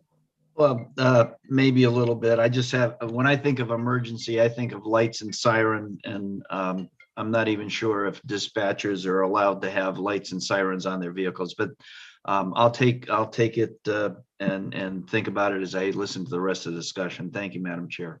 Thank you. Representative Nolan. Pretty much what Senator Kushner and you talked about, emergency situations or any large emergency such as shootings or major car accidents, sometimes lost children. It takes extra dispatchers sometimes to help and assist with emergencies that happen in the city, and especially for dispatchers that work beyond hours. They always will call somebody else in instead of keeping that person over the length of hours that some of them have to stay. So I think it's a good one. Thank you. Thank you, Representative Nolan. Senator Kushner. I went back and looked at the file copy and remembered that it also would be a situation where other non-essential employees were not required to come into work. For instance, if in bad weather, everyone's ordered to stay home, but this is considered an emergency, so the dispatchers need to be on the job. And so that was specifically mentioned in the summary. Thank you, Senator Kushner. Any further discussion? Seeing none, Madam Administrator, if you could call the roll. Senator Austin, Senator Austin votes in the affirmative. Representative Walker, Representative Walker votes in the affirmative. Senator Hartley, Senator Hartley in the affirmative.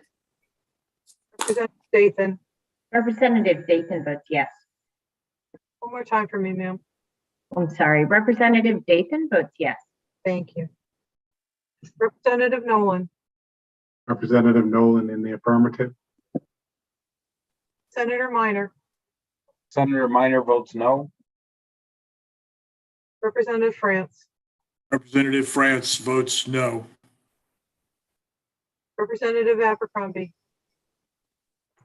Representative Abercrombie votes yes. Senator Doherty Abrams, Senator Anwar, Senator Anwar votes yes. Representative Baker, Representative Baker votes yes.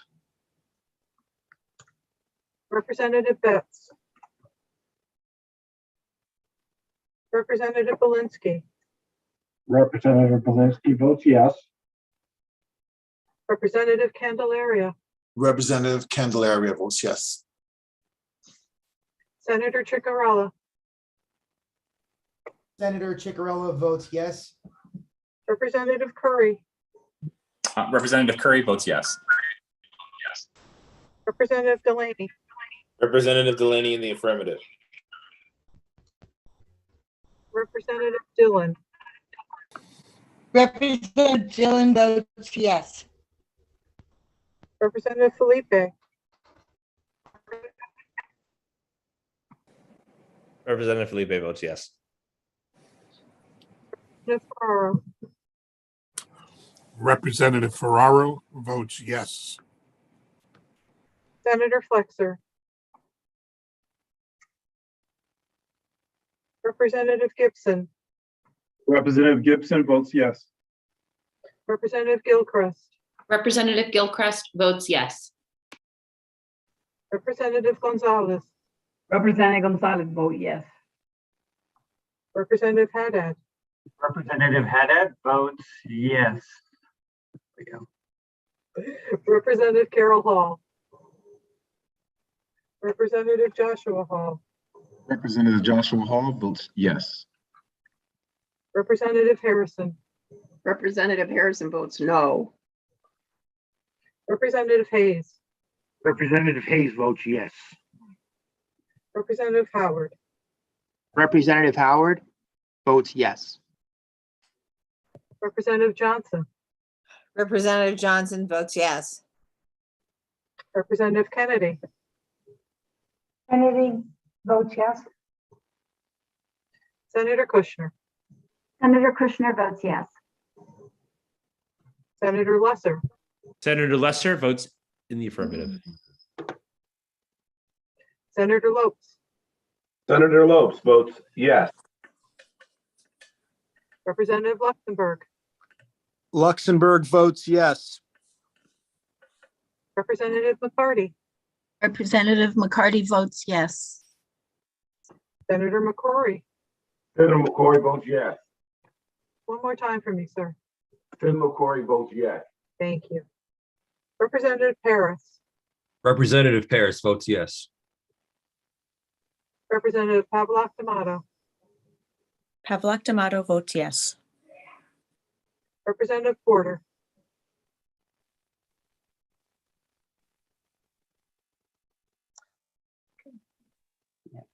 Representative Reyes, Representative Reyes votes in the affirmative. Representative Rosario, Representative Rosario votes in the affirmative. Representative Ryan, Representative Ryan votes yes. Representative Sanchez, Representative Sanchez votes yes. Representative Sims, Representative Sims votes in the affirmative. Senator Summers, Senator Summers votes yes. Representative Tursiak, Representative Tursiak votes yes. Representative Wilson, Representative Wilson votes no. Senator Winfield, Senator Winfield, in the affirmative. Representative Zawistowski, Representative Zawistowski, easy for me to say. Representative Zawistowski votes yes. Thank you. So anyone who has yet to cast their vote who would like to do so at this time? Thank you, Madam Chair. Thank you very much, Madam Administrator. And just so you know, Madam Administrator, if it's a JFS, if you could just speak up. So I don't have the JFS in front of me. I apologize. That's okay. Item number 10, substitute for House Bill number 5205, an act concerning fair rent commissions. So moved. Moved by Representative Walker, Second. seconded by Representative Sims. Is there any discussion? Representative France. Thank you, Madam Chair. My concern with this is the mandate on local municipalities. As the bill is written, any town over 25,000 residents must establish a fair rent commission with associated costs and overhead. I think that's something at this point that is not something that I can support, particularly for our small, medium-sized towns across the state. For that reason, I'll be a no. Thank you, Madam Chair. Thank you, Representative France. Is there any further discussion? Seeing none, Madam Administrator, if you could call the roll, please. Senator Austin, Senator Austin votes in the affirmative. Representative Walker, Representative Walker votes in the affirmative. Senator Hartley,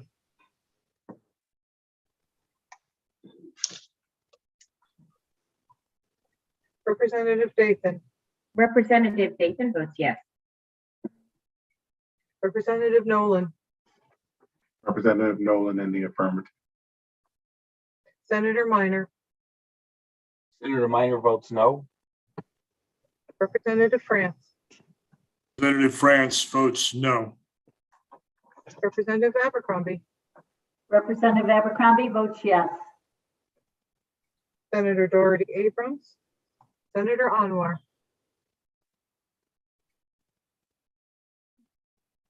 Senator Anwar votes yes.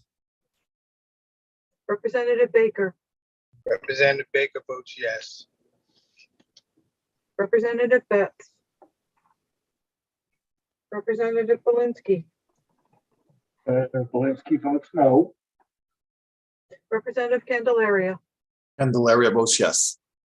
One more time, please. Candelaria votes yes. Thank you. Senator Ciccarella, Senator Ciccarello votes no. Representative Curry, Representative Curry votes yes. Representative Delaney, Representative Delaney in the affirmative.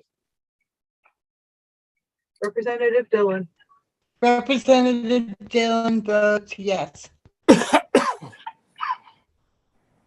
Representative Felipe, Representative Felipe in the affirmative. Representative Ferraro, Representative Ferraro votes no. Senator Flexer, Senator Flexer votes yes. Representative Gibson. Representative Gibson votes yes. One more time for me, sir. There you are. Okay, gotcha. Representative Gilchrist, Representative Gilchrist votes yes. Representative Gonzalez, Representative Gonzalez votes yes. Representative Haddad, Representative Haddad votes yes. Representative Carol Hall, Representative Joshua Hall, Representative Joshua Hall votes yes. Representative Harrison, Representative Harrison votes no. Representative Hayes, Representative Hayes votes no. Representative Howard, Representative Howard votes no. Representative Johnson, Representative Johnson votes yes. Representative Kennedy, Kennedy votes no. Senator Kushner,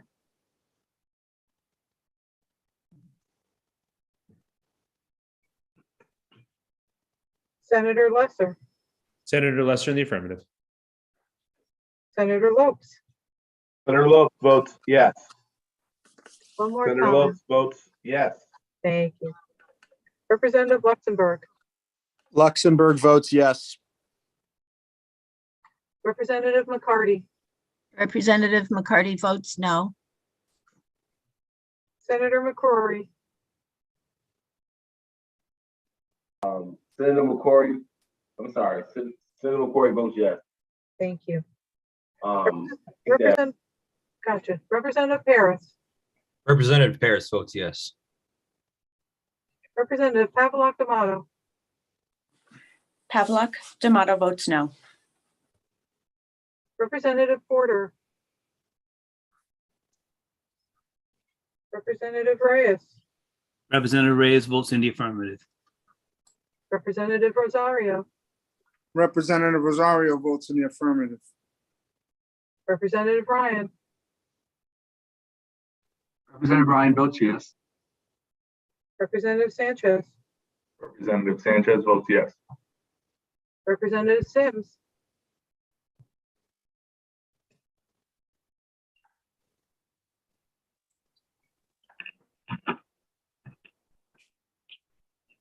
Representative Sims.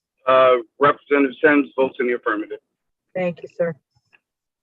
Senator Summers, Senator Summers votes no. Representative Burke, Representative Tersiak votes yes. Representative Wilson, Representative Wilson votes no. Senator Winfield, Senator Winfield in the affirmative. Representative Zawistowski. Representative Zawistowski votes no. Is there anyone who wishes to cast their vote who hasn't previously done so? Madam Administrator, I just want to check if you heard me. My internet was unstable. Senator Anwar votes yes. Yes, sir, I have you. Thank you. All set, Madam Chair. Thank you very much. We're on to item number 11, substitute for House Bill number 5273, an act establishing a statewide stroke registry. I'll entertain a motion for this bill. So moved. Moved by Second by Representative Representative Walker, seconded by Representative Dathan. Madam Chair, who did the motion? Motion by Representative Walker, seconded by Representative Dathan. Thank you. Representative France. Without objection, to recommend adding to the consent calendar. Seeing no objection, so ordered. Item number 12, House Bill number 5045, an act reducing lead poisoning. I'll entertain a motion for this bill. So moved. So moved. Second, Senator Anwar. Moved by Representative Walker, seconded by Senator Anwar. Discussion?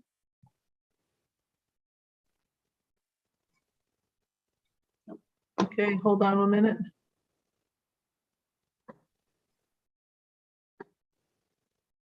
Representative France. Thank you, Madam Chair. Question, is this lead poisoning work being funded out of the general fund? Representative France, no. ARPA. And my concern, I see this as an ongoing expense that is concerning we're paying with money that is one-time money. I don't see this as a one-time expense. And nor honestly do I see it related to COVID directly. And that's concerning. I think it should be paid out of the general fund. I think it's a priority that we should be doing this lead testing. And for that reason, I'll be voting no. Though I think that the work needs to get done, I think it's not being properly funded. Thank you, Madam Chair. Thank you, Representative. Representative McCarty. Thank you very much, Madam Chair. And just very quickly, I know a portion of the bill directs the DSS commissioner to look at amending the Medicaid plan. Should that bring in additional dollars if that plan is approved to work with children that have higher levels of lead? in their blood. So just a little clarification, and do we expect that? And do we have any idea of the timeline? So relative to timeline, we don't have an idea on timeline. It took almost a year for us to get some information back on other things that we had asked them to ask Medicaid for. So none of that is ever a guarantee, and none of that is ever on a timeline, because it all depends on how long it takes the state to fill out a requested amendment. And also we also need to give time for the federal government to respond. When you have two governments that are trying to interact, sometimes the timeline is not really definite. So I don't have an answer for you, Representative McCarty. Okay, thank you for your explanation anyway. Thank you. Senator Minor. Thank you, Madam Chair. Could you remind me what the fiscal note is on this item, or could someone?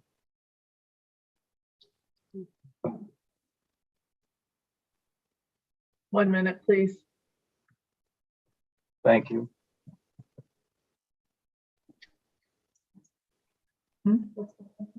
5045.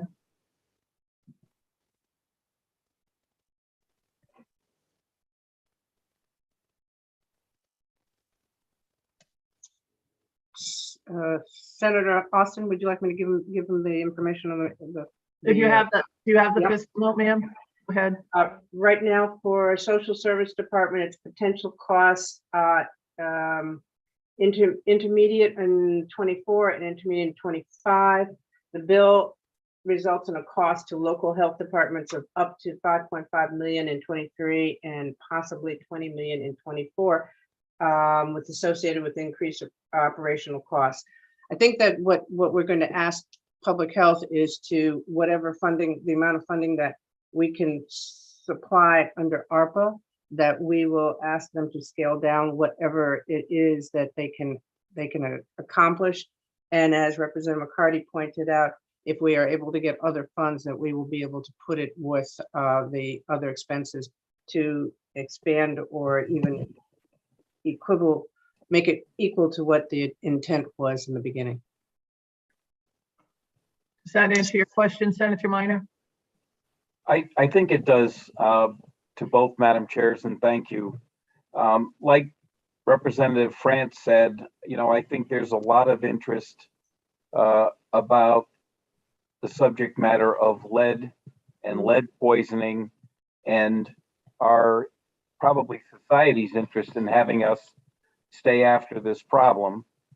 If there's a concern with this bill before this committee, to my mind, it's more directly related to whether or not we're beginning to spend some additional funds and then not going to have a way to spend it again next year. For some of us, we're not going to be here next year. But the point is that we've now kind of got local health agencies on the hook for doing certain things. And once it's been discovered, I think everyone would agree we have an obligation to do something about it. So I'm inclined to vote no today, in the hopes that when the budget discussions continue, that this type of an expense can find its way into the general fund budget, so that the representation to all involved is that the state's interest is a continuing interest, not a one-shot deal. Thank you. Thank you, Senator Minor. Any further discussion? Senator Austin? Yes. I would ask people to support the bill. I understand that we're putting it in ARPA, but the point is we do something, we address the issue when we don't walk away from it. I understand how important it is to try and have it on a continuing basis, but let's be real, most of the things in our budget are not continuous all the time. And addressing the things that we can now, I think, is more important than trying to put it off till later and never addressing it, if at all. So I think it's important that we start to work on those in the best way we can for what we've got coming up right now, and hope that we will be able to address other options for funding as we go forward with that. So thank you, ma'am. Senator Minor for the second time. Thank you, Madam Chair. And out of respect for the comments made by Representative Walker, For purposes of today, I will support the bill, but I really do hope that as the budget process continues, things like this are put into the general fund, just like the first 4 items on today's agenda were put into the general fund. I don't think anyone here that voted affirmatively on the contracts wanted to leave anyone with the impression that it was a one-shot deal. So I would urge those that are busily working on the final product to try and get as much of this into the general fund as possible. Of course, staying under the cap. Thank you. Thank you, Senator Minor. Senator Anwar, you had your hand up. Do you still have a comment or question, sir? I just wanted to mention quickly, thank you, Madam Chair. Look, there's permanent damage that's caused, and if we can save as many children as we can from the permanent damage of high lead levels, it's worth it. And we can look at long-term strategies, but let's save as many kids as we can from permanent injury. Thank you. Thank you, Senator. Any further discussion? Seeing none, Madam Administrator, if you could call the roll, please. Senator Austin. Senator Austin votes in the affirmative. Representative Walker. Representative Walker votes in the affirmative. Senator Hartley. Senator Hartley in the affirmative. One more time for me, please, ma'am. Senator Hartley, affirmative. Thank you. Representative Dathan. Representative Dathan is a yes. Representative Nolan. Representative Nolan in the affirmative. Senator Minor. Senator Minor is a yes. One more time, please. Senator Minor is a yes. Thank you, sir. Representative France. Representative France votes no. Representative Abercrombie. Representative Abercrombie votes yes. Senator Doherty Abrams. Senator Anwar. Senator Anwar votes yes. Representative Baker. Yes. Representative Betts. Representative Belinsky. Representative Belinsky votes yes, also on the hope that we find a permanent funding source in the work in process. Representative Candelaria. Representative Candelaria votes yes. Senator Chicarella. Senator Chicarella votes yes. Representative Curry.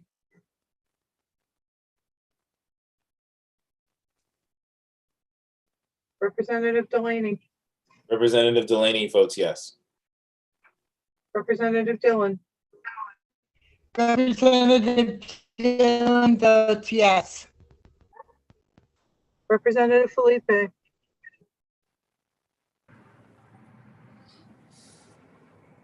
Representative Felipe votes yes. Representative Ferraro. Representative Ferraro votes yes. Senator Flexer. Senator Flexer votes yes. One more time. I'm sorry, ma'am. Someone had their mic on. That's okay. Senator Flexer votes yes. Thank you. Representative Gibson. Representative Gibson votes yes. Representative Gilchrist. Representative Gilchrist votes yes. Representative Gonzalez. Representative Gonzalez vote yes. Representative Haddad. Representative Haddad votes yes. Representative Carol Hall. Representative Joshua Hall. Representative Joshua Hall votes yes. Representative Harrison.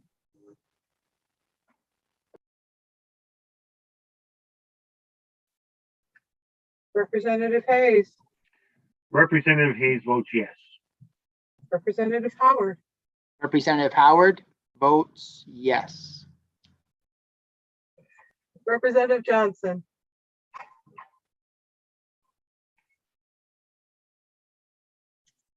Representative Kennedy.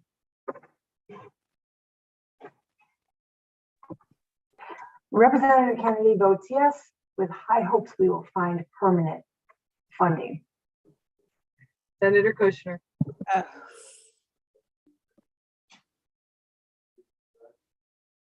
Senator Kushner.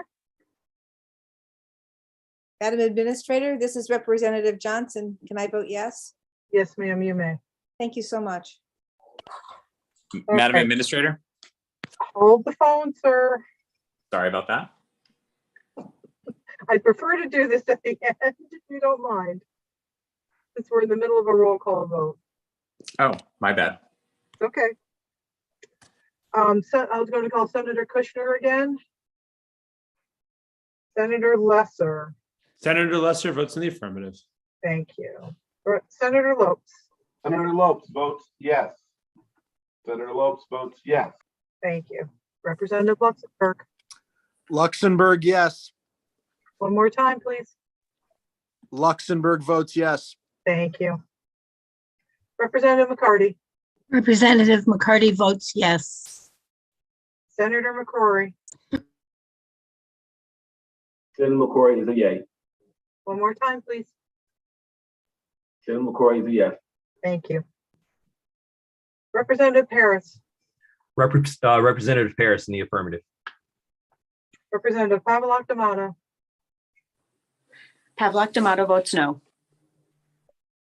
Representative Porter, Representative Reyes, Representative Reyes in the affirmative.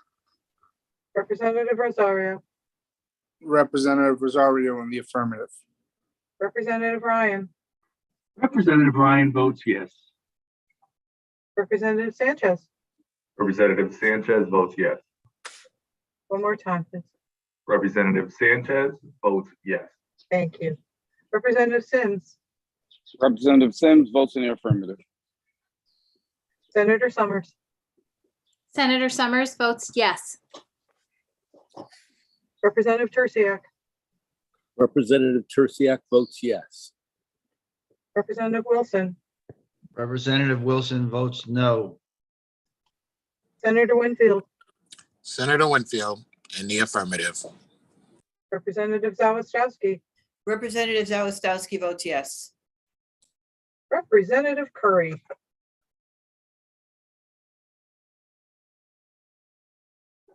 Where'd you go on me? Representative Curry. Hi, sorry. Representative Curry votes yes. Thank you. Thank you, Madam Chair. Representative Harrison Hi there. I'm sorry, Representative. Sorry. Harrison. I didn't see you come on. votes no. Thank you, ma'am. Anyone else? Okay. Thank you, Madam Chair. Thank you very much. Up next is item number 13. Senator Hartley. Yes, thank you, Madam Chair. I would like to recuse myself on item 13. Okay, thank you very much, Senator Hartley. You are recused. So item number 13 is substitute for House Bill number 5044, an act implementing the governor's budget recommendations regarding the use of opioid litigation proceeds. So moved. Moved by Representative Walker. Is there a second? Seconded by Abercrombie. Second, Seconded by Representative Abercrombie. Is there any discussion? Seeing none, Madam Administrator, if you could call the roll, please. Senator, I'm sorry. Thought I heard someone. Senator Austin, Senator Austin votes in the affirmative. Representative Walker, Representative Walker votes in the affirmative. Senator Hartley, Representative Dathan, Representative Dathan votes yes. Representative Nolan, Representative Nolan votes in the affirmative. Senator Minor, Senator Minor votes yes. Representative France, Representative France votes yes. Representative Abercrombie, Representative Abercrombie votes yes. Senator Doherty Abrams, Senator Anwar, Senator Anwar votes yes.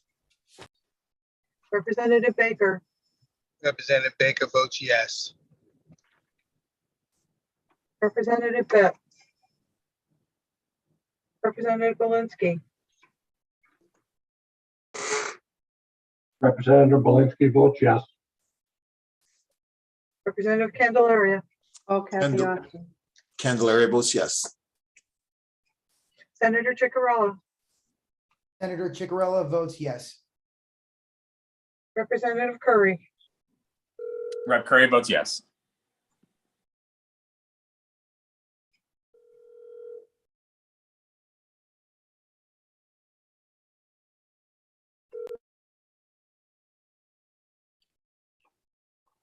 Representative Delaney.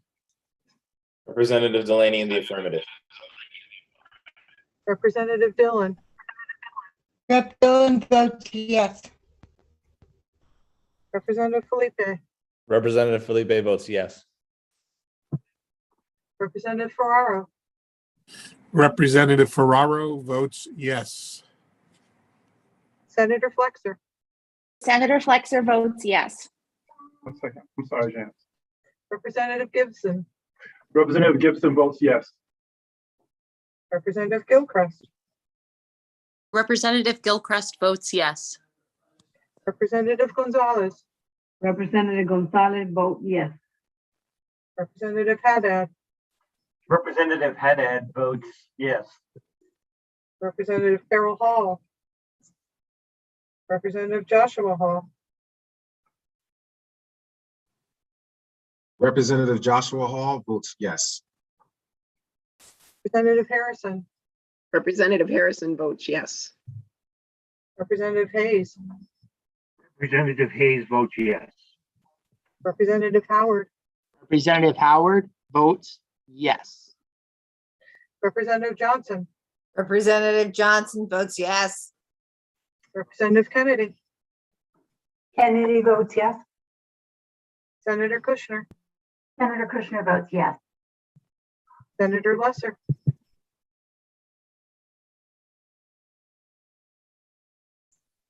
Senator Lopes. Senator Lopes votes yes.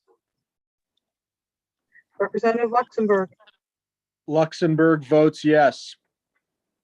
Representative McCarty. Representative McCarty votes yes. Senator McCrory. Senator McCory votes yes. One more time, please. Senator McCory votes yes. Thank you. Representative Paris. Representative Paris votes yes. Representative Pavlak D'Amato. Pavlak D'Amato votes yes. Representative Porter. Representative Reyes. Representative Reyes votes in the affirmative. Representative Rosario. Representative Rosario also votes in the affirmative. Representative Ryan. Representative Ryan votes yes. Representative Sanchez. Representative Sanchez votes yes. Representative Sims. Representative Sims votes in the affirmative. Senator Summers. Senator Summers votes yes. One more time for me, please. Senator Summers votes yes. Thank you. Representative Terciak. Representative Terciak votes yes. Representative Wilson. Representative Wilson votes yes. Senator Winfield. Senator Winfield in the affirmative. Representative Zawistowski. Representative Zawistowski votes yes. Is there anyone who has not yet cast their vote who would like to do so? If not, thank you, Madam Chair. Thank you very much, Madam Administrator. Madam Administrator, I'm going to hold number 14, substitute for House Bill number 5315. In talking with Representative Walker, we think that we were supposed to have 5314. If we could do a little bit of research to see if that was supposed to be 5314, not 5315, and we could come back to that if you wouldn't mind. Madam Chair, as the agenda notes, 5315 was referred to the Committee on Appropriations. I understand that. 5314 was not, which I explained in my email to the chairs and ranking members yesterday. Representative Walker,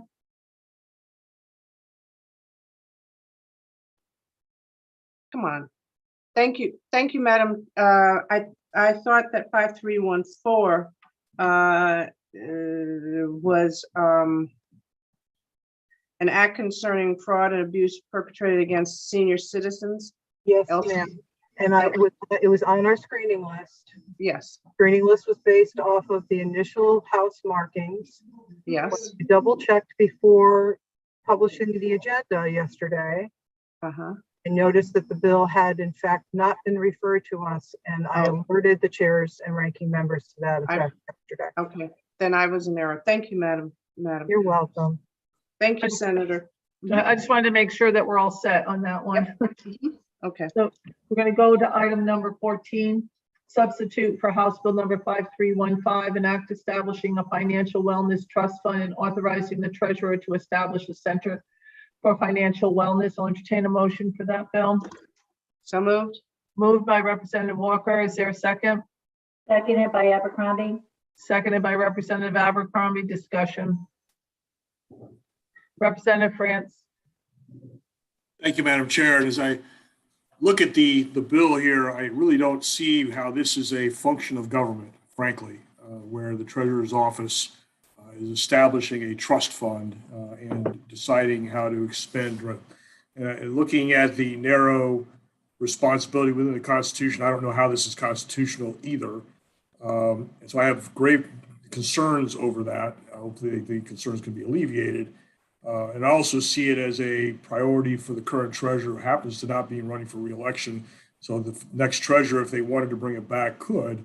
But I still have concerns over this being appropriate role of government and within the constitutional authority of the treasurer's office to do what is prescribed in this bill.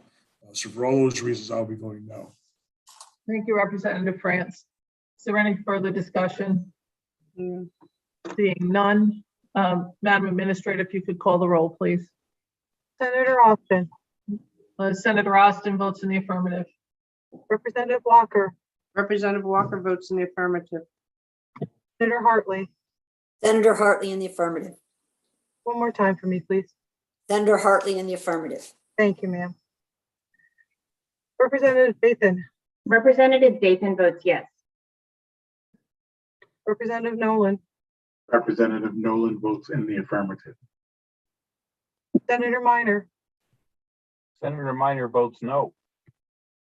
Representative France, Representative France votes no. Representative Abercrombie, Representative Abercrombie votes yes. Senator Doherty Abrams, Senator Anwar, Senator Anwar votes yes. Representative Baker, Representative Baker votes yes. Representative Betts, Representative Belinsky, Representative Belinsky votes no. Representative Candelaria, Candelaria votes yes. Senator Ciccarella, Senator Ciccarella votes no. Representative Curry, Representative Curry votes yes. Representative Delaney, Representative Delaney in the affirmative. Representative Dillon, Dillon votes yes. Representative Felipe, Representative Felipe votes yes. Representative Ferraro, Representative Ferraro votes no. Senator Flexer, Senator Flexer votes yes. Representative Gibson. Representative Gibson votes yes. One more time for me. Representative Gibson votes yes. Thank you, sir. Representative Gilchrist, Representative Gilchrist votes yes. Representative Gonzalez, Representative Gonzalez votes yes. Representative Haddad, Representative Haddad votes yes. Representative Carol Hall, Representative Joshua Hall, Representative Joshua Hall votes yes. Representative Harrison, Representative Harrison votes no. Representative Hayes, Representative Hayes votes no. Representative Howard, Representative Howard votes no. One more time. Votes no. Yeah, I gotcha. Thank you. Representative Johnson. Representative Johnson. Representative Kennedy. Kennedy votes no. Senator Kushner. Senator Kushner votes yes. Senator Lesser. Senator Lester votes yes. Senator Lopes. Senator Lopes votes yes. Representative Luxembourg. Luxembourg votes yes. Representative McCarty. Representative McCarty votes no. Senator McCrory. Senator McCory votes yes. Representative Harris. Representative Paris, yes. Representative Pavlak D'Amato. Pavlak D'Amato votes no. Representative Porter. Representative Reyes. Representative Reyes votes in the affirmative. Representative Rosario. Representative Rosario votes yes. Representative Ryan. Ryan votes yes. One more time, please. Representative Ryan votes yes. Thank you. Representative Sanchez. Representative Sanchez votes yes. Representative Sims. Representative Sims votes in the affirmative. Senator Summers.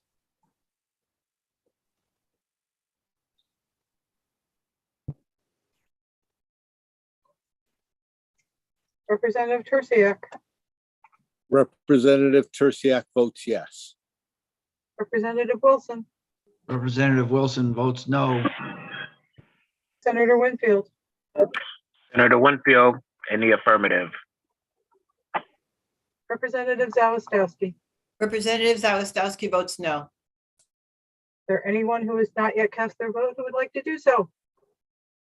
If not, thank you, Madam Chair. Thank you very much, Madam Administrator. Madam Administrator, item number 15 is up next.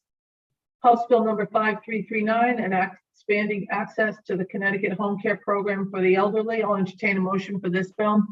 Moved by Abercrombie. Moved by moved by Abercrombie, seconded by Walker. Representative France. Without objection, I recommend this be added to the consent calendar. Without objection, so ordered. Item number 16, House Bill number 5399, an act concerning project longevity. I'll entertain a motion for this bill. So moved. Moved by Second by Abercrombie. Moved by Representative Walker, seconded by Representative Abercrombie. Discussion? Seeing no discussion, Madam Administrator, Representative France. Thank you, Madam Chair. And I just want to, for the record, says this is still a work in progress. I think there's good work being done on project longevity, but given that it's still being negotiated, I was just going to flag it with a no vote. It does not characterize the anything related to the words of the bill, what's going on with it, but want to make sure we flag it as it's still being negotiated. Thank you. Thank you, Representative France. Is there any further discussion? Seeing none, Madam Administrator, if you could call the roll. Senator Austin. Senator Austin votes in the affirmative. Representative Walker. Representative Walker votes in the affirmative. Senator Hartley. Senator Hartley in the affirmative. Representative Dathan. Representative Dathan votes yes. Representative Nolan. Senator Nolan in the affirmative. Senator Minor. Senator Minor votes yes. One more time, please. Senator Minor votes yes. Thank you. Thank you, sir. Representative France. Representative France votes no. Representative Abercrombie. Representative Abercrombie votes yes. Senator Doherty Abrams. Senator Anwar. Senator Anwar votes yes. Representative Baker.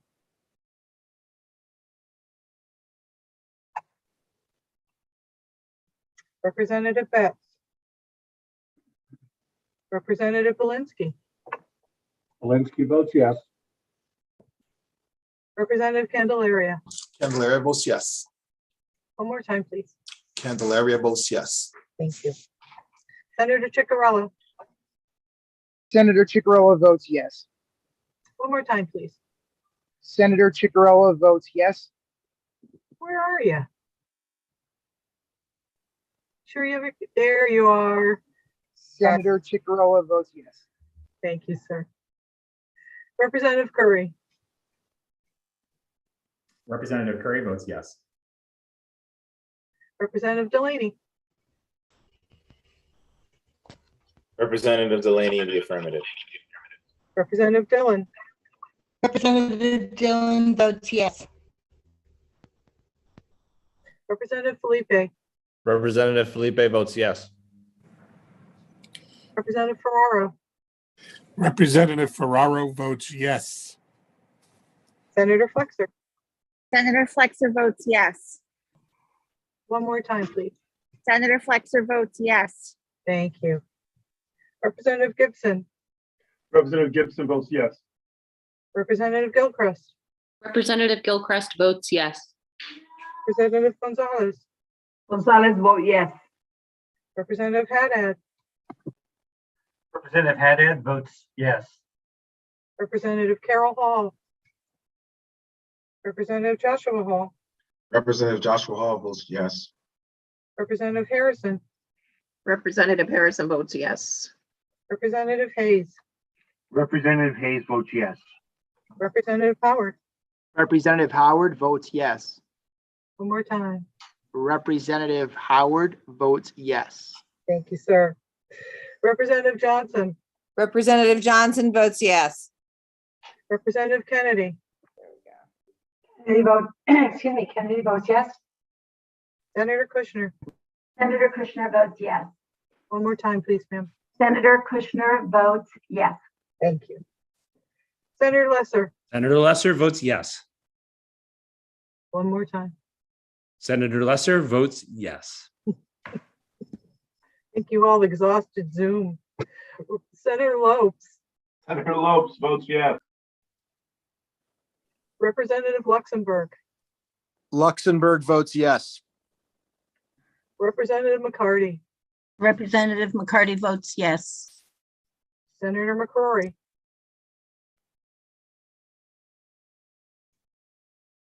Senator McCrory votes yes. Representative Paris. Rep Paris votes yes. One more time, please. Representative Paris votes yes. Thank you. Representative Pavlak D'Amato. Pavlak D'Amato votes no. Representative Porter. Representative Reyes. Representative Reyes votes in the affirmative. Representative Rosario. Representative Rosario also votes in the affirmative. Representative Ryan. Representative Ryan votes yes. Representative Sanchez. Representative Sanchez votes yes. Representative Sims. Representative Sims votes in the affirmative. Senator Summers. Summers votes yes. One more time, please. Summers votes yes. Thank you. Thank you. Representative Tersiak. Representative Tersiak votes yes. Representative Wilson. Representative Wilson votes no. Senator Winfield.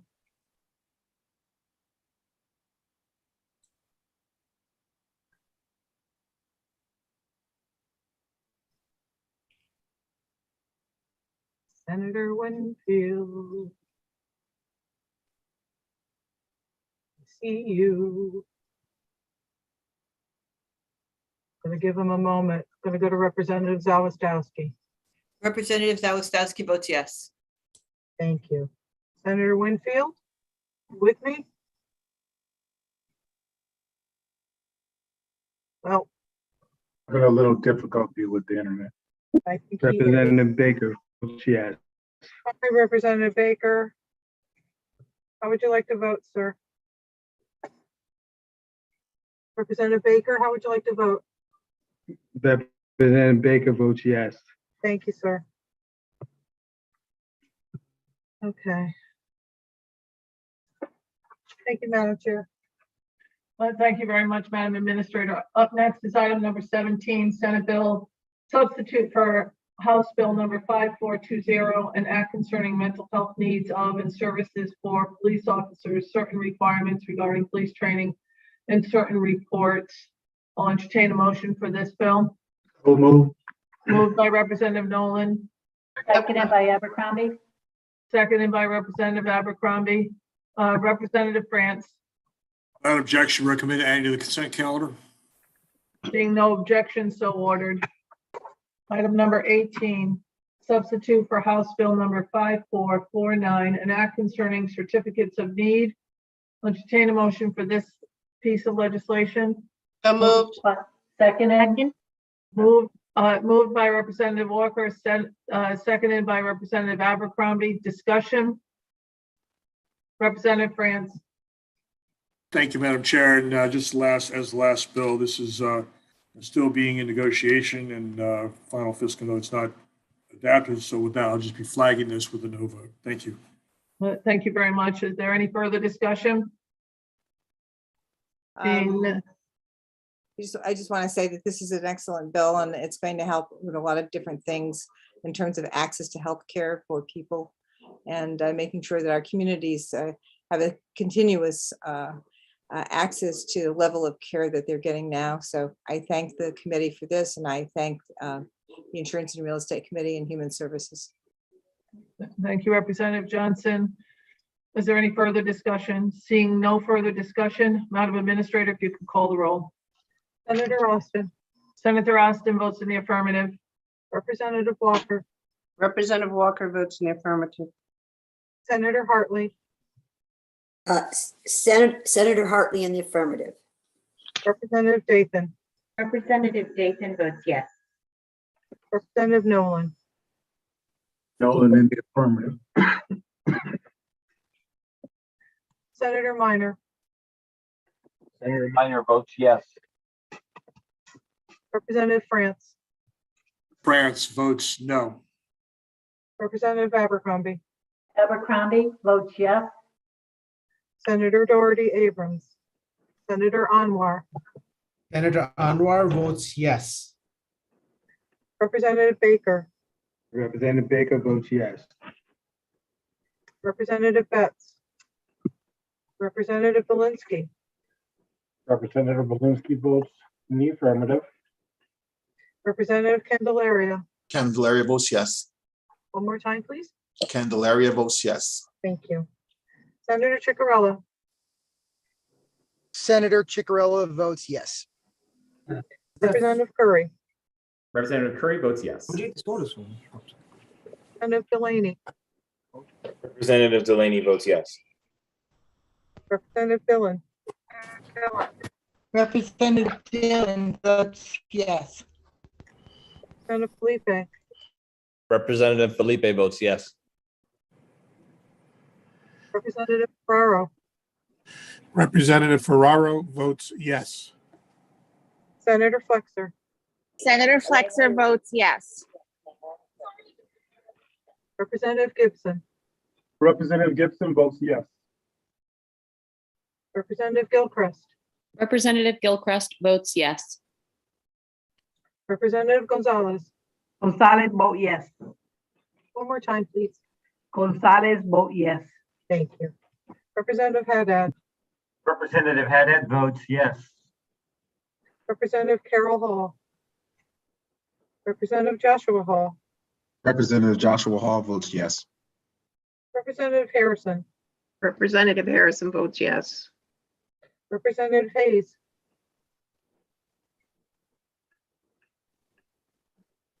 Representative Howard, Representative Howard votes yes. Representative Johnson, Representative Johnson votes yes. Representative Kennedy. Kennedy votes yes. One more time. Kennedy votes yes. Thank you. Senator Kushner, Senator Kushner votes yes. Senator Lopes. Senator Lesser. I'm sorry. What am I, chopped liver, Madam Administrator? Senator Lesser votes in the affirmative. I think I'm going down with Zoom. All Senator good. Pope. Senator Pope. I may actually prefer chopped liver to Senator Lesser, but I also vote yes. Representative Luxembourg. Representative Luxembourg votes yes. Representative McCarty. Representative McCarty votes yes. Senator McCrory. Senator McCrory votes in the affirmative. Representative Harris. Representative Paris votes yes. Representative Havelock D'Amato.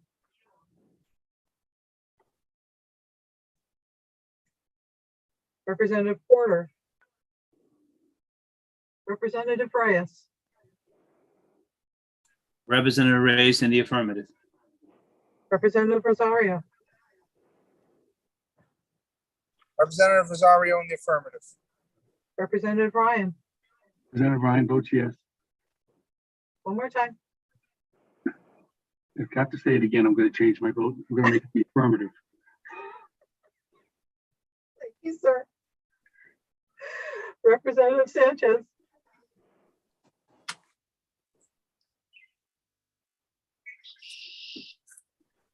Representative Sanchez. Representative Sims. Representative Sims votes in the affirmative. Senator Summers. Senator Summers votes yes. Representative Terciak. Representative Terciak votes yes. Representative Wilson. Representative Wilson votes yes. Senator Winfield.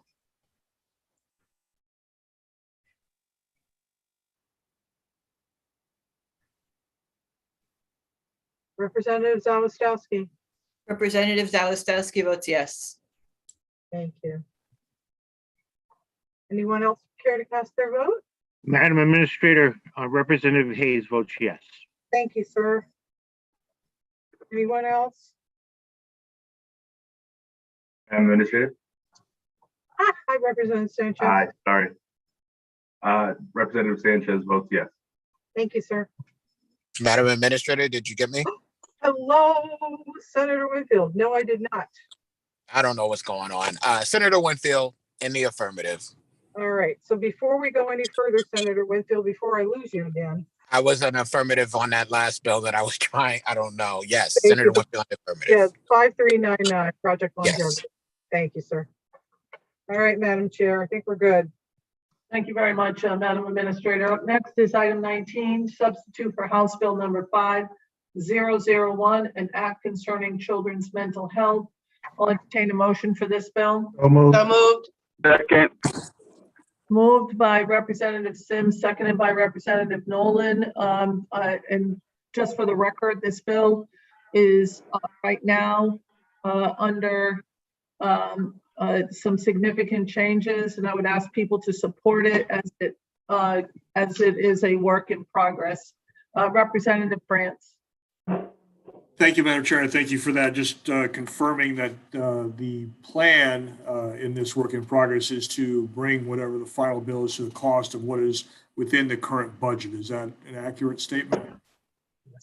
That would be correct if you include both ARPA and carry forward means and general fund means, because it would depend on what 5001 is doing, either one-time costs or construction costs or other things relative to that. Thank you, Madam Chair. Thank you. Thank you. Representative Nolan. Just understanding that this is a bill that's a work in progress, I think that it's an important bill that we focus on trying to make sure that we push it through to the floor and support our children, especially in the mental health area. Thank you, Madam Chair. Thank you. Is there any further discussion? Seeing none, Madam Administrator, if you could call the roll. Senator Austin. Senator Austin votes in the affirmative. Representative Walker. Representative Walker votes in the affirmative. Senator Hartley. Senator Hartley in the affirmative. Representative Dathan. Representative Dathan votes yes. One more time for me. Representative Dathan votes yes. Thank you. Representative Nolan. Representative Nolan in the affirmative. Senator Minor, Senator Minor votes yes. one more time, please. Senator Minor votes yes. Thank you. Representative France, Representative France votes yes. Representative Abercrombie, Representative Abercrombie votes yes. Senator Doherty Abrams, Senator Anwar, Senator Anwar votes yes. Representative Baker,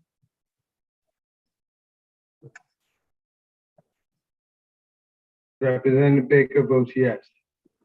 Representative Betts, Representative Belinsky, Representative Belinsky votes yes. Representative Candelaria, Candelaria votes yes. Senator Ciccarella, Senator Ciccarella votes yes. Representative Curry, Representative Curry votes yes. Representative Delaney, Representative Delaney in the affirmative. Representative Dillon, Representative Dillon votes yes. Representative Felipe, Representative Felipe votes yes. Representative Ferraro, Representative Ferraro votes yes. Senator Flexer, Senator Flexer votes yes. Representative Gibson, Representative Gibson votes yes. Representative Gilchrist, Representative Gilchrist votes yes. Representative Gonzalez, Gonzalez vote yes. one more time for me. Representative Gonzalez vote yes. Thank you. Thank you. Representative Haddad, Representative Haddad votes in the affirmative.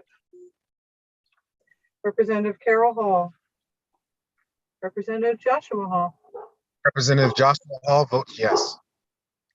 Representative Harrison, Representative Harrison votes yes. Representative Hayes, Representative Hayes votes yes.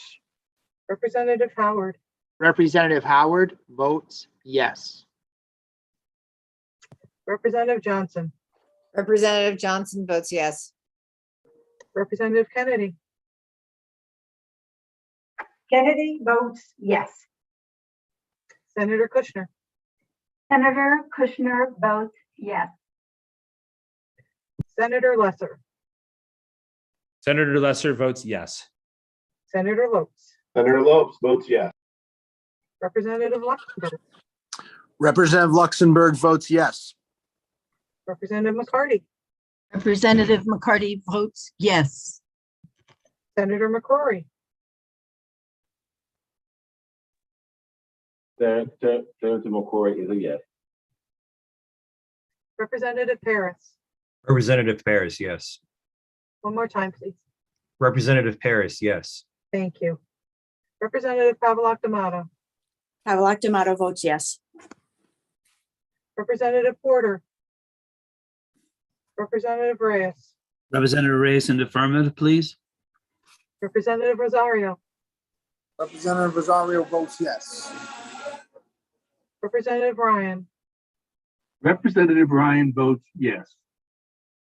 Representative Sanchez, Representative Sanchez votes yes. Representative Sims, Representative Sims votes in the affirmative. Senator Summers, Senator Summers votes yes. Representative Terciak, Representative Terciak votes yes.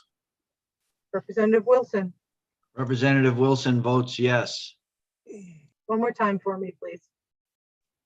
Representative Wilson votes yes. Thank you. Senator Winfield, Senator Winfield in the affirmative. Representative Zawistowski, Representative Zawistowski votes yes. thank you, Madam Chair. Thank you very much, Madam Administrator. Up next is item number 20, substitute for House Bill number 5386, an act concerning health insurance coverage for epinephrine cartridge injectors, health carriers, and pharmacy benefit managers. So moved. Second. Moved by Representative Walker, seconded by Senator Lesser. Discussion? Seeing no discussion, Madam Administrator, if you could call the roll, please. Senator Austin, Senator Austin votes in the affirmative. Representative Walker, Representative Walker votes in the affirmative. Senator Hartley, Senator Hartley in the affirmative. Representative Dathan. Representative Dathan votes yes. One more time, please. Representative Dathan votes yes. Thank you. Representative Nolan, Nolan votes yes. one more time. Representative Nolan votes yes. Thank you. Senator Minor, Senator Minor votes yes. one more time. Senator Minor votes yes. Thank you. Representative France, Representative France votes yes. Representative Abercrombie, Representative Abercrombie votes yes. Senator Doherty Abrams, Senator Anwar, Senator Anwar votes yes. Representative Baker, Representative Baker votes yes. Representative Betts, Representative Belinsky, Walensky is a yes. Representative Candelaria. Candelaria votes yes. One more time, please. Candelaria votes yes. Oh, you're still not coming through. One more time. Candelaria votes yes. There you are. Thank you. Senator Chicarella,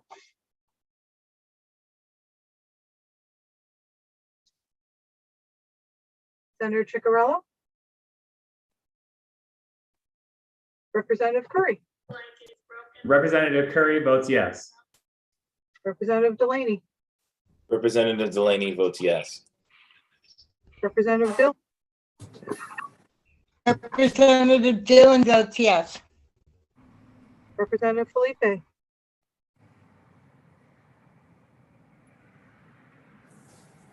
Representative Felipe votes yes. Representative Ferraro, Representative Ferraro votes yes. Senator Flexer, Senator Flexer votes yes. Representative Gibson, Representative Gibson votes yes.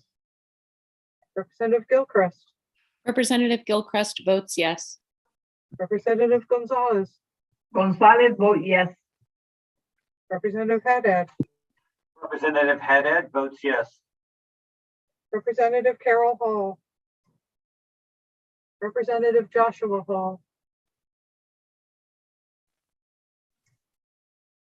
Representative Harrison, Representative Harrison votes yes. Representative Hayes, Representative Hayes votes yes. Representative Howard, Representative Howard votes yes. Representative Johnson, Representative Johnson votes yes. Representative Kennedy, Kennedy votes yes. Senator Kushner, Senator Kushner votes yes. Senator Lesser,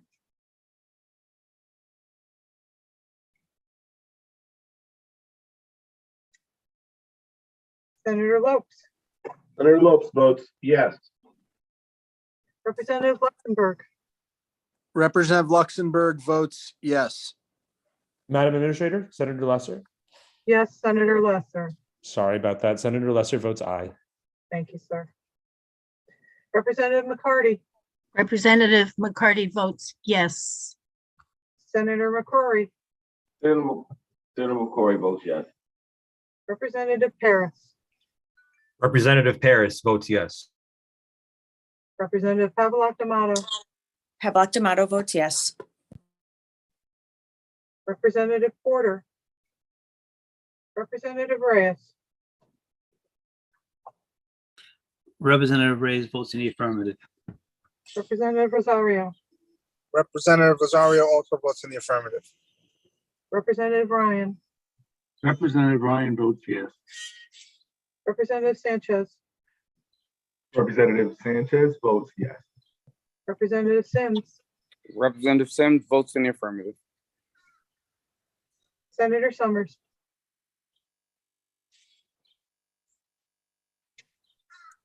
Senator Summers votes yes.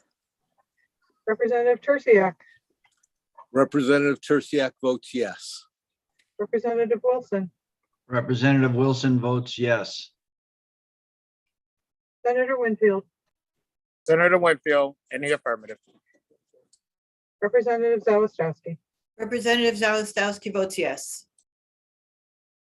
Thank you. Anyone need to cast their vote? If not, thank you, Madam Chair. Thank you very much, Madam Administrator. Up next is item number 21, House Bill number 5484, an act concerning the Department of Public Health's recommendations regarding private and semi-public well testing. I'll entertain a motion for said legislation.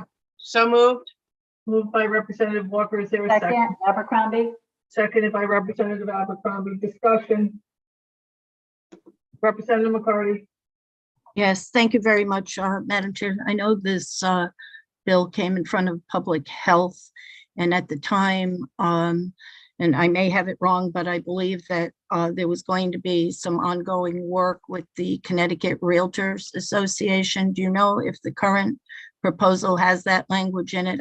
I will be supporting the bill today, but I would like to have an understanding that we're all working together, because as you know, we have to look at our housing market. If anyone has that answer, I would appreciate it. My understanding is that those discussions are still going on, Representative McCarty. Okay, so I will support the bill to get it out of appropriations, but we'll be monitoring it. Thank you. You're welcome. Senator Anwar. You had your hand up, sir. It's okay. You answered that question already, Madam Chair. Thank you. Representative Zawistowski. You're muted, ma'am. Thank you, Madam Chair. The goals of this are very good, but I am concerned about the costs added to home ownership, and also about the 45-day trigger that's in it. I'm going to be voting no to flag it, but I do support the general goals. Thank you, Madam Chair. Thank you very much. Any further discussion? Seeing none, Madam Administrator, if you could call the roll, please. Senator Austin. Senator Austin votes in the affirmative. Representative Walker. Representative Walker votes in the affirmative. Senator Hartley. Senator Hartley in the affirmative. Representative Dathan. Representative Dathan votes yes. Representative Nolan.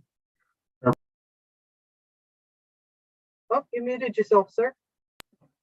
Representative Nolan in the affirmative. Thank you. Senator Minor. Senator Minor votes no. Representative France.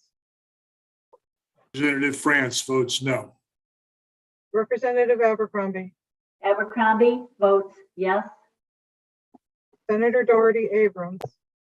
Senator Anwar. Senator Anwar votes yes. Senator Anwar votes yes. Thank you. Representative Baker.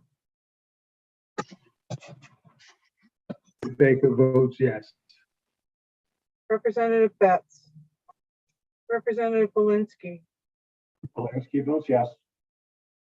Representative Candelaria. Candelaria votes yes. Senator Ciccarella.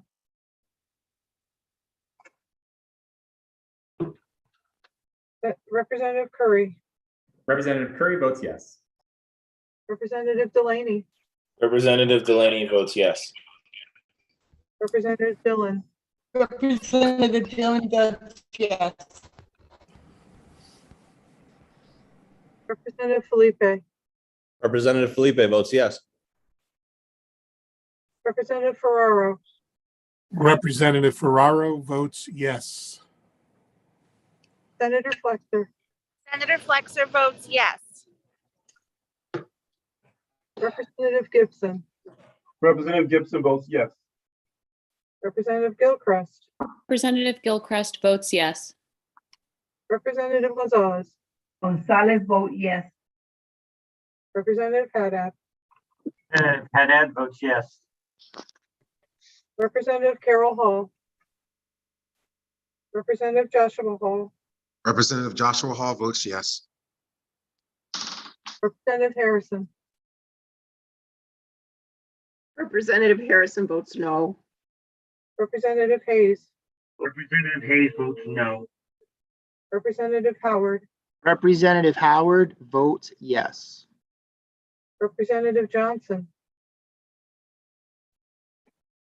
Representative Johnson votes yes. Representative Kennedy, Kennedy votes no. Senator Kushner, Senator Kushner votes yes. Senator Lesser, Senator Lesser votes yes. Senator Lopes, Senator Lopes votes yes. Representative Luxembourg, Representative Luxembourg votes yes. Representative McCarty, Representative McCarty votes yes.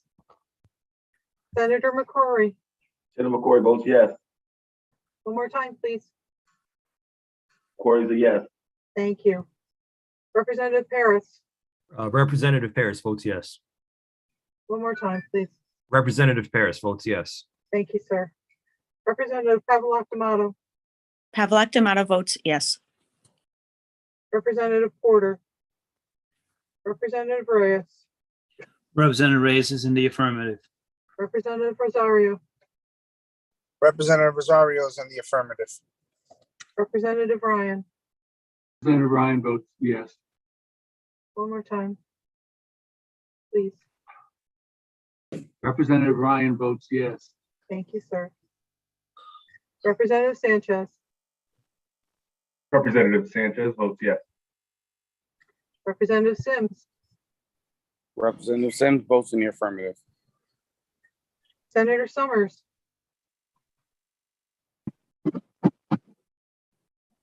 Senator Summers votes yes. Representative Terciak, Representative Terciak votes yes. Representative Wilson, Representative Wilson votes no. Senator Winfield, Senator Winfield in the affirmative. Representative Zawistowski, Representative Zawistowski votes no. one more time for me, ma'am. Representative Zawistowski votes no. Thank you. Anyone else need to cast their vote? Madam Chair, I had to step away. Did you get me? I got you, sir. Okay. I think we're good. Thank you, Madam Chair. Thank you very much, Madam Administrator. Up next is item number 22, Senate Bill number 363, an act concerning health insurance reimbursement parity for podiatrists. I'll entertain a motion for this bill. Moved by Abercrombie. Moved by Representative Abercrombie. Is there a second? Nolan. Second by Representative Walker. Seconded by Representative Walker. Representative France. Without objection, recommend adding to the consent calendar. Seeing no objection, so ordered. Item number 23, substitute for Senate Bill number 358, an act concerning required health insurance coverage for breast and ovarian cancer susceptibility screening. I'll entertain a motion for said. So moved. Second by Nolan. Senator Anwar, seconded by Representative Nolan. Representative France. Without objection, recommend adding to consent. Seeing no objection, so ordered. Item number 24, substitute for Senate Bill number 117, an act concerning tree removal on properties under the control of the Department of Energy and Environmental Protection. I'll entertain a motion for said piece of legislation. So moved. Moved by Senator Minor, seconded by Representative Walker. Representative France. Without objection, recommend adding to the consent calendar. Seeing no objection, so ordered. Item number 25, an act concerning Senate Bill number 280, an act concerning naturopaths. I'll entertain a motion for said bill. So moved. Moved by Representative Walker. Is there a second? Second. Seconded by Senator Minor. Senator Anwar. Thank you, Madam Chair. Madam Chair, I do have some serious concerns about this bill for a variety of reasons. One, I'll just list some of them. What has happened historically is that in the recent pandemic, we have seen that patients at times get mixed information or inaccurate information where they're informed that they should not be taking a vaccine or taking some supplements, which is created or made right in the office from some of the individuals, and they take the individual away from the standard of care, and that has led to deaths in the recent pandemic. And also, we have heard horror stories, and I have seen at least one fine. How are where an you? individual had cancer. Excuse me, Senator Anwar. Thank Yeah. you. Go ahead, Senator. And so what we had seen is that an individual has a cancer, and then instead of getting the standard of care and having potential of cure, they were moved and given information to try and take supplements, and quote unquote under the guise of natural supplements, which resulted in the cancer spreading and the person having metastatic disease when they had a curable condition. So giving this legitimacy and giving the Medicaid, very limited Medicaid funds, over when we are actually struggling for Medicaid funds is a concern to me. And the other thing is that this bill, as acting chair of public health, I did not see this bill come to Public Health Committee. So this is something that should have come to Public Health before coming over here. So I have serious concerns about this bill, Madam Chair, and I will be voting no. And I'm sure my colleagues may have some concerns too. Thank you. Senator Summers. Yes, I just want to align my comments with Senator Anwar's comments, and I will be voting no on this bill for that reason. We really feel strongly in dealing with, this alternative medicine, so to speak, or the naturopath, that it should have come through public health. And I urge my colleagues to not support this going forward. Thank you.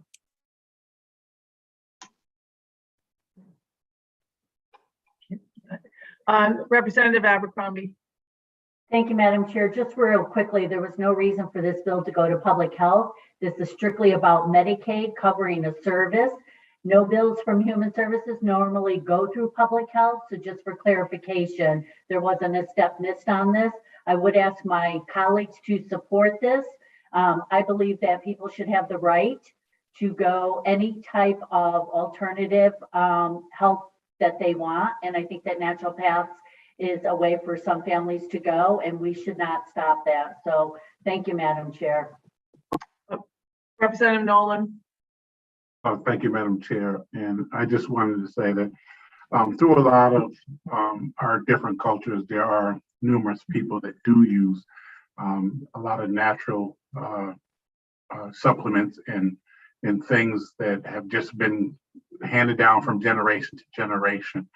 And would all due respect to those who vote against this, I've seen proof of things working, and I also sometimes take some of the supplements that I think make a change in my lifestyle. So I'm going to support this, but I do understand where the senators are coming from. But I do believe that some of these supplements and things that come down from generation to generation are important for our president. So I'm going to be supporting this at this time.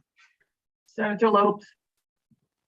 I have no problems or objections with naturopath physicians, although I cannot, I do not support the expansion of the Medicare funding towards in that direction. It is too scarce and used for too many other reasons. So I can't support this for that reason. Representative Porter. Thank you, Madam Chair. I just wanted to align my comments with Rep. Nolan and Representative Abercrombie is what I heard. I don't know who else said what, but this is definitely an option. I believe in choice, and I will be supporting this bill based on that. And that is deeply rooted in my culture and ethnicity around naturopath and natural healing. Thank you. Senator Lesser. Yes, thank you, Madam Chair. And through you, just a question. I don't know if there's a proponent of the bill present, but I was curious. I heard that there was money placed in the budget for this. How much money, and if there's any more clarification that could be provided for the fiscal note? The Office of Fiscal Analysis said that in order to get this through the would be $100,000, and that is in the budget. Okay, thank you. I have some concerns about it. I have supported expanding. I've supported naturopaths for years, but I do have some concerns about using, to the point made by Senator Lopes, of some concerns about using our limited Medicaid resources at a time when there seem to be some really serious priorities for areas that are currently funded. Thank you, Madam Chair. Representative McCarty. Yes, again, just for some quick clarification. Does the Department of Social Service right now, DSS, provide Medicaid services or reimbursement for naturopaths under a certain age? No, ma'am, right now, that's of this bill. That's why this bill is before us, is so that Medicaid can be expanded into naturopaths. This allows people to have choice. Because I've read that it currently, right now, that there are some served for a certain age group that's already provided under Medicaid. So I was just seeking clarification, but now you're saying no, but I've read differently, but thank you. I believe in other states, ma'am, it is. Okay, thank you. Thank you very much. I support this bill completely. I was stationed in Misawa Air Force Base in Japan. I lived at the northern tip of the main island of Japan, and know that other cultures use naturopathic methods. And I also am very familiar with the Native American culture here in the United States, and they use naturopathic methods. And quite frankly, I think the only reason to avoid supporting this under Medicaid is because we don't want poor people to have the choice of methodologies that they so choose. And having, I remember Representative Santiago, who is not with us any longer, who was a huge supporter of naturopathic medicines. And in his name, if I may, with all due indulgence, I remember him asking us to support this type of legislation for just that reason, to allow people choice. And I plan on supporting and ask my colleagues to support this piece of legislation. Representative Reyes. Thank you, Madam Chair, and just want to think along the lines that in today's society and with all the opioid problems we're having, I think their society in general is over medicated to begin with. So with that said, I will be supporting this piece of legislation. Thank you. Thank you very much. Seeing no further comments, Madam Administrator, if you could call the roll. Senator Austin. Senator Austin votes in the affirmative. Representative Walker. Representative Walker votes in the affirmative. Senator Hartley. Senator Hartley in the affirmative. One more time, please. Senator Hartley in the affirmative. Thank you. Representative Dathan. Representative Dathan votes yes. One more time, please. Representative Dathan votes yes. Thank you. Representative Nolan. Representative Nolan in the affirmative. Senator Minor. Senator Minor votes yes. Representative France. Representative France votes yes. Representative Abercrombie. Representative Abercrombie votes yes. Senator Doherty Abrams. Senator Anwar. Senator Anwar votes no. Representative Baker. Representative Baker votes yes. Representative Betts. Representative Belinsky. Representative Belinsky votes in the affirmative. Representative Candelaria. Representative Candelaria votes yes. Senator Ciccarella.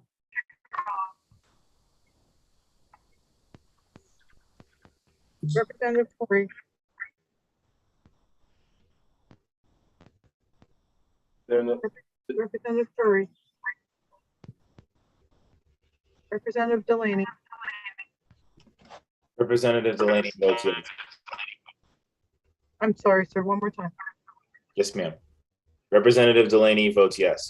Thank you, sir. Too easy. Representative Dillon. Too easy. Dillon votes yes.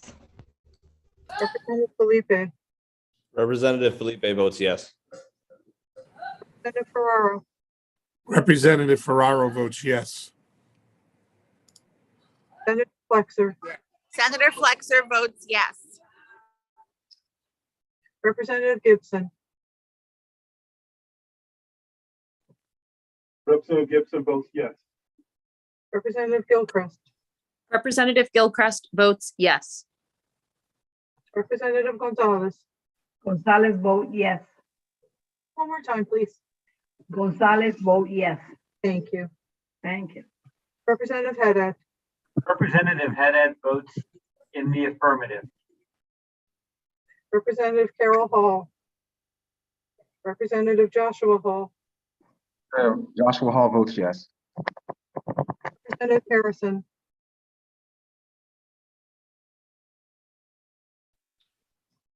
Representative Harrison votes yes. Representative Hayes. Representative Hayes votes yes. Representative Howard.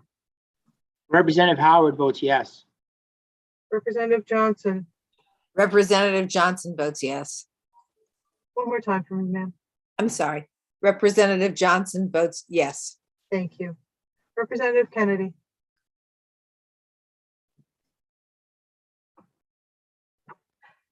There it is. Kennedy votes yes. Senator Kushner. Senator Kushner votes yes. Senator Lesser. Senator Lesser votes yes. Senator Lopes. Senator Lopes votes no. Maybe. There you go. No. Thank you. Thank you. Representative Luxembourg. Representative Luxembourg votes no. Representative McCarty. Representative McCarty votes yes.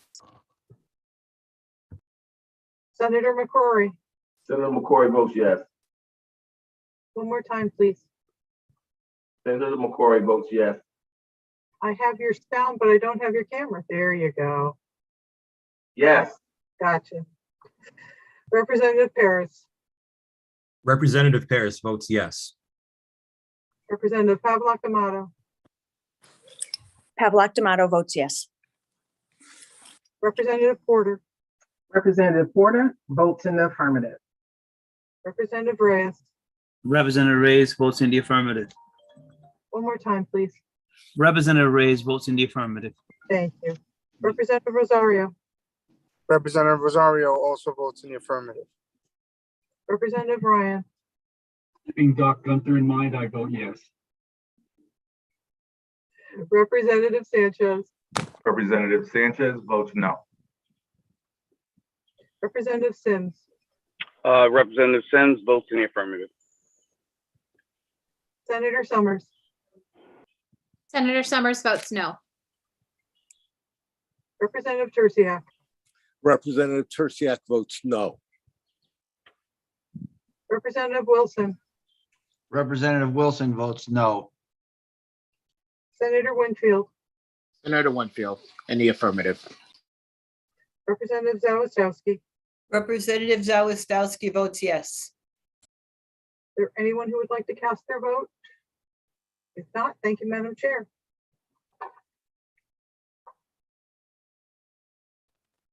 Thank you very much, Madam Administrator. And while too late for decisions, the OFA has contacted me and said Representative McCarty was correct. We support this already for under 21. This would just be for over 21, while the votes have already been cast. So up next is item number 26, the substitute for Senate Bill number 250, an act concerning student loan reimbursement for Connecticut residents who graduated from a state university. Entertain a motion for this bill. So moved. Moved by Representative Walker. Seconded by Representative Paris. Discussion. Representative France. Thank you, Madam Chair. Just one question. Is this bill funded currently within the budget? Representative France, I do not believe so. Thank you. For that reason, I'll be voting against the bill. I think that hopefully we will see appropriate funding prior to coming before the chambers. Thank you. My lunch. Thank you very much, Representative France. Any further discussion? Representative Walker, you're not muted, ma'am. But if your husband is providing lunch, could he provide lunch for me too? Madam Administrator, if you could call the roll, please. Senator Austin. Senator Austin votes in the affirmative. Representative Walker. I'm sorry. Representative Walker on Senate Bill 250. Votes in the affirmative. Thank you. Senator Hartley, Senator Hartley in the affirmative. Representative Dathan, Representative Dayton votes yes. Representative Nolan, Representative Nolan in the affirmative. Senator Minor, Senator Minor votes no.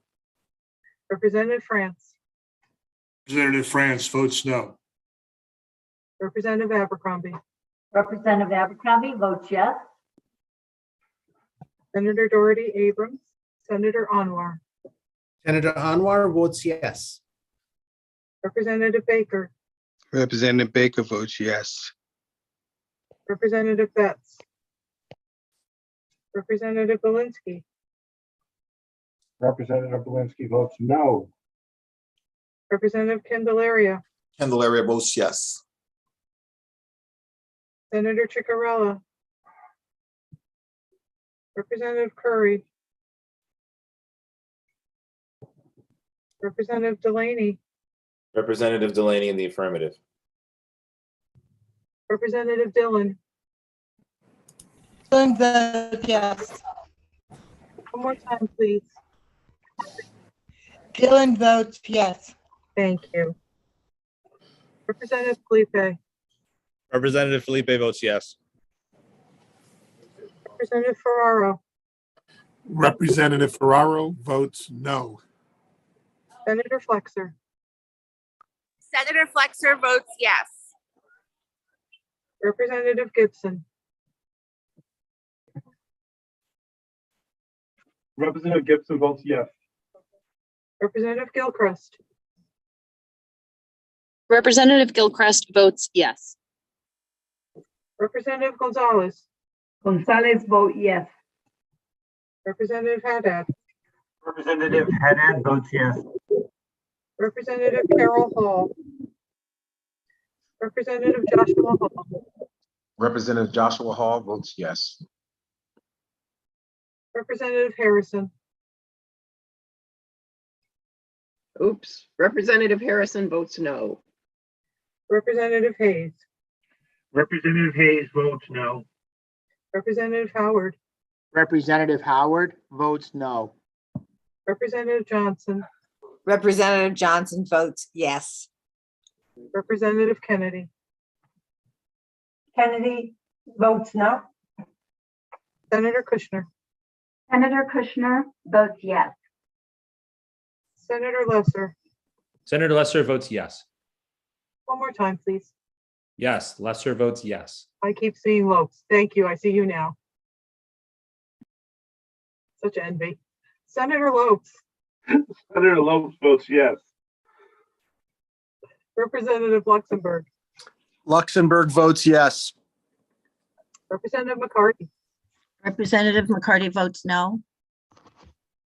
Senator McCrory. Senator McCrory is a yes. One more time, please. Senator McCrory is a yes. Thank you. Thank you. Representative Paris, Madam Administrator, as a proud proponent, Representative Paris votes yes. Representative Pavlak D'Amato,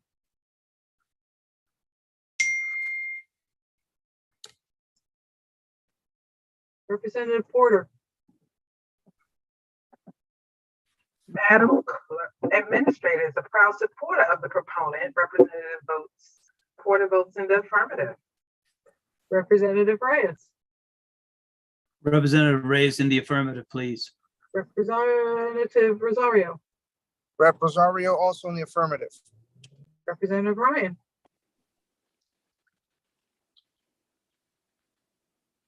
Representative Ryan votes yes. Representative Sanchez, Representative Sanchez enthusiastically votes yes. Representative Sims, Representative Sims votes in the affirmative. Senator Summers, Senator Summers votes no. one more time for me, please. Senator Summers votes no. There you are. Thank you. Thank you. Representative Tersiak, Representative Tersiak votes yes. Representative Wilson, Representative Wilson votes no. Senator Winfield, Senator Winfield, in the affirmative. Representative Zawistowski. Representative Zawistowski votes no. Thank you, Madam Chair. Thank you very much, Madam Administrator. Up next is substitute for Senate Bill number 2, an act expanding preschool and mental and behavioral services for children. I'll entertain a motion for this bill. So moved. Moved by Senator Anwar, seconded by Representative Reyes. Just so everybody knows that this bill is a work in progress also. It will not be coming to the floor in its current construction, and there is significant changes, and I would encourage people to support it as we make it through this process. Representative Howard. Thank you, Madam Chair. I plan on supporting the bill. I think it's important, and I think not only as a legislator and you know what I do in my community, but also as a parent, I am acutely aware of the situation going on with our children, with their them being behind academically and their social and emotional growth. And I think this is money that we need to spend to get our kids caught up. But I do just want to say for the record that while I will support it, I think throughout this pandemic, we as a government have done tremendous disservice to our children. But when folks say to me, you know, kids were having a mental health crisis before the pandemic, that's all the more reason to be paying more attention to their mental health needs during the pandemic. And I think that when we weigh it all out and you look around at how we responded and how other states responded relevant to that we did a disservice to it. And certainly in the beginning, it was one thing, but as you know, and many of my colleagues know, as recently as this fall, you know, despite overwhelming data that there was a lack of transmission in school, and despite overwhelming data that we knew that our kids were falling behind, you know, we perpetuated the problem for several more months. But that's certainly an issue for a different committee. But here in the Appropriations Committee, you know, it's frustrating to go back to taxpayers and say we have to spend money on a problem that we perpetuated. And I think that, you know, as a state, we did a disservice not only to the children, but the taxpayers in that regard. So I will support it today. I think it's important that this moves forward and we do get our kids caught up. But I think it's important that we all, you know, be mindful of that in the future, that the policies that we create that are going to cost money in the future, we should pay more attention to it. Thank you, Madam Chair. Thank you very much, Representative Howard. Representative Paris, I saw you had your hand up. I don't see it up anymore. Did you want to make a comment, sir? Thank you, Madam Chair. I just wanted to echo the sentiments of my colleague. I do believe that us making an investment in early childcare, certainly right now in terms of the mental health of our young people, would save us a great amount of money in the long run when a lot of these young people get older. This certainly would also help parents, working moms, moms who are also having to deal with the emotional needs of their children, and that's starting from birth up to the age of 5 during brain development. So I do echo the sentiments of my colleague. I urge all of our colleagues on this committee to vote this out. And I urge for us to continue to make an investment for children across our state. Thank you. Thank you very much, Representative Paris. Senator Anwar. Thank you so much, Madam Chair. I just wanted to thank both the chairs for helping with this bill as well, and all the individuals who've been involved and bring these bills together. 5001 and SB2 are important bills that are going to attempt to address some of the challenges and difficulties our children have faced. And this bill is going to be a part of a comprehensive strategy that all of us have. And the important thing in this session that we have learned is that literally everybody has rolled up their sleeve, Democrats, Republicans, Senate members, House members, to be able to come. And then we have put ideas that are generated by literally people around this group and beyond within the House and the Senate to bring this forward. So I look forward to supporting this and completing this work with the changes and that are happening right now. Thank you. Representative Nolan. Thank you, Madam Chair. I am also in agreement with the large necessity to try and push this through. My disappointment is that the perpetuation was way before COVID. Our Black and Brown students were going through mental health issues and things as such prior to COVID coming about. And I wish we would have did it a little bit sooner. So it's been a long time that this has been overdue. And I'm just so glad that there's such a bipartisanship to try and make sure that these things happen now, even though they should have happened sooner. I look forward to supporting this bill. Thank you, Madam Chair. Thank you very much. Representative McCarty. Yes, thank you very much, Madam Chair. And I don't want to spend much time, but I had to make a remark that I think that as we go through this, even though it may require resources, there's nothing more important right now, in my opinion, than protecting the mental health needs of our youngest children and our students. And this will do a lot of good work on addressing those mental health needs and the trauma that exists in the schools. So I'm very supportive. Thank you, Madam Chair. Thank you very much, Representative McCarty. Any further discussion? Being no further discussion, Madam Administrator, if you could call the roll, please.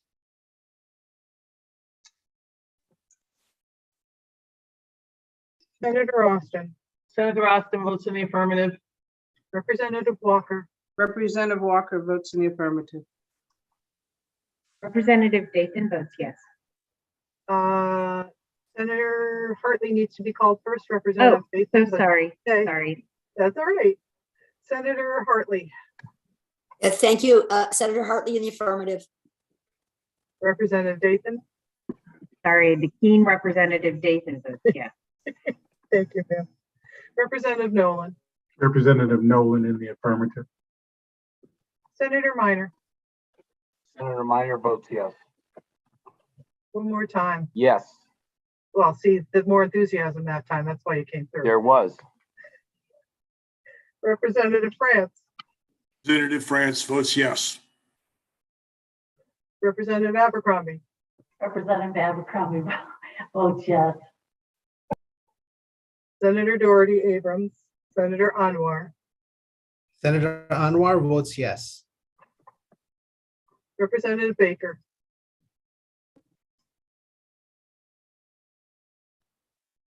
Representative Baker votes yes. Representative Betts. Representative Belinsky.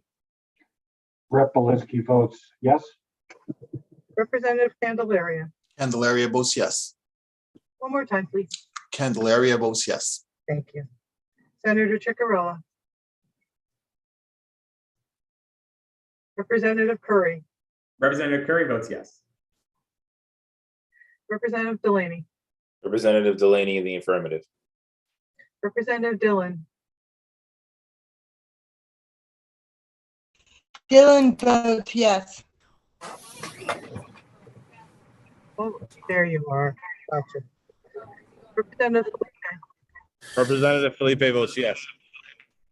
Representative Ferraro.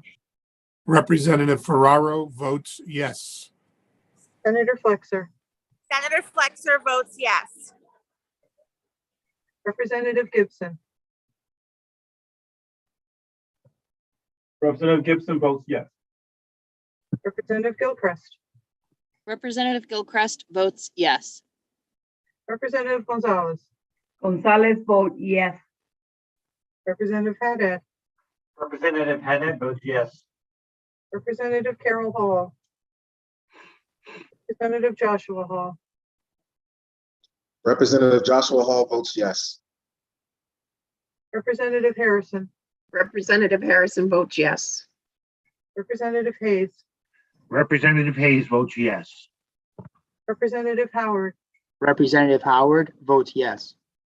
Representative Johnson. Representative Johnson votes yes. Representative Kennedy. Kennedy votes yes. Senator Kushner. Senator Kushner votes yes. Senator Lesser. Senator Lesser votes yes. One more time, please. Senator Lesser votes yes. Thank you. Senator Lopes. Senator Lopes votes yes. Senator Lopes votes. Thank you. Representative Luxembourg. Representative Luxembourg votes yes. Representative McCarty. Representative McCarty votes yes. Senator McCrory. Senator McCory votes in the affirmative. Representative Paris. Representative Paris votes yes. Representative Pavlak-Damato. Representative Porter. Representative Porter votes in the affirmative. Representative Reyes. Representative Reyes votes in the affirmative. Representative Rosario. Representative Rosario votes in the affirmative. One more time for me, please. Representative Rosario votes in the affirmative. There you are. Thank you, sir. Thank you. Representative Ryan. Representative Ryan votes yes. One more time. Representative Ryan votes yes. One more time, please. Representative Ryan still votes yes. Thank you, sir. Sorry, there's some live mics, and so Zoom wasn't picking up. Representative Sanchez. Representative Sanchez votes yes. Thank you. Representative Sims. Representative Sims votes in the affirmative. Senator Summers. Senator Summers votes yes. Representative Terciak. Representative Terciak votes yes. Representative Wilson. Representative Wilson votes yes. Senator Winfield. Senator Winfield in the affirmative. Oh, one more time. Senator Winfield in the affirmative. Thank you, sir. Representative Zawistowski. Representative Zawistowski votes yes. Thank you. Thank you, Madam Chair. Thank you very much, Madam Administrator. Madam Administrator, up next is item number 28, Senate Bill number 407, an act concerning the development and implementation of a post-COVID-19 Women's Return to Work Economic Development Plan. I'll entertain a motion for this piece of legislation. So moved. Moved by Senator Hartley. Is there a second? Is there a second? Seconded by Abercrombie. Seconded by Representative Abercrombie. Discussion? Seeing no discussion, Madam Administrator, if you could call the roll, please. Senator Austin. Senator Austin votes in the affirmative. Representative Walker. Representative Walker votes in the affirmative. Senator Hartley. Senator Hartley in the affirmative. Representative Dathan. Representative Dathan votes yes. Representative Nolan. Representative Nolan in the affirmative. Senator Minor.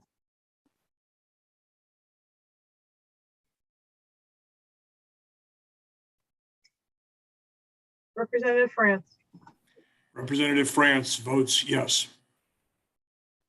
Representative Abercrombie. Representative Abercrombie votes yes. Senator Doherty Abrams. Senator Anwar. Senator Anwar votes yes. Representative Baker. Representative Baker votes yes. One more time, please. Representative Baker votes yes. Thank you, sir. Representative Betts. Representative Belinsky. Representative Belinsky votes yes. Representative Candelaria. Representative Candelaria votes yes. Senator Ciccarella. Representative Curry. Representative Curry votes yes. Representative Delaney.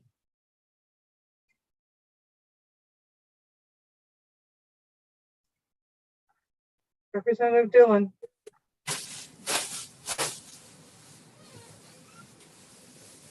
Representative Dillon votes yes. Representative Felipe. Representative Felipe votes yes. Representative Ferraro. Representative Ferraro votes yes. Thank you. Senator Flexer. Senator Flexer votes yes. One more time for me, please. Senator Flexer votes yes. So I gotta vote. Representative Gibson, if you could mute yourself for just one moment. I can't get Senator Flexer's video. Thank you, sir. Senator Flexer, one more time, please. Senator Flexer votes yes. Thank you, ma'am. Now, Representative Gibson. Yes, ma'am. Representative Gibson votes yes. Thank you, sir. You're welcome. Representative Gilchrist. Representative Gilchrist votes yes. Representative Gonzalez. Gonzalez vote yes. One more time, please. Gonzalez vote yes. Great, thank you. Representative Haddad, Representative Haddad votes yes. Representative Carol Hall, Representative Joshua Hall, Representative Joshua Hall votes yes. Representative Harrison, Representative Harrison votes yes. Representative Hayes, Representative Hayes votes yes. Representative Howard, Representative Howard votes yes. Representative Johnson,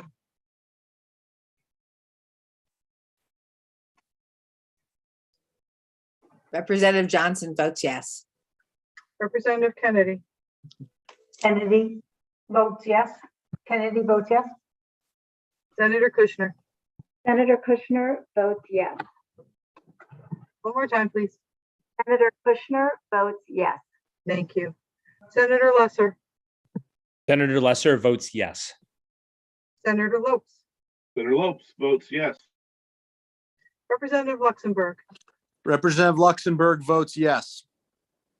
Representative McCarthy, Representative McCarty votes yes. Senator McCrory, Senator McCory says yes. Representative Paris, Representative Paris votes yes. Representative Pavlik D'Amato, Representative Porter, Representative Porter votes in the affirmative. Representative Reyes, Representative Reyes votes in the affirmative. Representative Rosario, Representative Rosario also votes in the affirmative. Representative Ryan, Representative Ryan votes yes. Representative Sanchez, Representative Sanchez votes yes. Representative Sims, Representative Sims votes in the affirmative. Senator Summers, Senator Summers votes yes. Representative Terciak, Representative Terciak votes yes. Representative Wilson, Representative Wilson votes yes. Senator Winfield, Senator Winfield in the affirmative. Representative Zawistowski, Representative Zawistowski votes yes. Thank you, Madam Chair. Thank you very much, Madam Administrator. Madam Administrator, Senator Lesser, you have your hand up, sir? Yes, thank you, Madam Chair. I just wanted to note that there's a very impressive looking building behind Senator Flexer when she's voting. So people keep an eye out for that. Thank you, Madam Chair. Thank you, Senator Lesser. Up next is item number 29, substitute for Senate Bill number 321, an act expanding workers' compensation coverage for post-traumatic stress injury for all employees. I'll entertain a motion for this bill. Moved by Rep. Porter. Moved by Representative Porter. Is there a second? Second, Nolan. Seconded by Representative Nolan. Discussion. Representative France. Madam Chair, I just wanted one question. Is this cost of this policy covered in the budget currently? Currently, no. For that reason, are we flagging it? I hope we can figure out how to maintain it within the budget and the general funds. This will be an ongoing cost. I'll be flagging it as a no for today. Thank you. Thank you very much, Representative France. Any further discussion? Seeing none, Madam Administrator, if you could call the roll, please. Senator Austin, Senator Austin votes in the affirmative. Representative Walker, Representative Walker votes in the affirmative. Senator Hartley, Senator Hartley in the affirmative. Representative Dathan. Representative Dathan votes yes. One more time, please. Representative Dathan votes yes. Thank you. Representative Nolan, Representative Nolan in the affirmative. Senator Minor, Senator Minor votes no. Representative France, Representative France votes no. Representative Abercrombie, Representative Abercrombie votes yes. Senator Doherty Abrams, Senator Anwar, Senator Anwar votes yes. Representative Baker, Representative Baker votes yes. Representative Betts, Representative Belinsky, Representative Belinsky votes no. Representative Candelaria, Candelaria votes yes. Senator Chicarella, Representative Curry, Representative Curry votes yes. Representative Delaney, Representative Delaney votes yes. Representative Dillon, Representative Dillon votes yes. Representative Felipe, Representative Felipe votes yes. Senator Ferraro, Representative Ferraro votes no. Senator Flexer, Senator Flexer votes yes. Representative Gibson, Representative Gibson votes yes. Representative Gilchrist, Representative Gilchrist votes yes. Representative Gonzalez, Gonzalez vote yes. Representative Haddad, Representative Haddad votes yes. Representative Carol Hall, Representative Joshua Hall, Representative Joshua Hall votes yes. Representative Harrison, Representative Harrison votes no. Representative Hayes, Representative Hayes votes no. Representative Howard, Representative Howard votes no. Representative Johnson, Representative Johnson votes yes. Representative Kennedy. Kennedy votes no. Senator Kushner. Senator Kushner votes yes. Senator Lesser, Senator Lesser votes yes. Senator Lopes, Senator Lopes votes yes. Representative Luxembourg, Luxembourg votes yes. Representative McCarty, Representative McCarty votes no. Senator McCrory, Senator McCoy votes yes. Representative Paris. Paris votes yes. One more time, please. Oh, there you are. I see you. Thank you. You're welcome. Representative Pavlock D'Amato. Representative Porter. Representative Porter votes in the affirmative. Representative Reyes. Representative Reyes votes in the affirmative. Representative Rosario. Representative Rosario votes in the affirmative. One more time, please. There you are. Representative Rosario votes in the affirmative. Thank you, sir. Representative Ryan. Representative Ryan votes yes. Representative Sanchez. Representative Sanchez votes yes. One more time, please. Representative Sanchez votes yes. Thank you. Representative Sims. Representative Sims votes in the affirmative. Senator Summers. Senator Summers votes no. Representative Terciak. Representative Terciak votes yes. Representative Wilson. Representative Wilson votes no. Senator Winfield. Senator Winfield in the affirmative. Representative Zawistowski. Representative Zawistowski votes no. Thank you, Madam Chair. Thank you very much, Madam Administrator. Up next is item number 30, Senate Bill number 316, an act protecting Connecticut workers. I'll entertain a motion for this piece of legislation. So move. Moved by Representative Sims. Second. Seconded by Senator Kushner. Representative France. Without objection, recommend moving to the consent calendar. Seeing no objections, so ordered. Item number 31, substitute for Senate Bill number 6, an act concerning personal data privacy and online monitoring. I'll entertain a motion for this bill, this piece of legislation. So move, Representative Moved Candelaria. by Representative Candelaria. Is there a second? Second. Seconded by Representative Walker. Representative France. Without objection, recommend moving the consent calendar. Without objection, so ordered. Item number 32, substitute for Senate Bill number 215, an act concerning engineering and maintainer positions at the Department of Transportation. I'll entertain a motion for this piece of legislation. So moved, Representative Candelaria.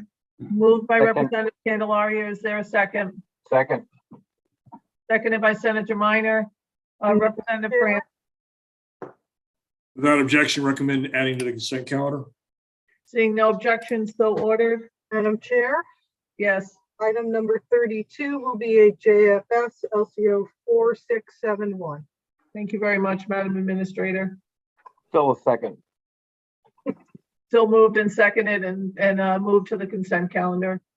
Item number 33, Senate Bill number 343, an act concerning a military occupational specialty working group and a grant program for the reimbursement of certain licensing, certification, registration, or tuition fees. I'll entertain a motion for this item. So moved. Second by Porter. Moved by Senator Minor, seconded by Representative Porter. Representative France. Without objection, recommend moving the consent calendar. Seeing no objection, so ordered. Item number 34, substitute for Senate Bill number 186, an act concerning collaborative drug therapy management agreements and policies. I'll entertain a motion for this bill.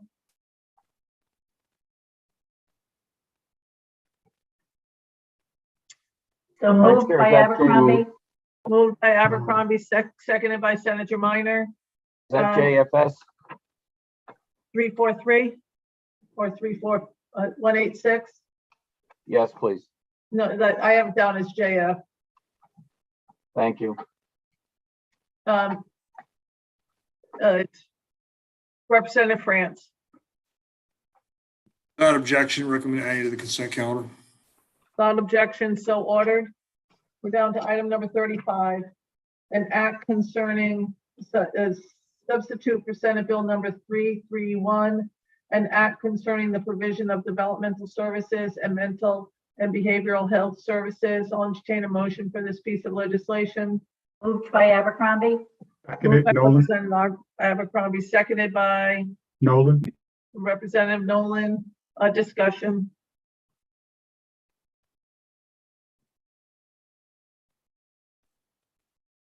Seeing no discussion, Madam Administrator, if you could call, oh, wait a minute, Representative France. Just one question that my understanding is we're still working on this and there's a fiscal associated with it. We're working through the details of that to figure out how to fund it as well as the policy side of that. Is that a correct statement? That would be a correct statement, sir. Okay. So for that reason, I will flag this with a no. Thank you. Thank you. Senator Minor, do you have any comments, sir? I had the same question, Madam Chair. Thank you. Thank you. Is there any further discussion? See none. Madam Administrator, if you could call the roll, please. Senator Austin, Senator Austin votes in the affirmative. Representative Walker, Representative Walker votes in the affirmative. Senator Hartley, Senator Hartley in the affirmative. Representative Dathan, Representative Dathan votes yes. Representative Nolan, Representative Nolan in the affirmative. Senator Minor, Senator Minor votes no.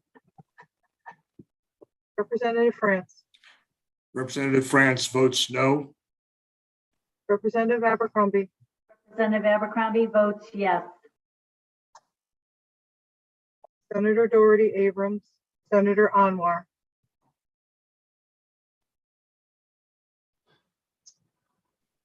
Senator Anwar,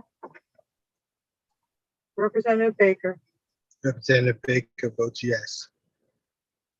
Representative Betts,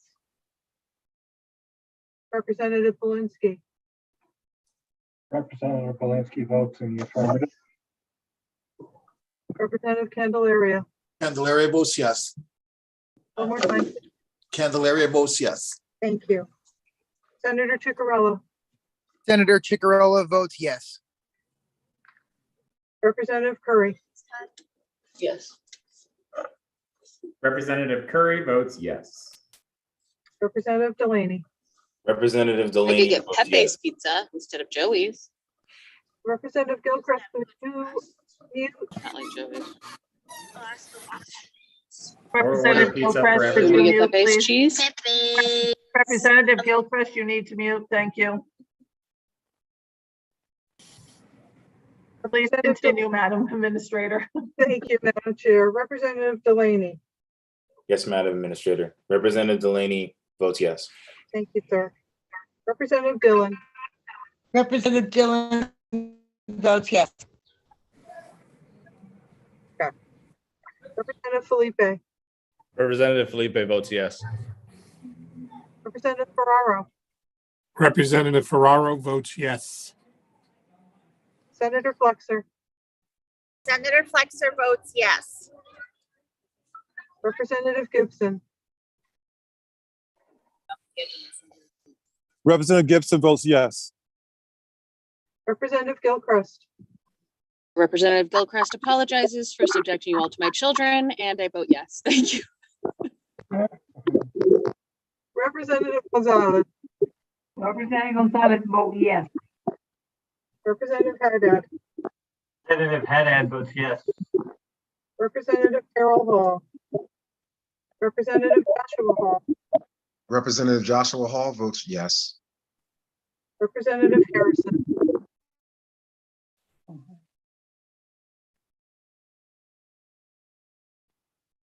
Representative Harrison. Representative Hayes. Representative Hayes votes yes. Representative Howard. Representative Howard votes yes. Representative Johnson. Representative Johnson votes yes. Representative Kennedy. Kennedy votes yes. One more time, please. Kennedy votes yes. Thank you. Senator Kushner. Senator Kushner votes yes. Senator Lesser. Senator Lesser votes yes. There you are. Senator Lopes. Senator Lopes votes yes. Senator Lopes. Thank you. Representative Luxembourg.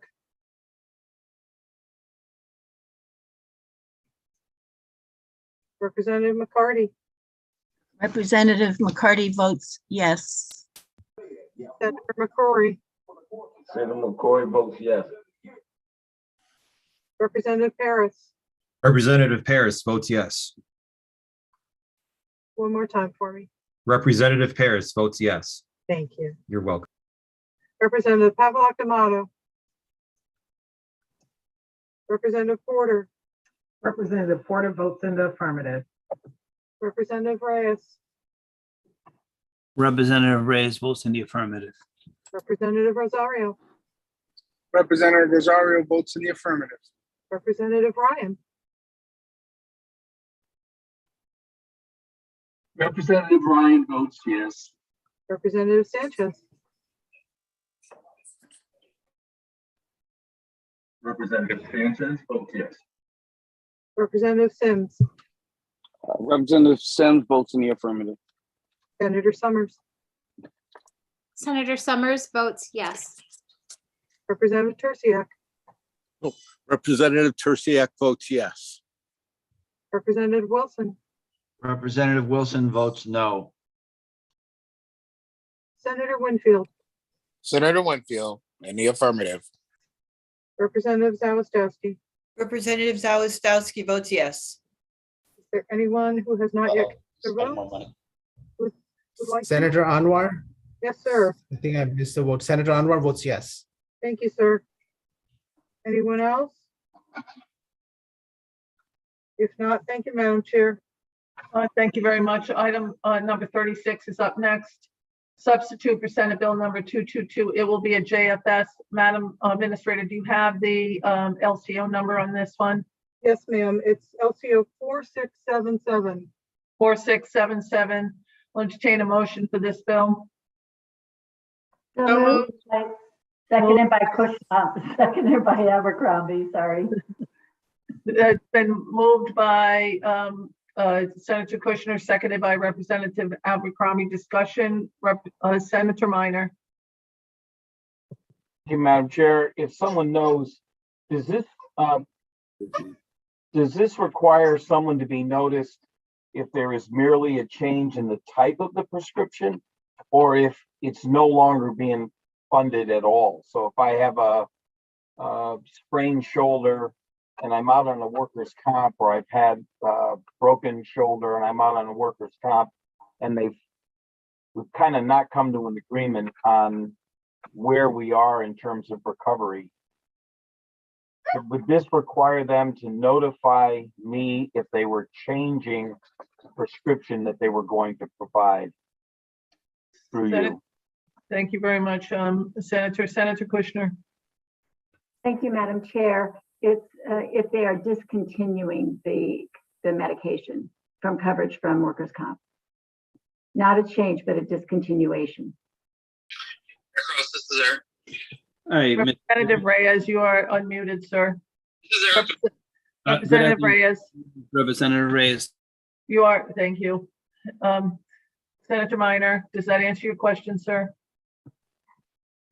It does. And so in that case, I'm not sure why it's before the Appropriations Committee. It doesn't sound like it costs more money. I think the cost is the notice going out from the workers' compensation. They have to have a formal notice go out, sir. The stamp. Thank you. Thank you, sir. Are there any other, is there any other discussion? Seeing none, Madam Administrator, if you could call the roll, please. Senator Austin. Senator Austin votes in the affirmative. Representative Walker. Representative Walker votes in the affirmative. Senator Hartley. Senator Hartley in the affirmative. One more time, please. Senator Hartley in the affirmative. Thank you, ma'am. Representative Dathan. Representative Dathan votes yes. Representative Nolan. Nolan in the affirmative. Senator Minor. Senator Minor votes yes. Representative France. Representative France votes yes. Representative Abercrombie. Representative Abercrombie votes yes. Senator Doherty Abrams. Senator Anwar. Senator Anwar votes yes. Representative Baker. Representative Baker votes yes. Representative Betts. Representative Belinsky. Belinsky votes in the affirmative. Representative Candelaria. Candelaria votes in the affirmative. Senator Ciccarella. Senator Ciccarella votes yes. Representative Curry. Representative Curry votes yes. Representative Delaney. Representative Delaney in the affirmative. Representative Dillon. Representative Dillon votes yes. Representative Felipe. Representative Felipe votes yes. One more time for me. Representative Felipe votes yes. Thank you. Representative Ferraro. Representative Ferraro votes no. Senator Flexer. Senator Flexer votes yes. Representative Gibson. Representative Gibson votes yes. Representative Gilchrist. Representative Gilchrist votes yes. Representative Gonzalez.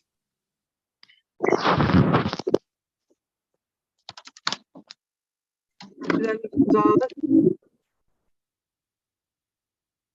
Representative Haddad. Representative Haddad votes yes. Representative Carol Hall. Representative Joshua Hall. Representative Joshua Hall votes yes. Representative Harrison. Representative Harrison votes yes.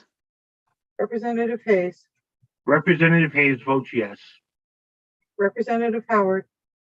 Representative Howard votes yes. Representative Johnson. Representative Johnson votes yes. Representative Kennedy. Kennedy votes yes. Senator Kushner. Senator Kushner votes yes. Senator Lesser. Senator Lesser votes yes. One more time, please. Lesser votes yes. Thank you. Senator Lopes. Senator Lopes votes yes. Representative Luxembourg. Representative McCarty. Representative McCarty votes yes. Senator McCrory. Senator McCrory is a yes. Representative Paris. Representative Paris is a yes. One more time, please. Representative Paris is a yes. Thank you. Representative Pavlak D'Amato. Pavlak D'Amato votes yes. Representative Porter. Representative Porter votes in the affirmative. Representative Reyes. Representative Reyes votes in the affirmative. Representative Rosario. Representative Rosario votes in the affirmative. Representative Ryan. Representative Ryan votes yes. Representative Sanchez. Representative Sanchez votes yes. Representative Sims. Representative Sims votes in the affirmative. Senator Summers. Senator Summers votes yes. Representative Tertiak. Representative Tertiak votes yes. Representative Wilson. Representative Wilson votes yes. Senator Winfield. Senator Winfield in the affirmative. Representative Zawistowski. Representative Zawistowski votes yes. One more time for me. Representative Zawistowski votes yes. Great, thank you. Thank you, Madam Chair. Thank you very much. Madam Administrator, up next is item number 37, substitute for Senate Bill number 140, an act concerning studies of the effect of legalized gambling in the state. Madam Administrator, So moved. Representative Gonzalez votes yes, and I'm sorry. Madam Administrator, did you get Representative Gonzalez's vote on the last bill? Got it. Thank you. Thank you. So, we're up on item number 37, substitute for Senate Bill number 140, an act concerning studies of the effect of legalized gambling in the state. So moved. Moved by Representative Walker. Is there a second? Second. Ryan. Seconded by Representative Ryan. Representative France.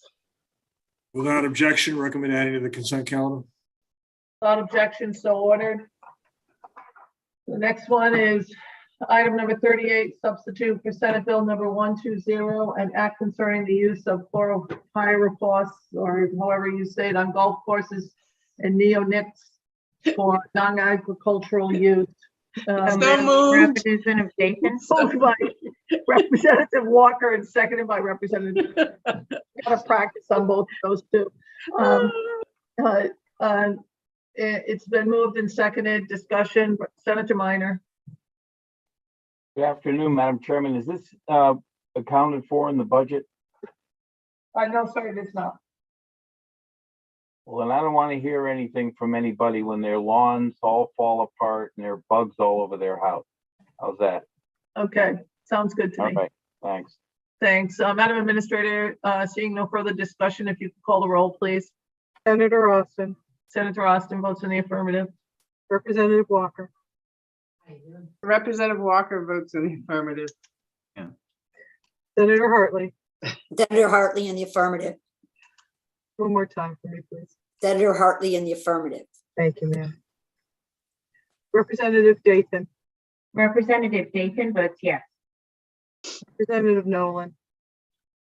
Representative Nolan in the affirmative. Senator Minor.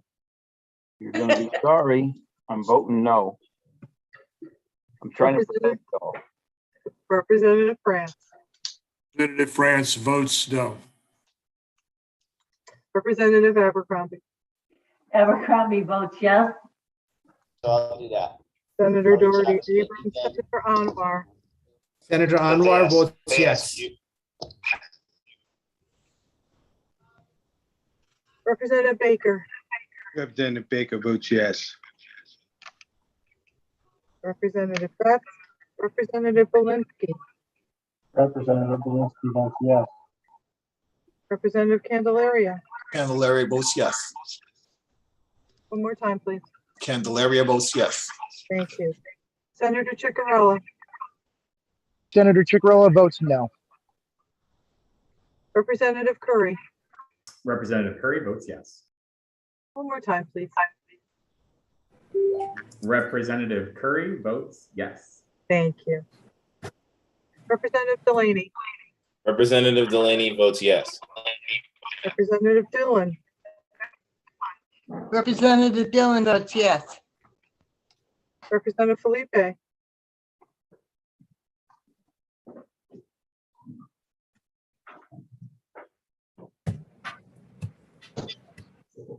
Representative Felipe votes yes. Representative Ferraro. Representative Ferraro votes yes. Senator Flexer. Senator Flexer votes yes. Representative Gibson. Representative Gibson votes yes. Representative Gilchrist. Representative Gilchrist votes yes.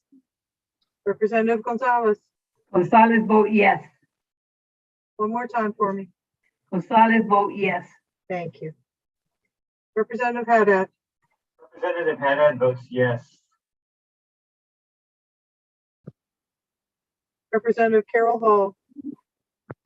Representative Joshua Hall. Representative Joshua Hall votes yes. Representative Harrison.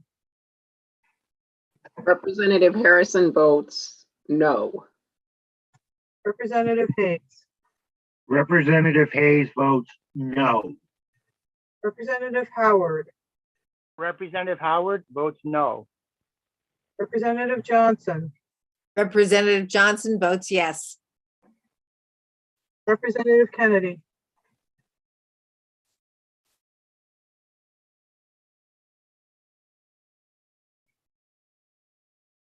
Representative Kennedy, you were just there. There you are.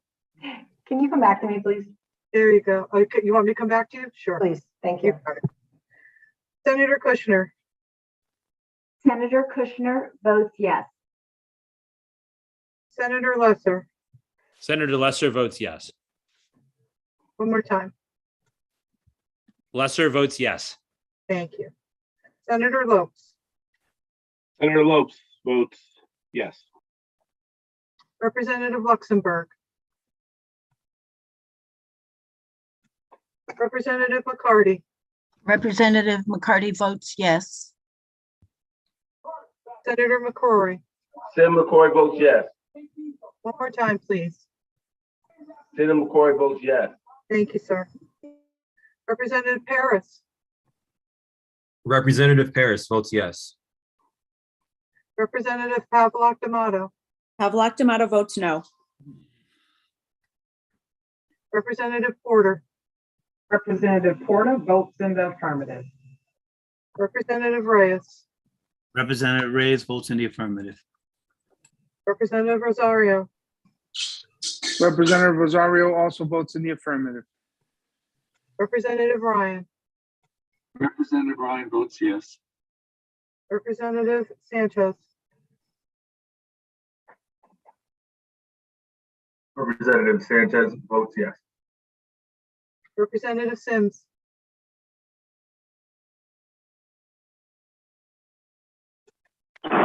Representative Sims votes in the affirmative. Senator Summers. Senator Summers votes no. Representative Terziak. Representative Terziak votes yes. Representative Wilson. It's not in the budget, so I have to vote no. Senator Winfield. Senator Whitfield in the affirmative. Representative Zawistowski. Representative Zawistowski votes no. Is there anyone who needs to cast their vote? Madam Administrator? Ah, yes, I'm sorry. I'm sorry. Okay, Kennedy votes no. Okay, thank you. Thank you.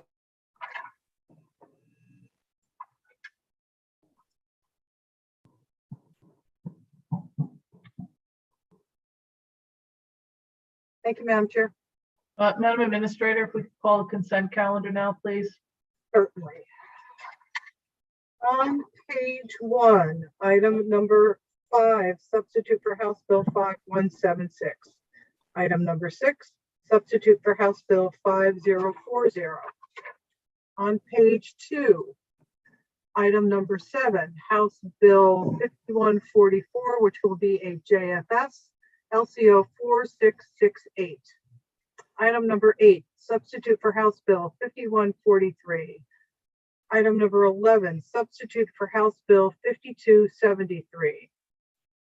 Item number 15, House Bill 5339. Item number 17, substitute for House Bill 5420. On page number 3, item number 22, Senate Bill 363. Item number 23, substitute for Senate Bill 358. Item number 24, substitute for Senate Bill 117. Item number 30, Senate Bill 316. Item number 31, substitute for Senate Bill number 6. On page 4, item number 32, substitute for Senate Bill 215, which will be a JFS LCO 4671. Item number 33, Senate Bill 343. Item number 34, substitute for Senate Bill 186. And item number 37, substitute for Senate Bill 140.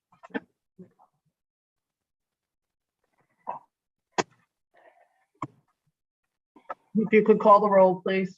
I may have a motion and a second, please, Madam. Okay, I'm sorry. moved. Moved by Senator Minor, Second.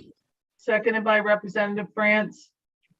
Now could we call the roll, please? I'm sorry. Happily, Senator Austin. Senator Austin. Senator Austin votes in the affirmative. Representative Walker. Representative Walker votes in the affirmative. Senator Hartley. Senator Hartley in the affirmative. Representative Dathan. Representative Dathan votes yes. Representative Nolan. Representative Nolan in the affirmative. Senator Minor. Senator Minor votes yes.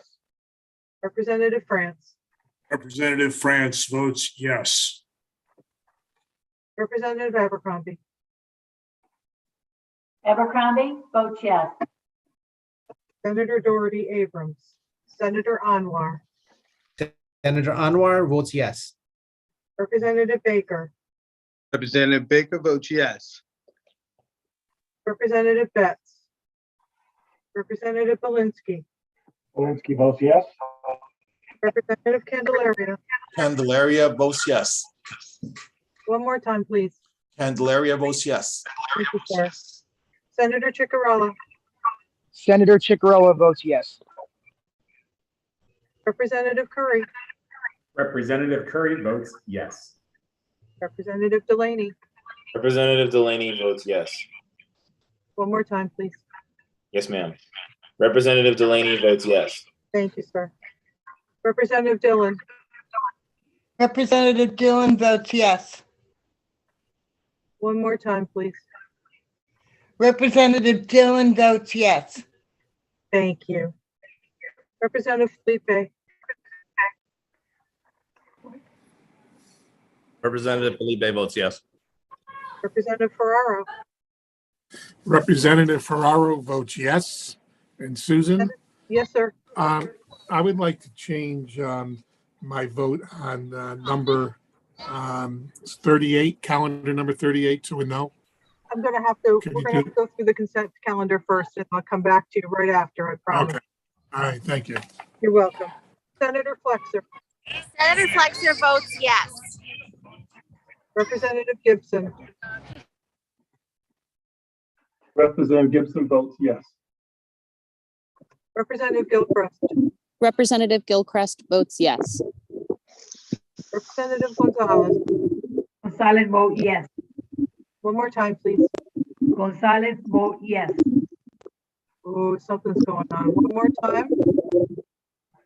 Gonzalez vote yes. Gotcha. Thank you. Representative Haddad. Representative Haddad votes yes. Representative Carol Hall. Representative Joshua Hall. Representative Joshua Hall votes yes. Representative Harrison, Representative Harrison votes yes. Representative Hayes, Representative Hayes votes yes. Representative Howard. Representative Howard votes yes. One more time. Rep. Howard votes yes. Thank you. Representative Johnson,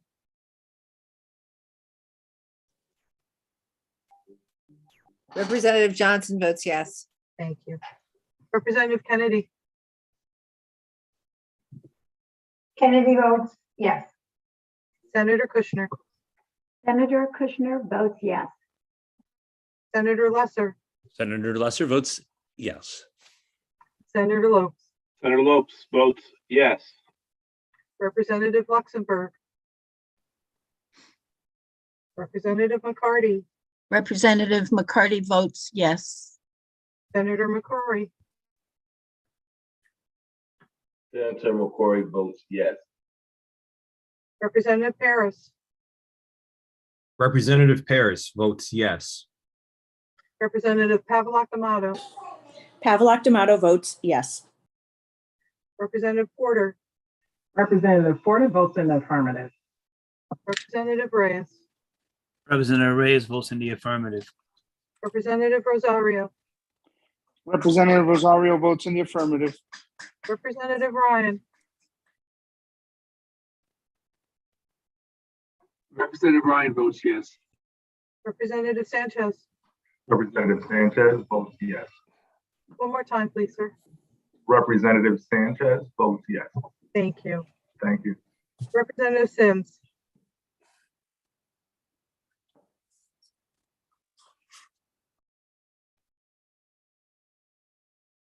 Representative Sims, Senator Summers, Senator Summers votes yes. Representative Terciak, Representative Terciak votes yes. Representative Wilson, Representative Wilson votes yes. Senator Winfield, Senator Winfield in the affirmative. Representative Zawistowski. Representative Zawistowski votes yes. Thank you. Madam Chair. Yes. Representative Sims, is that you? I thought it was Representative Gibson. Nope, it was Sims. She came in and then left. Okay. Well, Representative Rosario has his hand up, Madam Administrator. I see that. Yes, sir. I'm just waiting to, I think I missed a vote. Okay. I'm just waiting to the end. All right. So wait 1 minute, everybody. Madam Administrator, that's the end of our current vote. We have no other items before the committee today. And you'll have a number of people that need to vote. How long do you need? Is that till 6:30, ma'am? Would you be able to cover that in 6:30? Does it need to be an hour? Oh, no, 6:30 is plenty of time, I believe.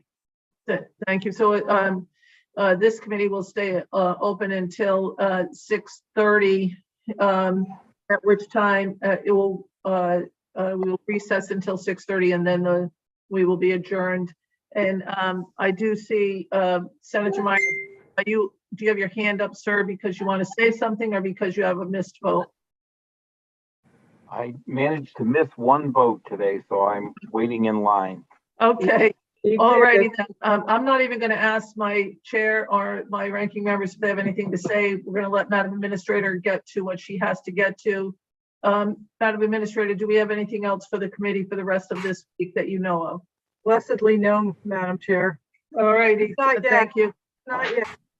Okay, you can go ahead and take care of what you have to take care of. Thank you. Thank you. Okay, Representative Ferraro, you wanted to change your vote, item number 38, is that correct, sir? Let me make sure. Okay. It would be for number 38. Okay.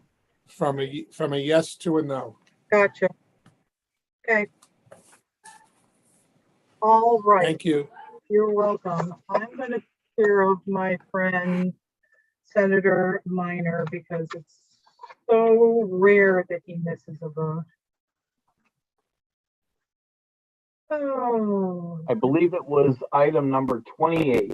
okay. And if I could be recorded in the affirmative, please. You got it, sir. All set. Thank you, ma'am. You're welcome. Nice work today. Thank you, sir. Representative Rosario, Yes, how can I help you, sir? I believe I missed the first one. Okay, I believe you did. Yes, you did on House Resolution 11. I would like to be counted in the affirmative. Thank you, sir. Thank you, madam. Have a good night. Thank you. You too. Representative Ferraro, Charlie, did you have anything else or are you good?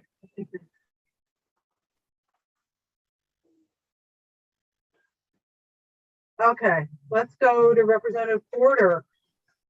Thank you, Madam Administrator. I would like to vote on all the items today. Quite a few. Let's get you.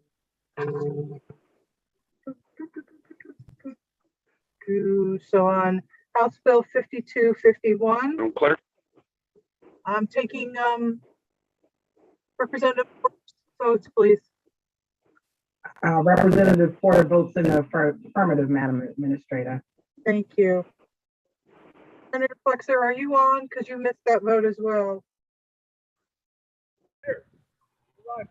I'm sorry, who, did you say me? I can see you, Senator Chicarella. Hold on. Did Senator Flexer go bye-bye? Okay. Yes, I'm here, Madam Administrator. Oh, yay, okay. So, Thank you. House Bill 5251. I'm sorry, say that one more time. Sure. House Bill 5251, an act concerning workers' compensation for dispatchers. Senator Flexer votes yes. Thank you. Okay. Next bill, item number 10, 5205, Senator Kushner. Senator Kushner votes yes. Great. Is Senator Hartley still with us? If not, Representative Porter. Yeah, yes, I am. Senator Hartley on item number 10, 52. Item number 10. Yes, Senator Hartley in the negative. Thank you, ma'am. And Representative Porter? Representative Porter votes in the affirmative. Thank you, ma'am. Okay. Item number 12, 5045, Senator Kushner. Senator Kushner votes yes.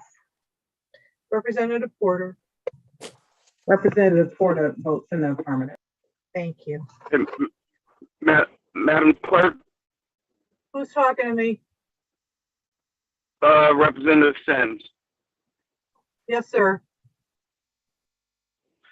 I know I have a number of votes that I missed. I just want to yes, sir, but cast my my vote.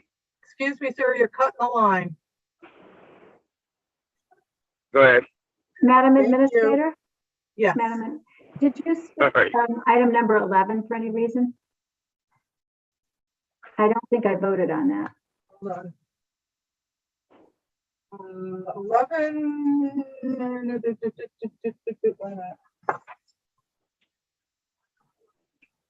What's on consent? It's House Bill 5273, an act establishing a statewide registry. Did that go on consent? That's on consent. Sorry, I'm sorry. That's okay. Okay. Item number 13, 5044. I've got Senator Lesser. He's still with us? Yeah, Senator Lesser in the affirmative. Thank you, sir. And Representative Porter. Representative Porter votes in the affirmative. Thank you, ma'am. You're welcome. Okay, item number 14, 5315. Is Representative Johnson with us? She missed that vote. Representative Johnson? Yes, I vote in the affirmative. Thank you so much. Thank you. And Representative Porter? Representative Porter votes in the affirmative. Thank you, ma'am. And Senator Summers?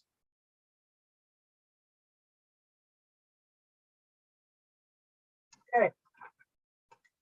Item number 16, Representative Porter.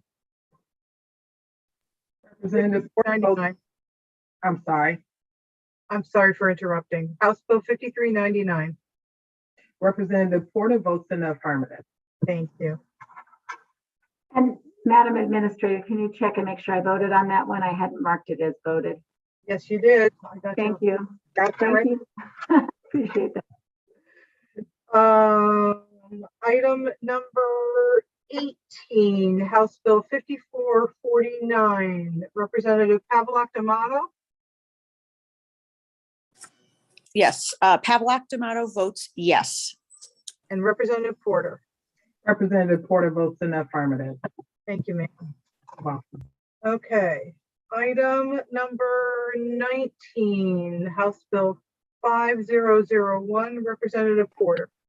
Representative Porter votes in the affirmative. Thank you.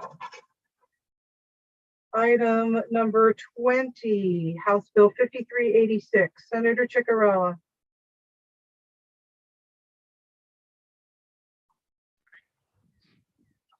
That was number 20, 5386. Yep. Senator Ciccarella votes yes. Thank you, sir. Representative Joshua Hall.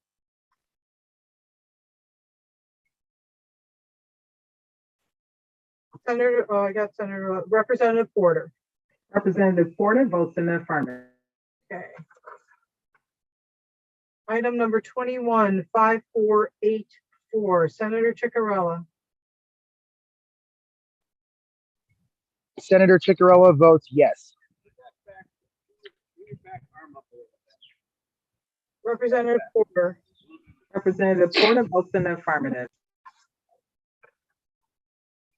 Item number 25, Senate vote. So on that one, can I change my vote to a no? Sure. Thank Got you. it. You got it. Item number 25, Senate Bill 280, Senator Ciccarella.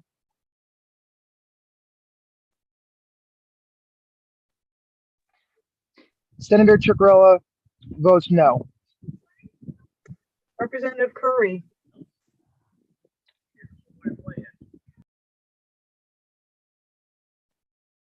I think that's it.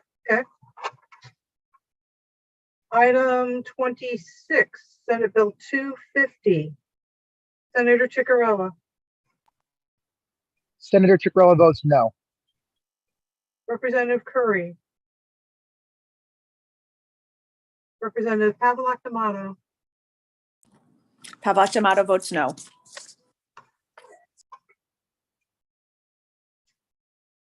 Item 27, Senate Bill 2, Senator Ciccarella. Senator Ciccarella votes yes. And Representative Pavlak D'Amato. Pavlak D'Amato votes yes. Item 28, Senate Bill 407, Senator Ciccarella. Senator Ciccarella votes yes. Representative Delaney. Yes, Madam Administrator, I vote yes. Thank you, sir. And Pavlak D'Amato. Pavlak D'Amato votes yes. Item 29, Senate Bill 321, Senator Ciccarella. Senator Ciccarella votes no. And Representative Pavlak D'Amato. Oh, sorry. Which number was that?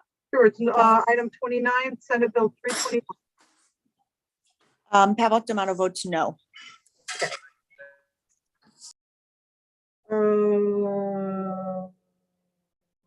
Item 35, Senate Bill 331, Representative Harrison. she with us? I don't see her. Representative Luxembourg? Representative Luxembourg votes yes. Okay. And Representative Pavlik Amato? Pavlik Damato votes yes. Okay.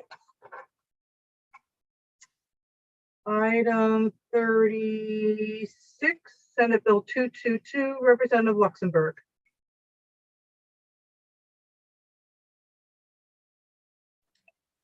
Luxembourg votes yes. Okay. Last but not least, item number 38, Senate Bill 120, Representative Luxembourg. Luxembourg votes yes. Great.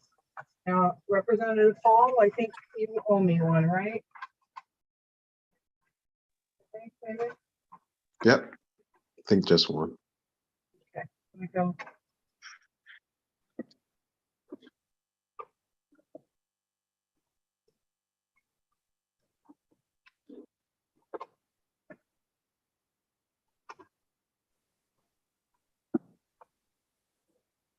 Here we go. Item number 20, House Bill 5386. Yes. Thank you, sir. Okay. Everybody think that we're all set now? I Madam, don't, Consent calendar. I don't remember voting on the consent calendar. Oh, I'm so sorry. You're absolutely right. Representative Luxembourg. Representative Luxembourg votes yes on the consent calendar. Hooray! Representative Sims. Susan, Yes, sir. did I miss the first vote? Oh, I'll check. But can I get Representative Sims on Yeah. the calendar? Representative Sims. I'm here. Yep, Representative Sims, votes in the affirmative. Okay, I gotta see you though. I'm not seeing you. Hold on. One more time. Not seeing me? Still can't see you yet. Hold on. Representative Sims, votes in the affirmative. Okay, keep talking to me. Because I can hear you, but Representative Sims, votes in the affirmative. oh, Know what's going on? come on. Representative Sims, votes in the affirmative. All right, I'm gonna You mute. hear me? I'm gonna mute everybody else because Representative Sims' video is not coming through. So just bear with me. All right, Representative, let's try again. Representative Sims, votes in the affirmative. Your video's No? not coming. No, it's not coming through.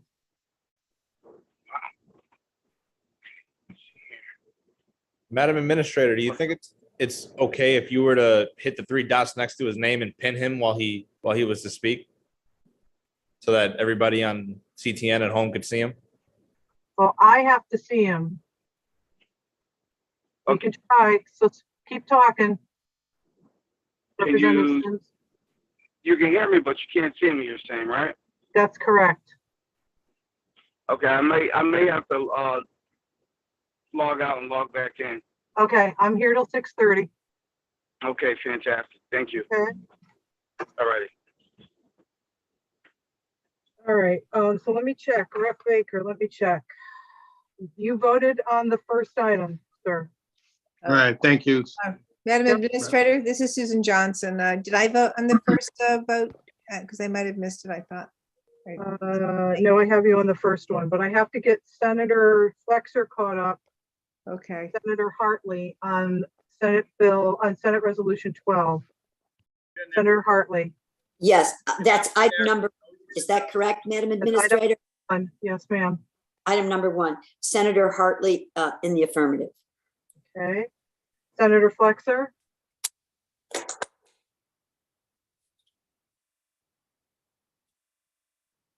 Senator Flexer. Okay.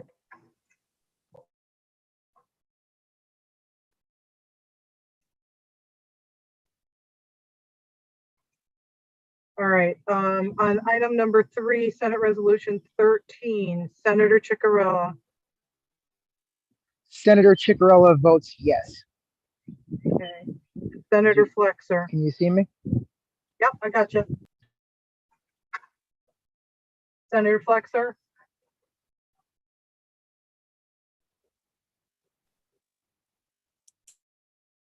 Okay.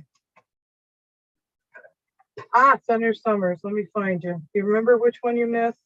I think they said 14, number 14. Okay.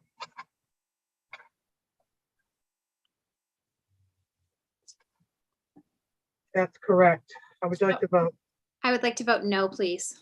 Gotcha. Thank Okay, you, ma'am. thank you. Welcome.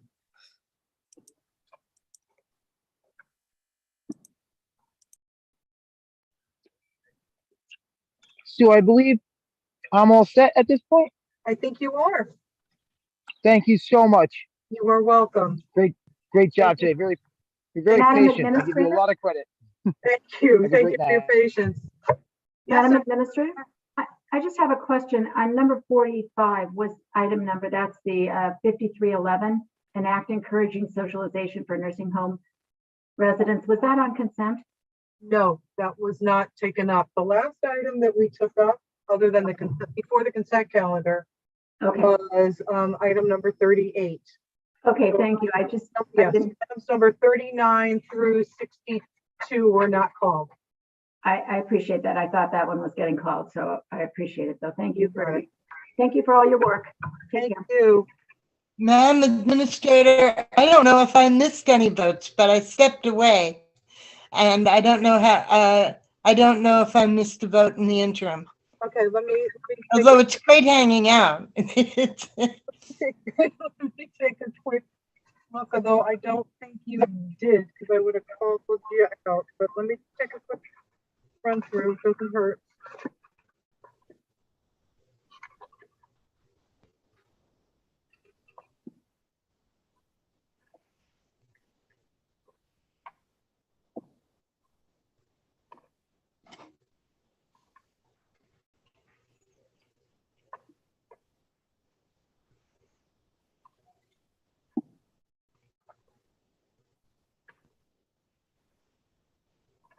You're all set. Great, thank you. You're welcome. Good meeting, thanks a lot. Thank you. Okay, Rep. Delaney, you need to talk to me? No. Yes, ma'am. I just wanted to double check to make sure that I hadn't missed any votes. I think you're good. Let me just take a quick run through to make sure.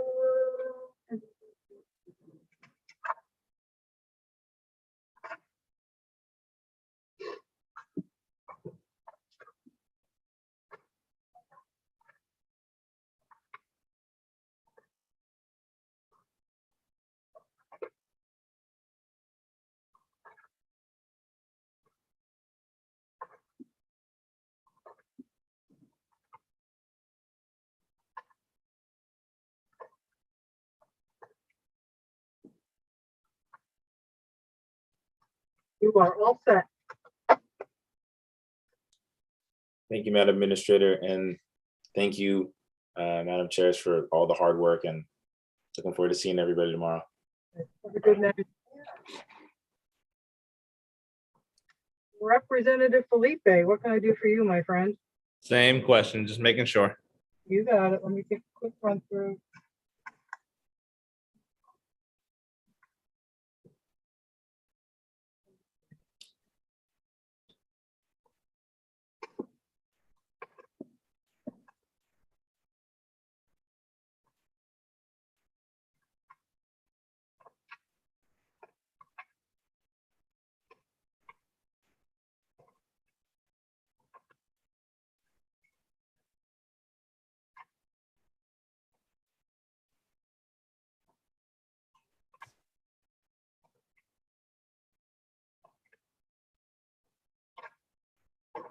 You are all set. Damn, I'm good. See everybody tomorrow. Thank you. Bye-bye. Representative Reyes. Okay. Okay. Madam Clerk, I believe I missed the very first vote.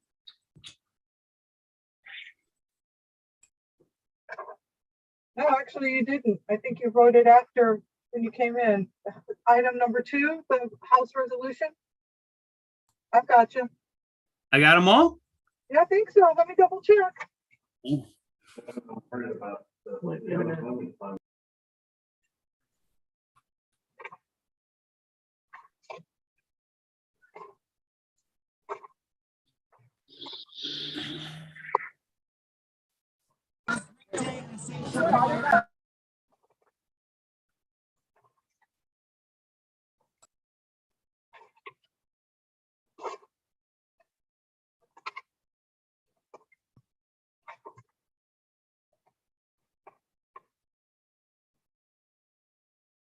Got you on everything. You're all set. Madam Clerk, thank you very much, folks. We'll see you guys tomorrow. Thank you. See ya. Hi, Kara. Can I change my number 29? Sure. Senate Bill 321, change that to a, or substitute 321, to a yes. Okay. Gotcha. Thank you. You're welcome. Hey, Senator Flexer, Hi, Madam Administrator. I need your vote, please, if you so choose to cast your vote. The first one would be Senate Resolution 12. Senator Flexer votes yes. Okay, and Senate Resolution 13. Senator Flexer votes yes. Thank you. I think you're good on everything else. Thank you very much. You're welcome. She already did. Thank you. Hey, Representative Gibson. Hi, Susan. Just double checking. Okay, let me go through very quickly. Double check for you.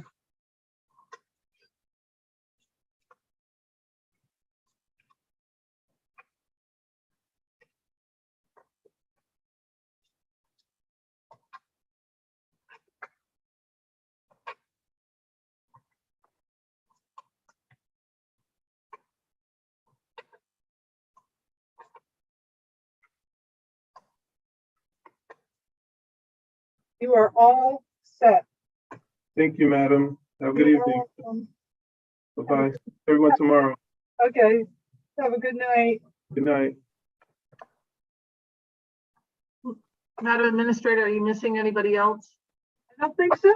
I think we're good. I mean, the only people who have consistently missed are Representative Betts and Representative Carol Hall. Everyone else has been accounted for. Very good. Do believe I'm going to go through one more time. Okay.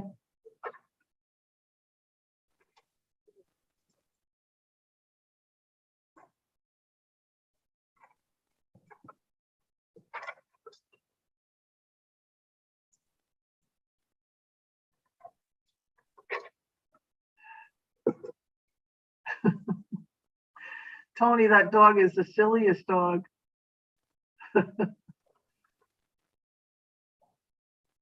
You're muted. He just wants to play, and he saw that I got up for longer than a minute, so that must mean it's playtime. Representative Sims, you back? Oh, you back? Yay. Oh. Okay, so let me take care of Representative. Yep. Madam Administrator, I'm back on. Can you see me? I can see you. I can hear you. All right. All right. The first thing I need you to vote on, please, would be House Resolution 11, which is the feedback agreement. House Resolution, I will vote in the affirmative. Okay. And House Resolution 12, which is the UConn grad students. Representative vote in the affirmative. Thank you, sir. Okay. Okay, I need your vote on the consent calendar. Representative votes in the affirmative.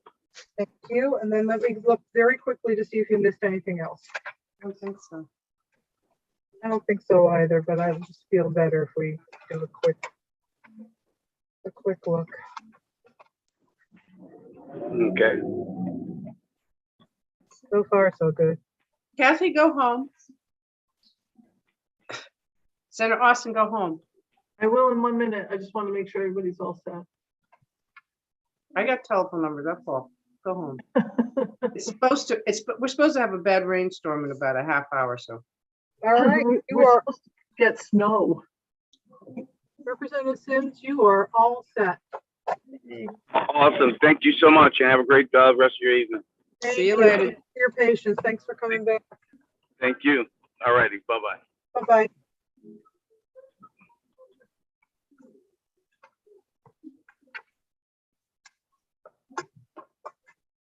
I think we're good. Yay. Okay, so can we close the We have committee? to wait, till 6:30 because we said we would close at 6:30. Because there are people who could come back and want to change their vote. Change the vote. So it's only 17 minutes now. Yeah. Thanks, Sue, for everything. Thanks, Taylor. Thanks all your staff. Nice job. Thank you. Thank you, guys. Yeah, Kathy, the only one is Curry missed a couple of votes. Who? Jeff Curry. I'll call. Let me call him. Okay.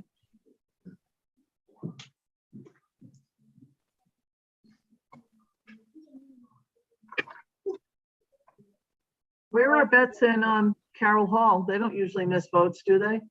No, Carol doesn't usually, but Whit's attendance has been Spotty. spotty. That's a good word.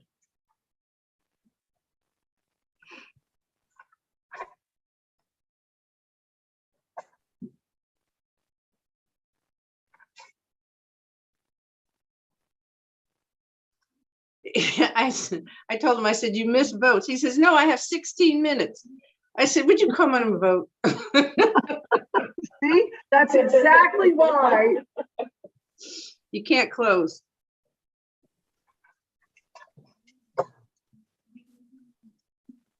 I don't know if we have Carol Hall's number. I don't think I do. I don't. Let me call Mike France and ask him to call her. Tell him both Whit Betts and Carol Hall.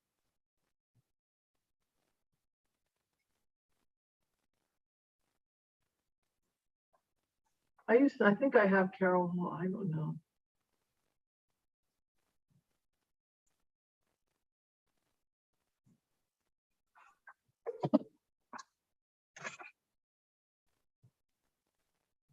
I do. Hey, folks, I'm just checking back in. We're all done, right? We are. We are. Okay, long day. Good work, though. Thank you.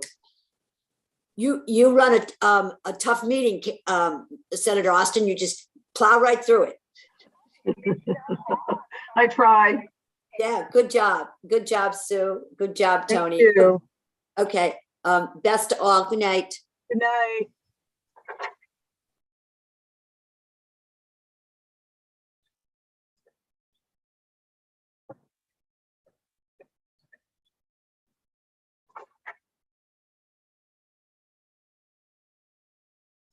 Cindy Harrison missed a vote too.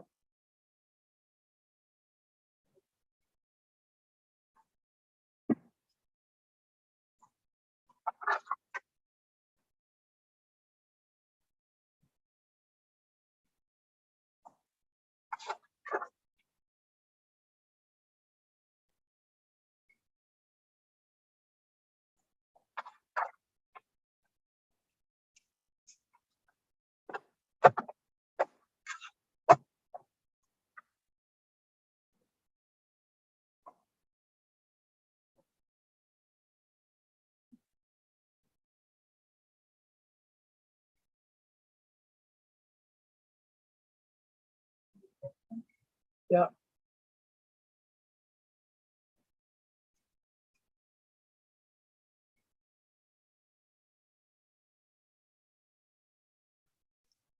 Is Teresa still there?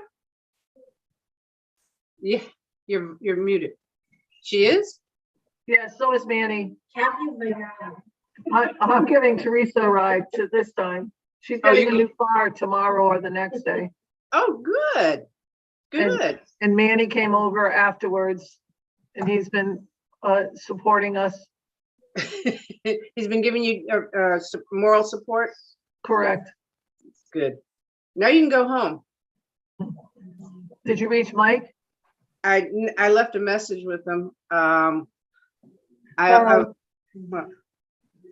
Should I? I'll call. No, Carol Hall had a death and her father passed away. She said Oh, she did not tune in at all today. That's what's going on with her. okay. I sent them and their aides an email too. Okay. Good job, Taylor, in herding cats. It really was like herding cats today. Yes, it is. Yes, it is. So we got it done. No, she left. So I'm just going to say for the record that Representative Carol Hall had a family matter that she had to take care of that excused her for this meeting. We will have the minutes, so no, Madam Chair. Thank you. I told her that we would make it a matter of the record. Because it's unusual for her not to be here, so. Mhm.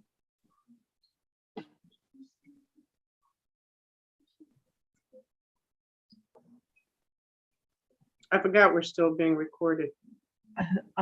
I'm just letting you guys know I'm going to sign out now, and you have 11 minutes. Where's Jeff? He just texted me.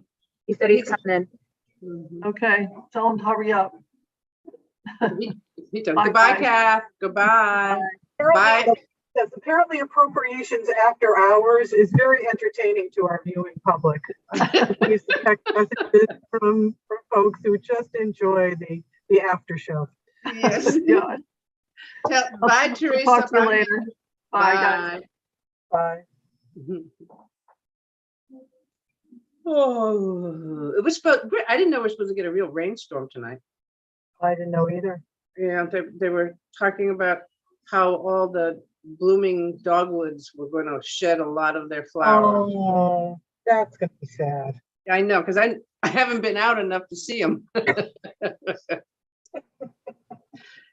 Yep, that's what it is. That's what it is. Yeah, 7 o'clock. 7 o'clock, the rainstorm. I just checked the weather. Yep. Go take my dog out as soon as we close Approps, take him out so he can go chase a squirrel. Maybe go to the bathroom, then I can come back in. Juan, what are you doing back? Hi, Juan. Did he miss votes? I don't think so. You just came back to say hello to us, Juan? Double check. Pretty sad if he has nothing better to do on a Monday night than come on back and hang out with the girls. Yeah, you came to hang out with us, Juan? You know what? After I disconnected, I said, did I miss any votes? I wasn't sure. I don't think I did. I'm looking. He's I looking, don't hold it. know, but I'm looking. Gonna make you feel better by me looking.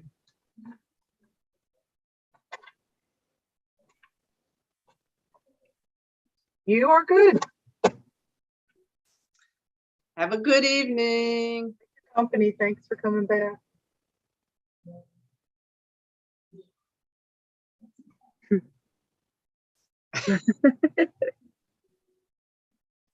Wants to get in the picture like always.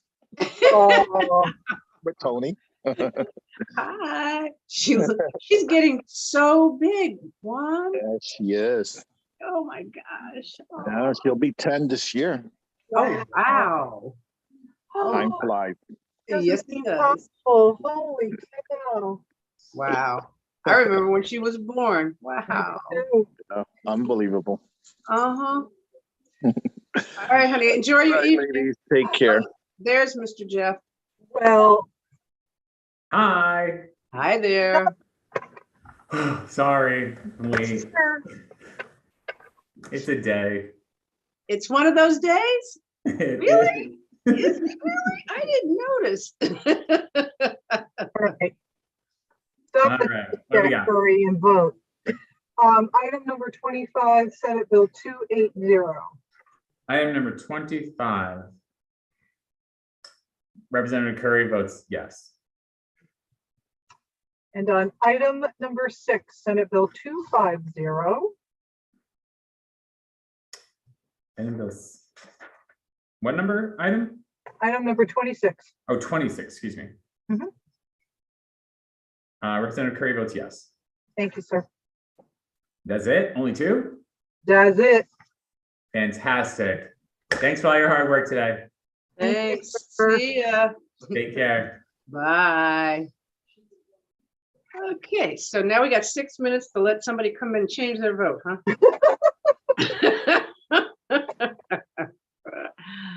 Oh, this was a very long day.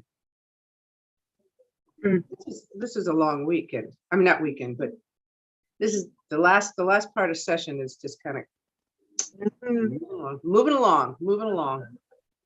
Slumber parties every night here. Yeah. Are you going home, Taylor? Yeah, tonight. Yeah. How long does it take you to get home? Like 30 minutes-ish, 35. Oh, okay. All right. I got an SUV. We'll be good. You got an SUV? Mm-hmm. Good. I thought you said something else, and I won't repeat what I thought you said. I won't, especially because it's being recorded. Anyhow, Never and ever. yeah. No. We meet tomorrow at 10. Yes, ma'am. Okie dokie. I forgot to talk to Kathy. I think we're gonna. We'll text you later because I forgot because we had mentioned the fact that we were going to be, if this was a full day, then we're going to have to make some adjustments tomorrow. Okay. You let me know. Okay.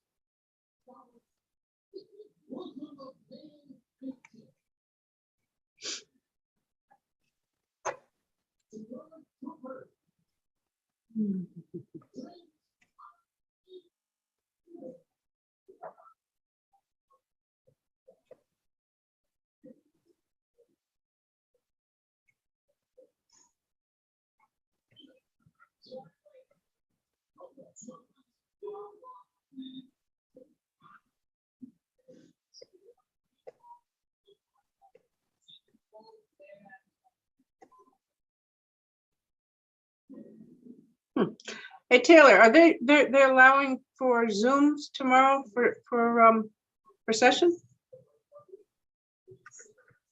Like from home? Well, from any place from the other than the chamber. I'm not. Are folks are not voting in their offices anymore at all? I don't know because I haven't done it in a while, but I've got a House of Representatives Zoom at 12 o'clock, and I'm trying to figure out. I've got a House session. Is that from Ann Clark? Which one? The House? Yep. Yeah, ignore that. The Zoom? Yeah. From what I understand, that those are sent in error. Okay. All right. Well, I was going to be there at the Capitol anyhow, so I was going to ignore that but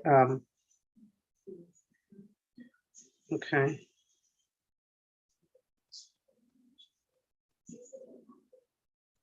Yeah, I don't usually go off of by those. From what at least I haven't inquired if that is actual in error. I guess I presume. Okay. It's different than what Chris Jackson sends. Okay. Okay. All right. Judiciary we got on Wednesday. Oh, yay. With session. Oh, yay. You can imagine what those bills are going to be like.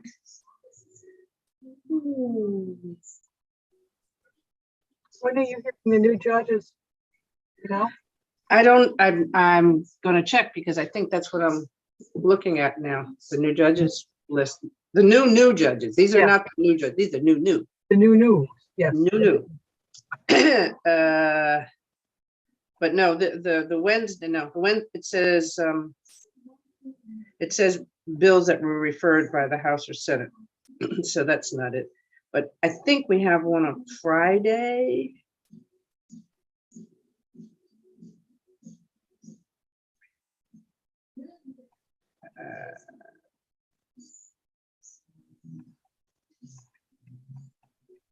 I think it may be Friday, Sue, because we don't have session.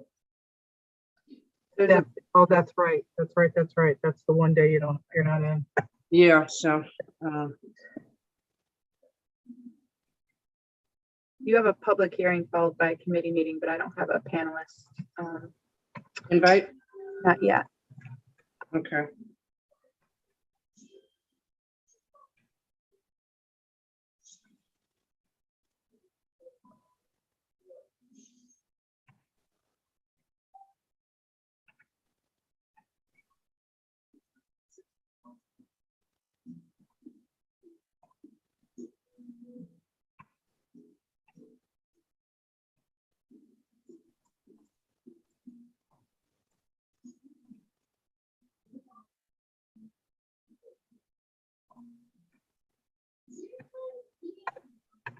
Well, Rep. Walker, if you'd like to do the honors. Okay, I'd like to call this committee closed. No. Yes. Okay. You're looking at me like, no. Okay. No. Huh? Yes. Yes, thank you. Have a good evening, everybody. Thank you. Thank you so much. You guys did a great job. Thank you. Thank you. See you Bye. tomorrow. Okay. Bye.